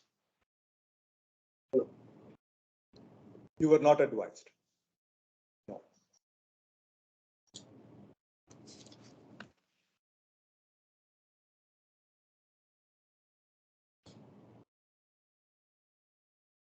In paragraph 10, subclause A, last line of G234, you state that the facility agreement and facility enhancements from 2018 to 2019. Were there enhancement from 2018 to 2019? No enhancement. It is only about the facility agreement. No, so the statement is wrong.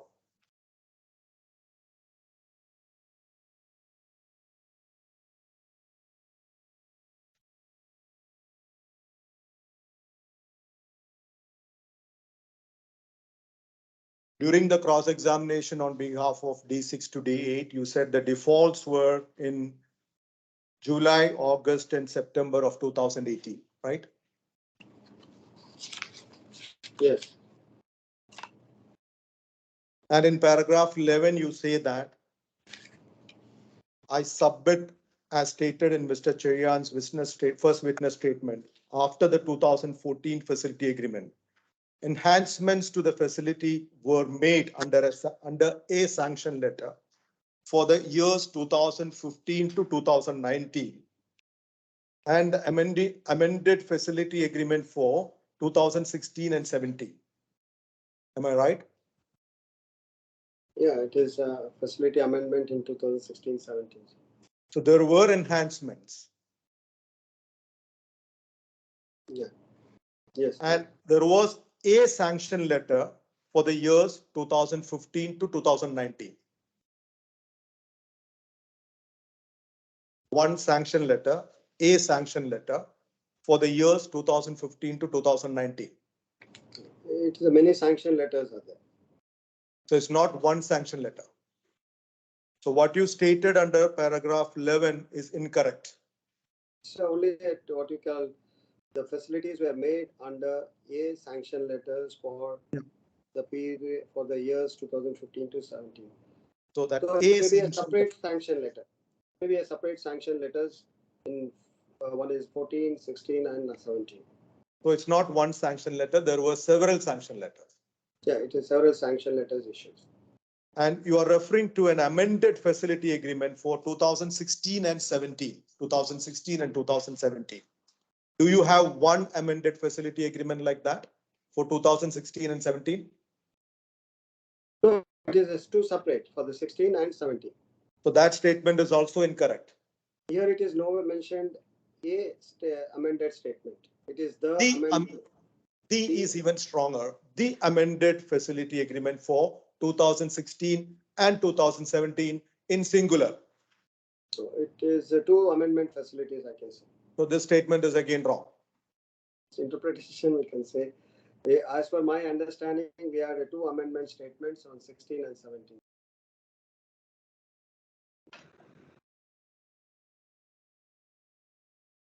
We say that I state that on November 25, 2017, the facility agreement, the subject of this dispute, was enhanced for an aggregate amount of $10.4 million. So at least until then, can you confirm that there was no default at all from the part of D1? Up to November 2017, yeah, it may not be a case of a default up to November 17. But you were not involved. During that time, you were not there. Not involved, yeah, it was not involved, but over a period of time, we could have checked it. You're referring to promoters of the first defendant. What do you mean by promoters? Which parasol? Many places you have stated, for example, promoters, yeah. Promoters of the first defendant. Promoters in the sense it is Vijay Kapoor and Ravi Kunchman. That's all. And other two promoters who are the shareholders. Are they the only shareholders? It's shareholders of Velocity Ventures as well as Uma. So all will be coming as promoters of the first defendants. You said something else in paragraph 14.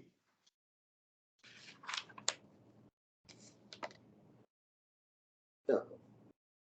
According to the first defendant's trade license, in our records, as of 13th March 2018, the shares were held by Ali Hassan Abdullah Ali Al Raisi, who holds 51% shares, 51% of the shares.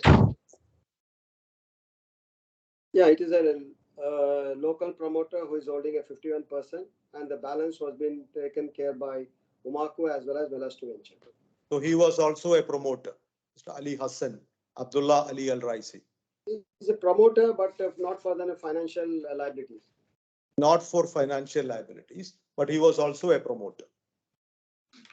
Did you take any personal guarantee from him? No, it was not taken. It was not taken.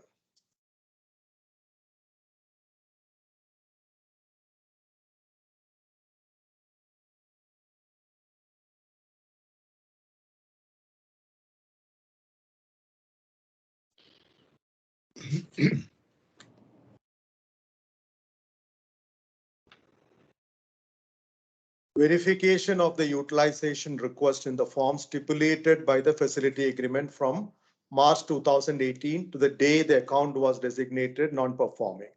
Okay. Where is it stipulated in the facility agreement how the utilization request should be verified?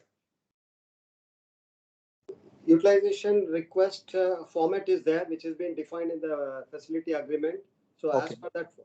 As per that format only, they give the form of utilization, TR receipt, all is mentioned in the facility. So the requirement is always double joint signature on behalf of D1. Yeah. Are you sure all utilization requests were signed by two people according to the mandate? Yeah, barring that last transaction, which has happened in the month of May, we hold that all the signatories are there, for two signatories are there. So some of the utilization requests were not signed by two parties, two signatories. Only one. Only one. All other utilization requests were signed by two signatories. Yeah, it is there, right from the opening of the account. Physical original signature was obtained. Prior to the intimation came from Ravi. Earlier it was through the fax as well as to the scanned copies. But subsequently when he has mentioned, then it is the original signature was signed originally. So after you received the intimation from Mr. Ravi, you insisted on getting original signature in all utilization requests, and you maintained that position. Am I right? What if there are utilization requests which doesn't contain the original signature of D5? After his email, there should not be anything. There should not be any. If at all there is any, it will not be binding on D1. D1, because it has been signed by the one more partner who is there, who is also an authorized signatory. That, and there may be a case, if at all it is there, that the branch might have taken an oral instruction from the other partner who has not signed in that statement, that he is going to come back and going to execute sign the document. So that may be the case, if at all it is there. So the other partner you mentioned is one person, and the signature requirement you mentioned is 2 signatories. 2. Okay. In paragraph number 20, you say that I confirm that the claimant made the facility available to the first defendant from 1/4/2014 to 29/9/2019. Right? Up to 29/9/2019, you made the facility available to D1. D1, but they have utilized the account has turned NPA in the system in the August. In August itself, it turned NPA. August 2019, you mean? Yes. But you allowed them to use the facility until 29/9/2019. This is what you stated, paragraph 20. The system was, but there is no transaction permitted from 1st of September. Even though it is available, facility was there, there is no transactions. There is no transaction at all after 1st September 2019? Even no transaction after the last default transaction which has happened in the May 2019 onwards. May 2019 onwards, there are no transactions in the account. TRS. What is the status of that current account now? The current account will be the active account, as since the amounts we are expecting from the promoters that they will be paying the dues for this outstanding. So the current account is with a live account because it has been mapped to the SWIFT account. So we are expecting the amount to recover in that particular account. So it is still active, sir. The current account is still active. Active. It is in the active stage. Do you know that under the UAE law, only once the current account is closed, the bank is entitled to claim the money? So as per the DIFC, the account should be open so that the customers can transfer the amount, whatever the dues are there, to the bank. So with a minimum balance, the account is still active in order to receive the funds. Okay. What do you mean by renewal of the facility? Renewal of the facility in order to see the strength of financials of the company and to take what you call an undertaking from the partners, promoters for the account for the further operations. What will happen if there is no renewal?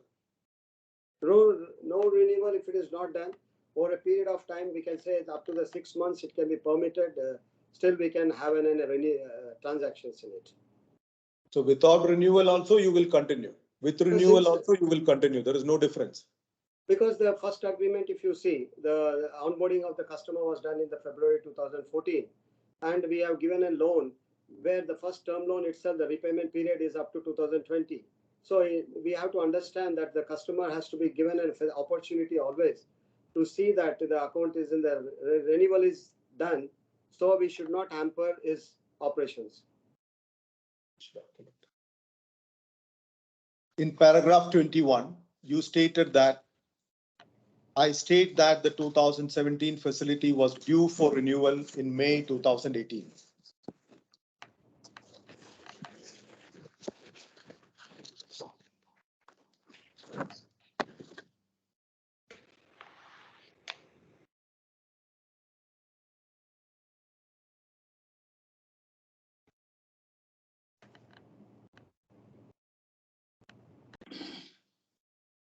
Am I right?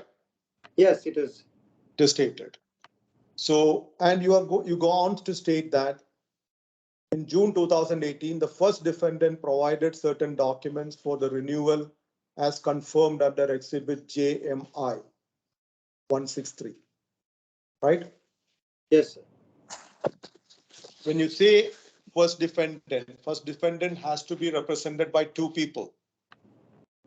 Who represented the first defendant then? First defendant, it has been referred by both, or else it should be the one of the authorized signatory. Any one is sufficient or you need both? For the renewal request, we can accept. for the renewal request, you can accept any one signatory. Can you provide any authority for this, any mandate stating so?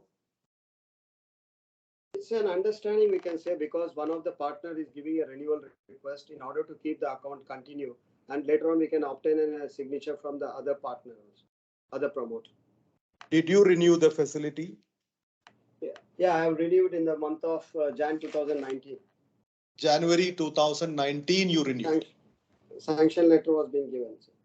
But the expiry of the previous facility was May 2018. As I said, the expiry of the limit will be there.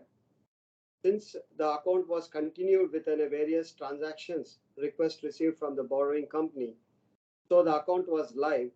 So subsequently, in spite of not getting the full financial documents from the company, we have renewed in the month of Jan 2019. You renewed it in the month of January 2019. How did you renew it?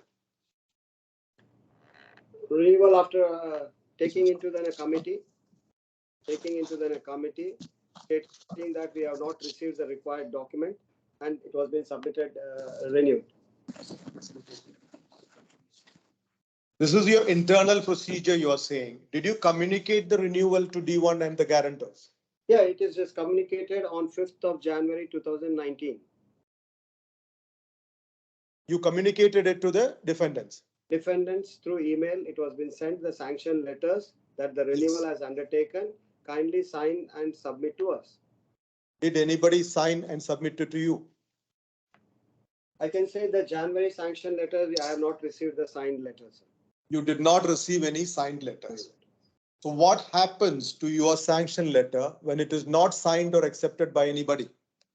If you see, we have a document in the now December 2018, where both the partners have given one kind of for a mortgage property, for mortgage of asset. One document is there in December 2018. So what document is that? Can you refer me to that document? Just I have to go through, because I was just going through one of the document was being signed by both the partners. That is for the mortgage of the property which is there in the warehouse. Okay. That is, you're sure you're aware of it, sir? No, when I'm not aware of anything, it's your transaction. I'm asking you.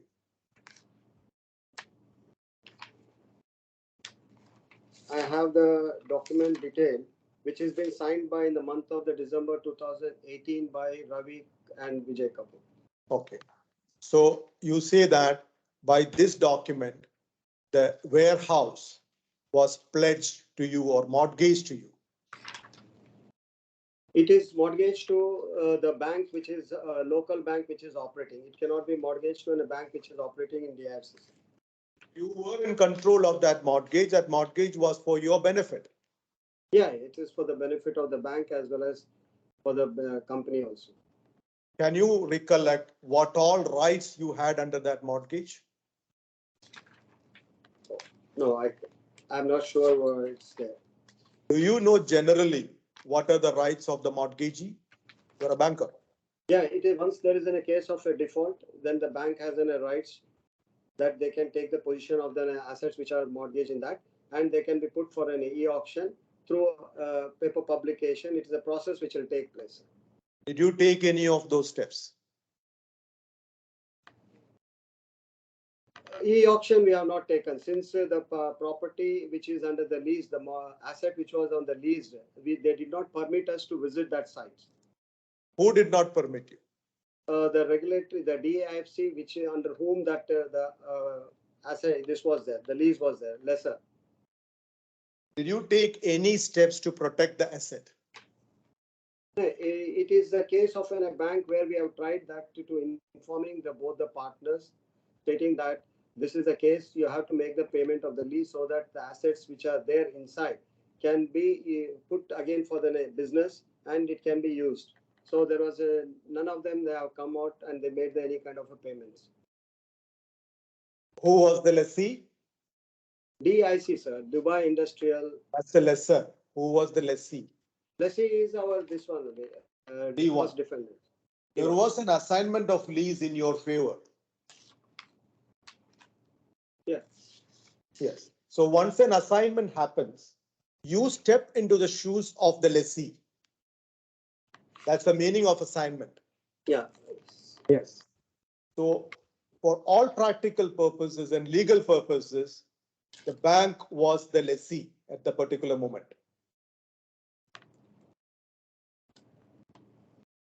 Since there was a case of a default. Since there was a case of default, bank was the lessee under the assignment of lease contract. So it was the bank's responsibility to pay the lease charges. So since once the account has become an NPA, there was no provision available for the bank to make the payment since the system was not permitting. I did not ask you whether you could collect money from D1 in order to pay this. Under the assignment of lease, by law, for all practical purposes, the obligation was on the bank to pay the lease amount. So it was since there is no option available for the bank to make the payment, we did not make. How much was the payment? It was in the dirhams, I think, for 500,000 dirhams, it should be. Around $150,000. Still, it may be $150,000. The bank had already sent a recall notice to the customers, borrowers. So once there is a recall notice, there is no option for the banks to make a further debit to the loan account. Assignment of lease is a contingent contract. It's not that you sign an assignment of lease and immediately you take over the property and you become the lessee. That's not the purpose. It's a contingent contract and the contingency is a default.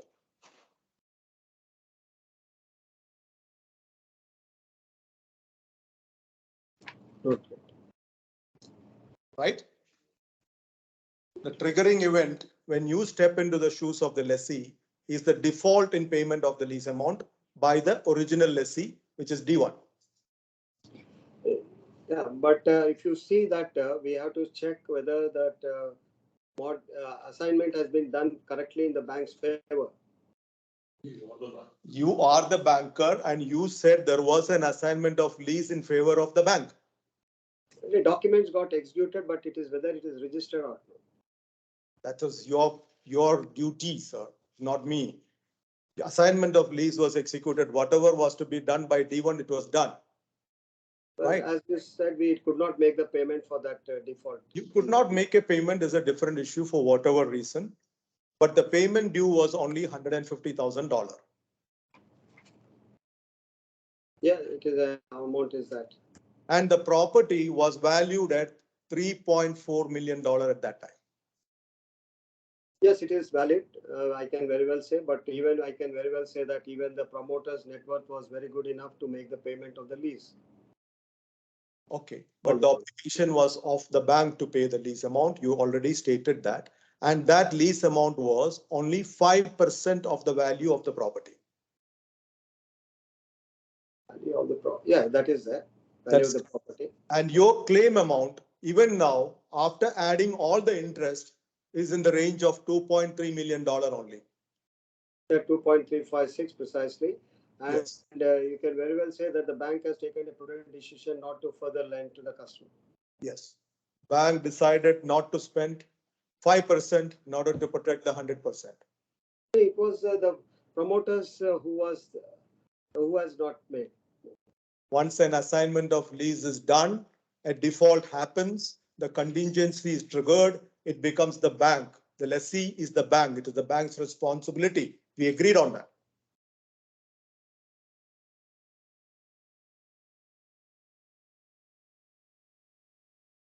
Okay. You know the meaning of first charge and encumbrance, right?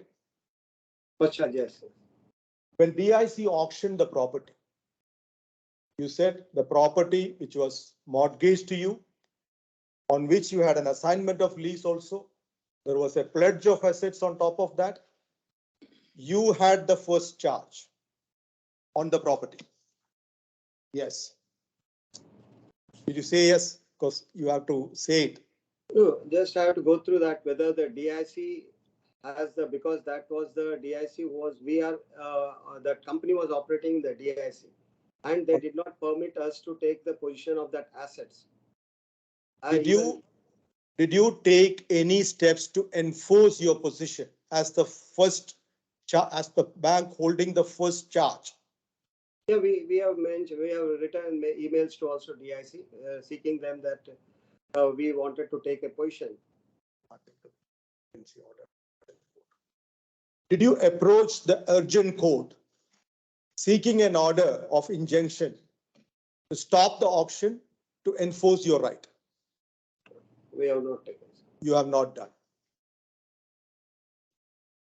Did D5 write to you and also approach you many times telling you, please do something to protect this asset? That came in the month of October 2020, I think so. It is Yes. after the 1 year period of the account become NPA after 1 year. So But it was a long period. D5 did write to you and also approached you many times. But personally, verbally. He has approached it, but at the end of the day, the bank cannot make the payments to an account which has there is declaring then a non-performing.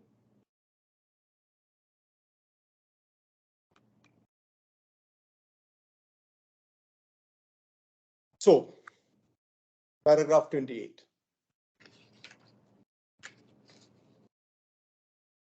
Yeah, I'm at this. I state that on 10th December 2018, the fourth defendant requested the claimant on behalf of the first defendant to adjust the nature of the limit without increasing the same. Right? Yeah, point is this. Did you act upon this request? The nature of the limit without increasing the same. That means further without increasing the nature. That shows that the first defendant wants to keep it limit which has been the limit which has been sanctioned within the limit only. Did you adjust the nature at the request of D4? Yeah, earlier the limit was $6 million and it was requested for the further reduction. There's a simple question. Did you accept the request to adjust the nature of the limit? Yeah, the request made by D4. Yes, you did. Yes, it is. And only D4 made that request, nobody else. Further, it is since it was in a case of a reduction in the limit, it was being accepted. Yes, only D4 made the request, nobody else. None of the defendants made such a request. It was not a case of an increase in the limits where we have to take in picture. That's your explanation. You can always give. I'm not against it. My question is, only D4 made such a request. No other defendants made such a request. True. True. Now you have already answered when the counsel for D6 to 8 cross-examined you, but I'm just asking for a simple clarification. If you go through document I-2976. I-2976. That's the 15th November 2000. I'm going. 15th November 2018. So which column is that? Show me that. SMA2.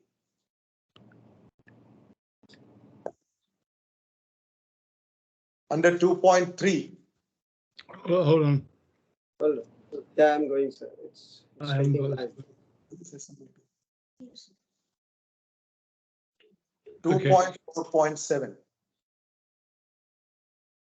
2.4.7. Yeah, I'm at that, sir. You got it. Okay. Yes. Names of other banks reporting as SMA2, if applicable. Did not get it. That's okay. I just want. And the next column, it is stated SMA2 on account of non-renewal of the facility. SMA2 on account of non-renewal of the facility. This document is dated 15th November 2018. Yes. So you declare an account as SMA2 at what stage? If it is a financial default, it is from 60 to 90 days. If it is for the renewal, it will be for the 6 months period. 6 months period. 6 months and above. So a facility agreement expires, and if the full amount covered by the facility agreement is not fully repaid, you will classify the account as SMA2. Not full amount, only the overdue amount which is there. Whatever overdue amount, if it is not paid, you will classify the account as SMA2. Yeah. 60 days. 60 days. 60 days. SMA2 60 to 90. 60 to 90 days. So as of 15th November 2018, it was classified as SMA2. So even if I assume that it was 60 days, to your benefit, if I say it was at 60 days, on the 90th day, it would have become NPA. If there is a repayment in those overdues, which the TR overdues are there, suppose there is an overdue which is pertaining from the 65th day or 70th day, if we receive in the month of the December any repayment, so automatically the account moves from the SMA2 to SMA1 and 0. Understood. Was there any repayment between 15th November 2018 and 15th December 2018? Yeah, it is. It may be. How many repayments came during that time? Account, we have to check the account statements. I'm not sure. You are not able to say now. But the repayments are there. That's the reason the account was not classified as a NPA. NPA. So anyway, between 15 November 2018 and 15 December 2018, that 1 month, 30 days period, yeah, the entire outstanding amount was not repaid. Was it? Entire amount not repaid. Entire amount was not repaid. Some repayment might have happened. Yeah, some. Entire outstanding amount was not repaid. Whichever the critical days are there, which is from 90th day critical period, that only we might have received, not the full amount. The full outstanding amount is not repaid at that. No. But you classified that account as NPA only on 31st August 2019. Yes, true. Okay. So after more than 8 months from 15 December 2018. And due to non-payment for more than 90 days, and on 3rd September 2019, my team sent the recall notices to the defendants. This is, I'm reading from paragraph 32 of your witness statement, last line. Yes, sir. When did you file the case before the DIFC court? DIFC court, Feb 2020, I have to very precise date. Is it correct if I say March 2020? Yeah, yes. It is March 2020, the case filed in DIFC. Okay. It was beyond 6 months from the date the account was declared as NPA. I would say 31st August 2019 NPA. So September, October, November, December, January, February, March, after about 8 months. Right? Yes. That's correct. So at least when the account is declared NPA, you will admit that the amount is due for payment. Yeah, the total amount is due for the payment. Total amount is due for payment once an account is declared NPA.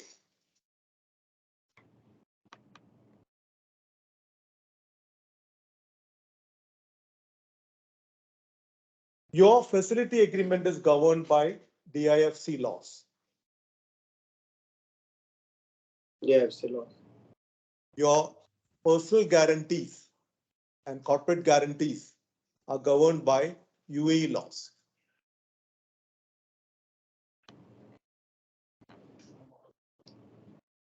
It's a court of the law of UAE. Court of the law That's of UAE. jurisdiction. That's jurisdiction. I have a separate issue with that regarding the guarantors. Here I'm asking about the applicable law. One document, which is the facility agreement, is governed by DIFC law, and the guarantees issued in persons to that facility agreement, those guarantees are all corporate guarantees and personal guarantees alike, are all governed by UAE laws. It is so, it is there in the document. I'm asking you, is there any particular reason for that? Since we are operating in DIFC, the facility was been under the courts of the DIFC.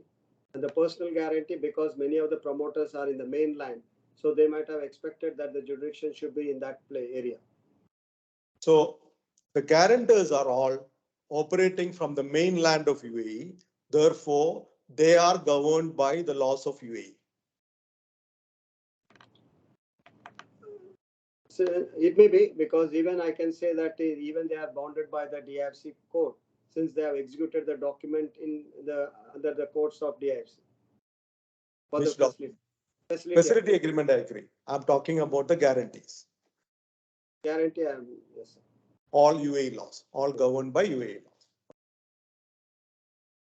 Are you aware that under the laws of UAE, if an amount becomes due for payment, the bank has to take legal action against the guarantors within 6 months? Are you aware of that? I'm not sure about it. You're not sure about it. Now, after you're issuing the recall notice, did the defendants approach you to find a way for an amicable settlement? No, they did not. They were None of them approached you. They were just discussing, but none of them has categorically came and put any kind of an offer before the bank. Okay. No offer was ever put. Any signed offer was not there. No, I'm not asking about a signed offer. Did they come to your office and discuss the possibilities for a settlement? Oral discussion, it cannot be this put into real. That I agree with you. Oral discussion, whatever. Did an oral discussion happen? Not aware, since August 2019 was a long period. Whether Parag he might have come or Ravi might have come, but I'm not sure whether they brought any kind of an. As it's the email state that he is in the process of bringing the new investor. So who said that? In defendant 5, Mr. Ravi. Mr. Ravi. He has sent one of the mail. Is it correct to say? Of October. Sorry, continue. October, it was month of the October 2020. It was after a long period. So after the, yeah. If you are done, I'll ask the next question. Okay. So is it correct to say that it was only D5 who made some meaningful attempts, at least, by bringing an investor, writing to you something, who made some attempts to reach an amicable settlement with you? Yes, it is there. Yes, it is correct. Did you ever meet D4, Mr. Vijay Kapoor, after issuance of the recall notice? No, no, not even personally or nothing. Did anyone from your bank meet Mr. Vijay Kapoor after the issuance of the recall notice? That kind of message was not shared with us. Not a message, personal meeting, I'm asking. That's what whether he has met with any of the persons in other office, that message we have not received it. You're not aware of? Not aware. Have you seen him in UAE since 2019? No. No. After 2019? After May or June. After June 2019, I'm not sure, because the last transaction took place in the month of the May. So after that, we have not, I think it may be 1 or 2 months. Okay.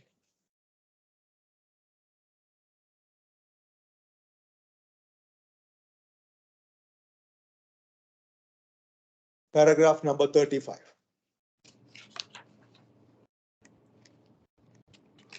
You mentioned AMOA. You mean Amended Memorandum of Association? Yes. Yes. I submit that in the event of a conflict between an authorized amended Memorandum of Association and a trade license, the amended Memorandum of Association will be recognized and binding only if it is submitted to the Dubai Economic Department and a new trade license is issued reflecting the changes. A trade license provides valid and conclusive evidence of the ownership and authorized representative of a company.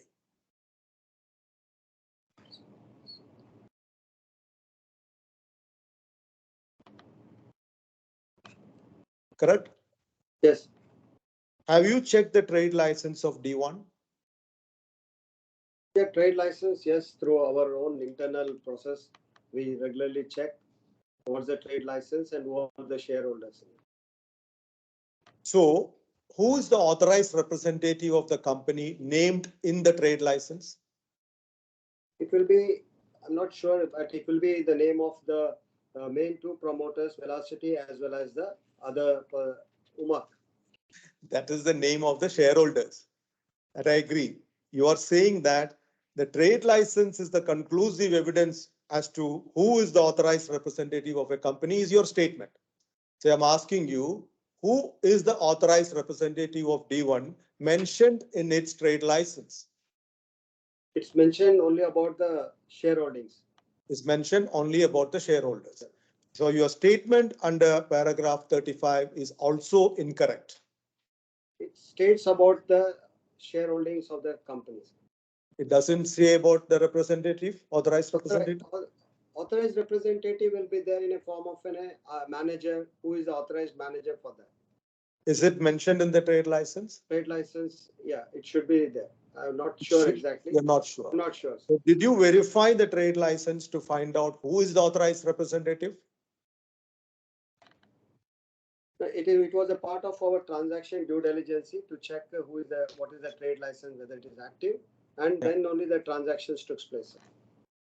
Okay. Then you said that the amended memorandum association will be recognized and binding only if it is submitted to the Dubai Economic Department, right?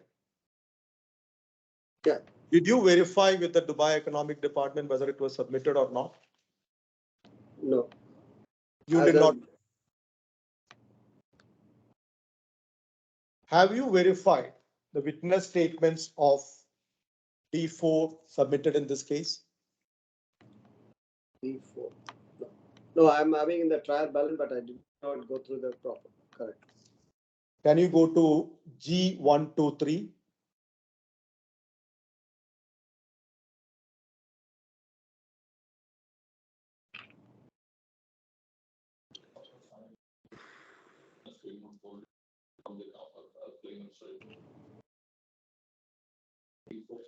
G123. That's G123. 1 second. the witness statement of Mr. Vijay Kapoor, the defendant number 4. I'm looking at the last page, page number 6, paragraph number 13. Yeah, I'm at that page, sir.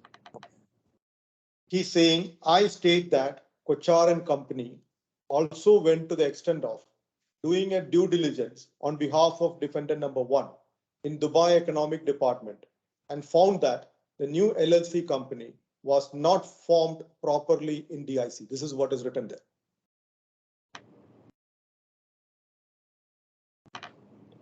Clear? Yes, it is. It's stated there. So I say that whatever you are saying in your witness statement, paragraph number 35, was part of the confidential information given to you pertaining to D1 by Kochar and company. No, I'm saying talking about the trade license. The trade license pertaining to the year 2018 and 20. This kind of a trade license has been a part of our transactions when it has taken place in the month of the April, May, June, and all during the 2018 up to the account NPA. So it is a part of our documents, I can say. The verification with Dubai Economic Department, you said you did not go. Dubai, I have not verified it, sir. I can say.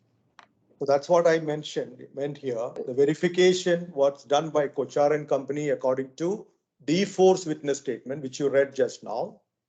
And you're referring to what is submitted to the Dubai Economic Department is only the binding document in paragraph 35. Is there any link between these two? No, sir. I can say that. You are saying there is no link. In paragraph 36,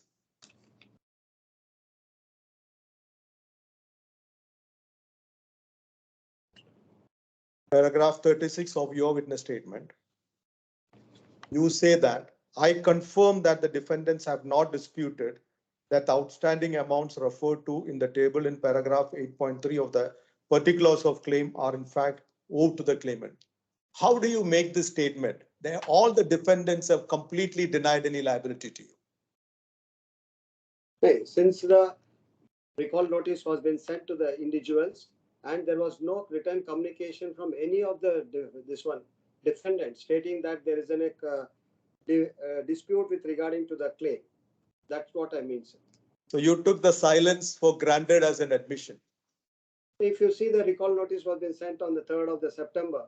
Until the date when we filed the case, there is not any contents done by any of the defendants stating that the amount outstanding which is due for by them, that we dispute with it. No contention, no acceptance also. It is a mail sent, and if they have not replied, it construed that they are aware of the outstanding due to the bank. You are making me ask more questions now. They being aware and they not disputing are two entirely different things.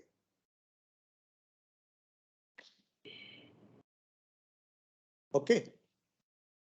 Now, paragraph number, sorry, continue. They are aware and they are not disputed. That's true. Okay, that's what you mean. Paragraph number 37, you are saying bulk of the loan remains outstanding. The loan was 10.4 million. Your claim is only 2.3 million. We have given a sanction as of Jan 2019, where the proposed limit for the borrower was 3.93. If you take into the account, the original facility was for, yeah. Which sanction letter are you referring to? January 2019. Nobody accepted that.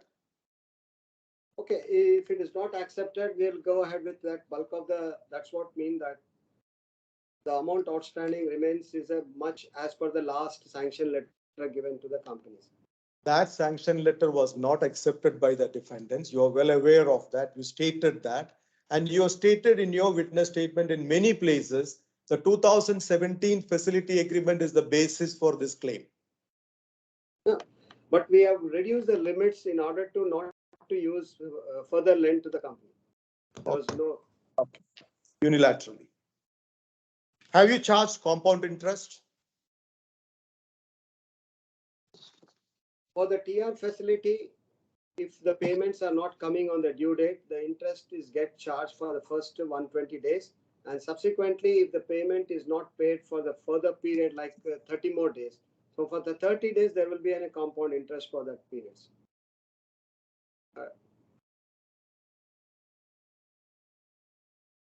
Are you not aware that the Supreme Court of Dubai has categorically stated compound interest is illegal? It is a case of a delayed payment interest, sir. Interest is always on delayed payments. So compound interest is interest on interest. I'm talking about interest on interest.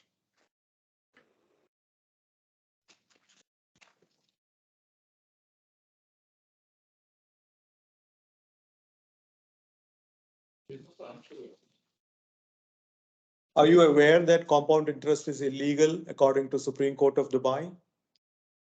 In case if you are operating in the mainland where our branches are there, since we have been by operating in the DIFC, where the set of rules as per the facility agreement and other document executed, the customer is well aware that there will be payment. There will be, if there is a default, the interest will be charged accordingly.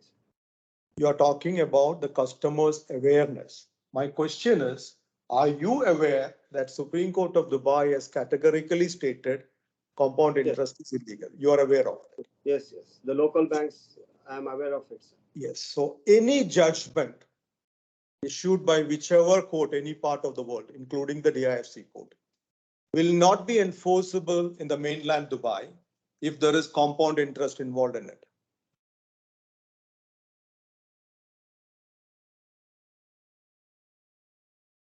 Right? Compound, any of the case, if the judgment is there, it will not be implemented in mainland Dubai. Yes. So did you make any attempt to recalculate interest on the basis of the guidelines given by the Supreme Court? Honorable Supreme Court of Dubai has given very clear guidelines how interest should be calculated. You are aware of it. Did you make any attempt to do that calculation? So No. we have calculated as per the agreement, terms and agreements as per the sanction. Okay.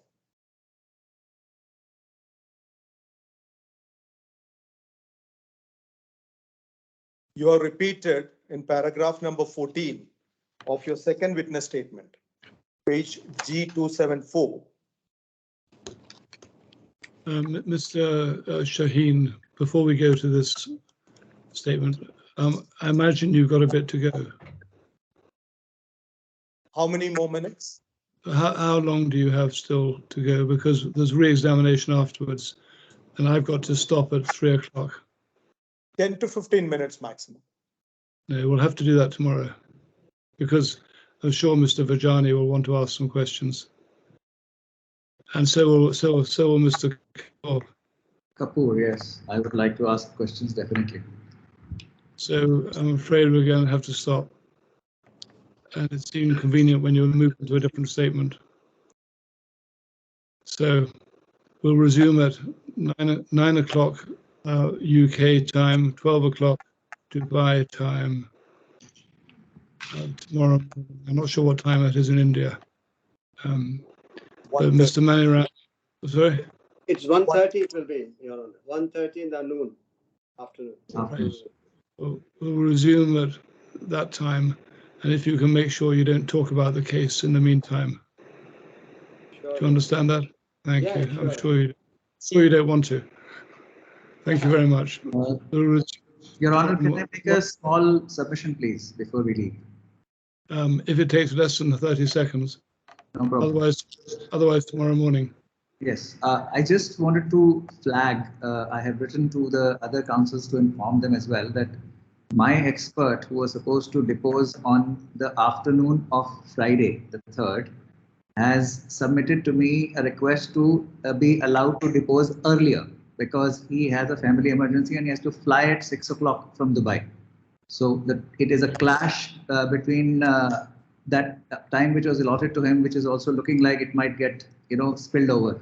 So could we take it tomorrow first in the morning, please? I think you'll have to discuss it with the other parties again. But if we're not going to have access during this week, then it can be fitted around. He'll be available later in a few weeks' time. Yes, and that is possible. It may be the best way, but can I leave it to you all to discuss timing again? Yeah, no, I'm just flagging the issue that we might beg your indulgence on this tomorrow morning because we have tried to discuss, but I'm not able to get any consensus. Well, if necessary, we'll discuss it. We'll finish Mr. Maniram's evidence first tomorrow morning, and then that should finish within an hour and a half, and then we can talk about these things. Okay? Thank you, Your Honor. Right, 9 o'clock UK time tomorrow morning. Thank you. Thank you, Your Honor.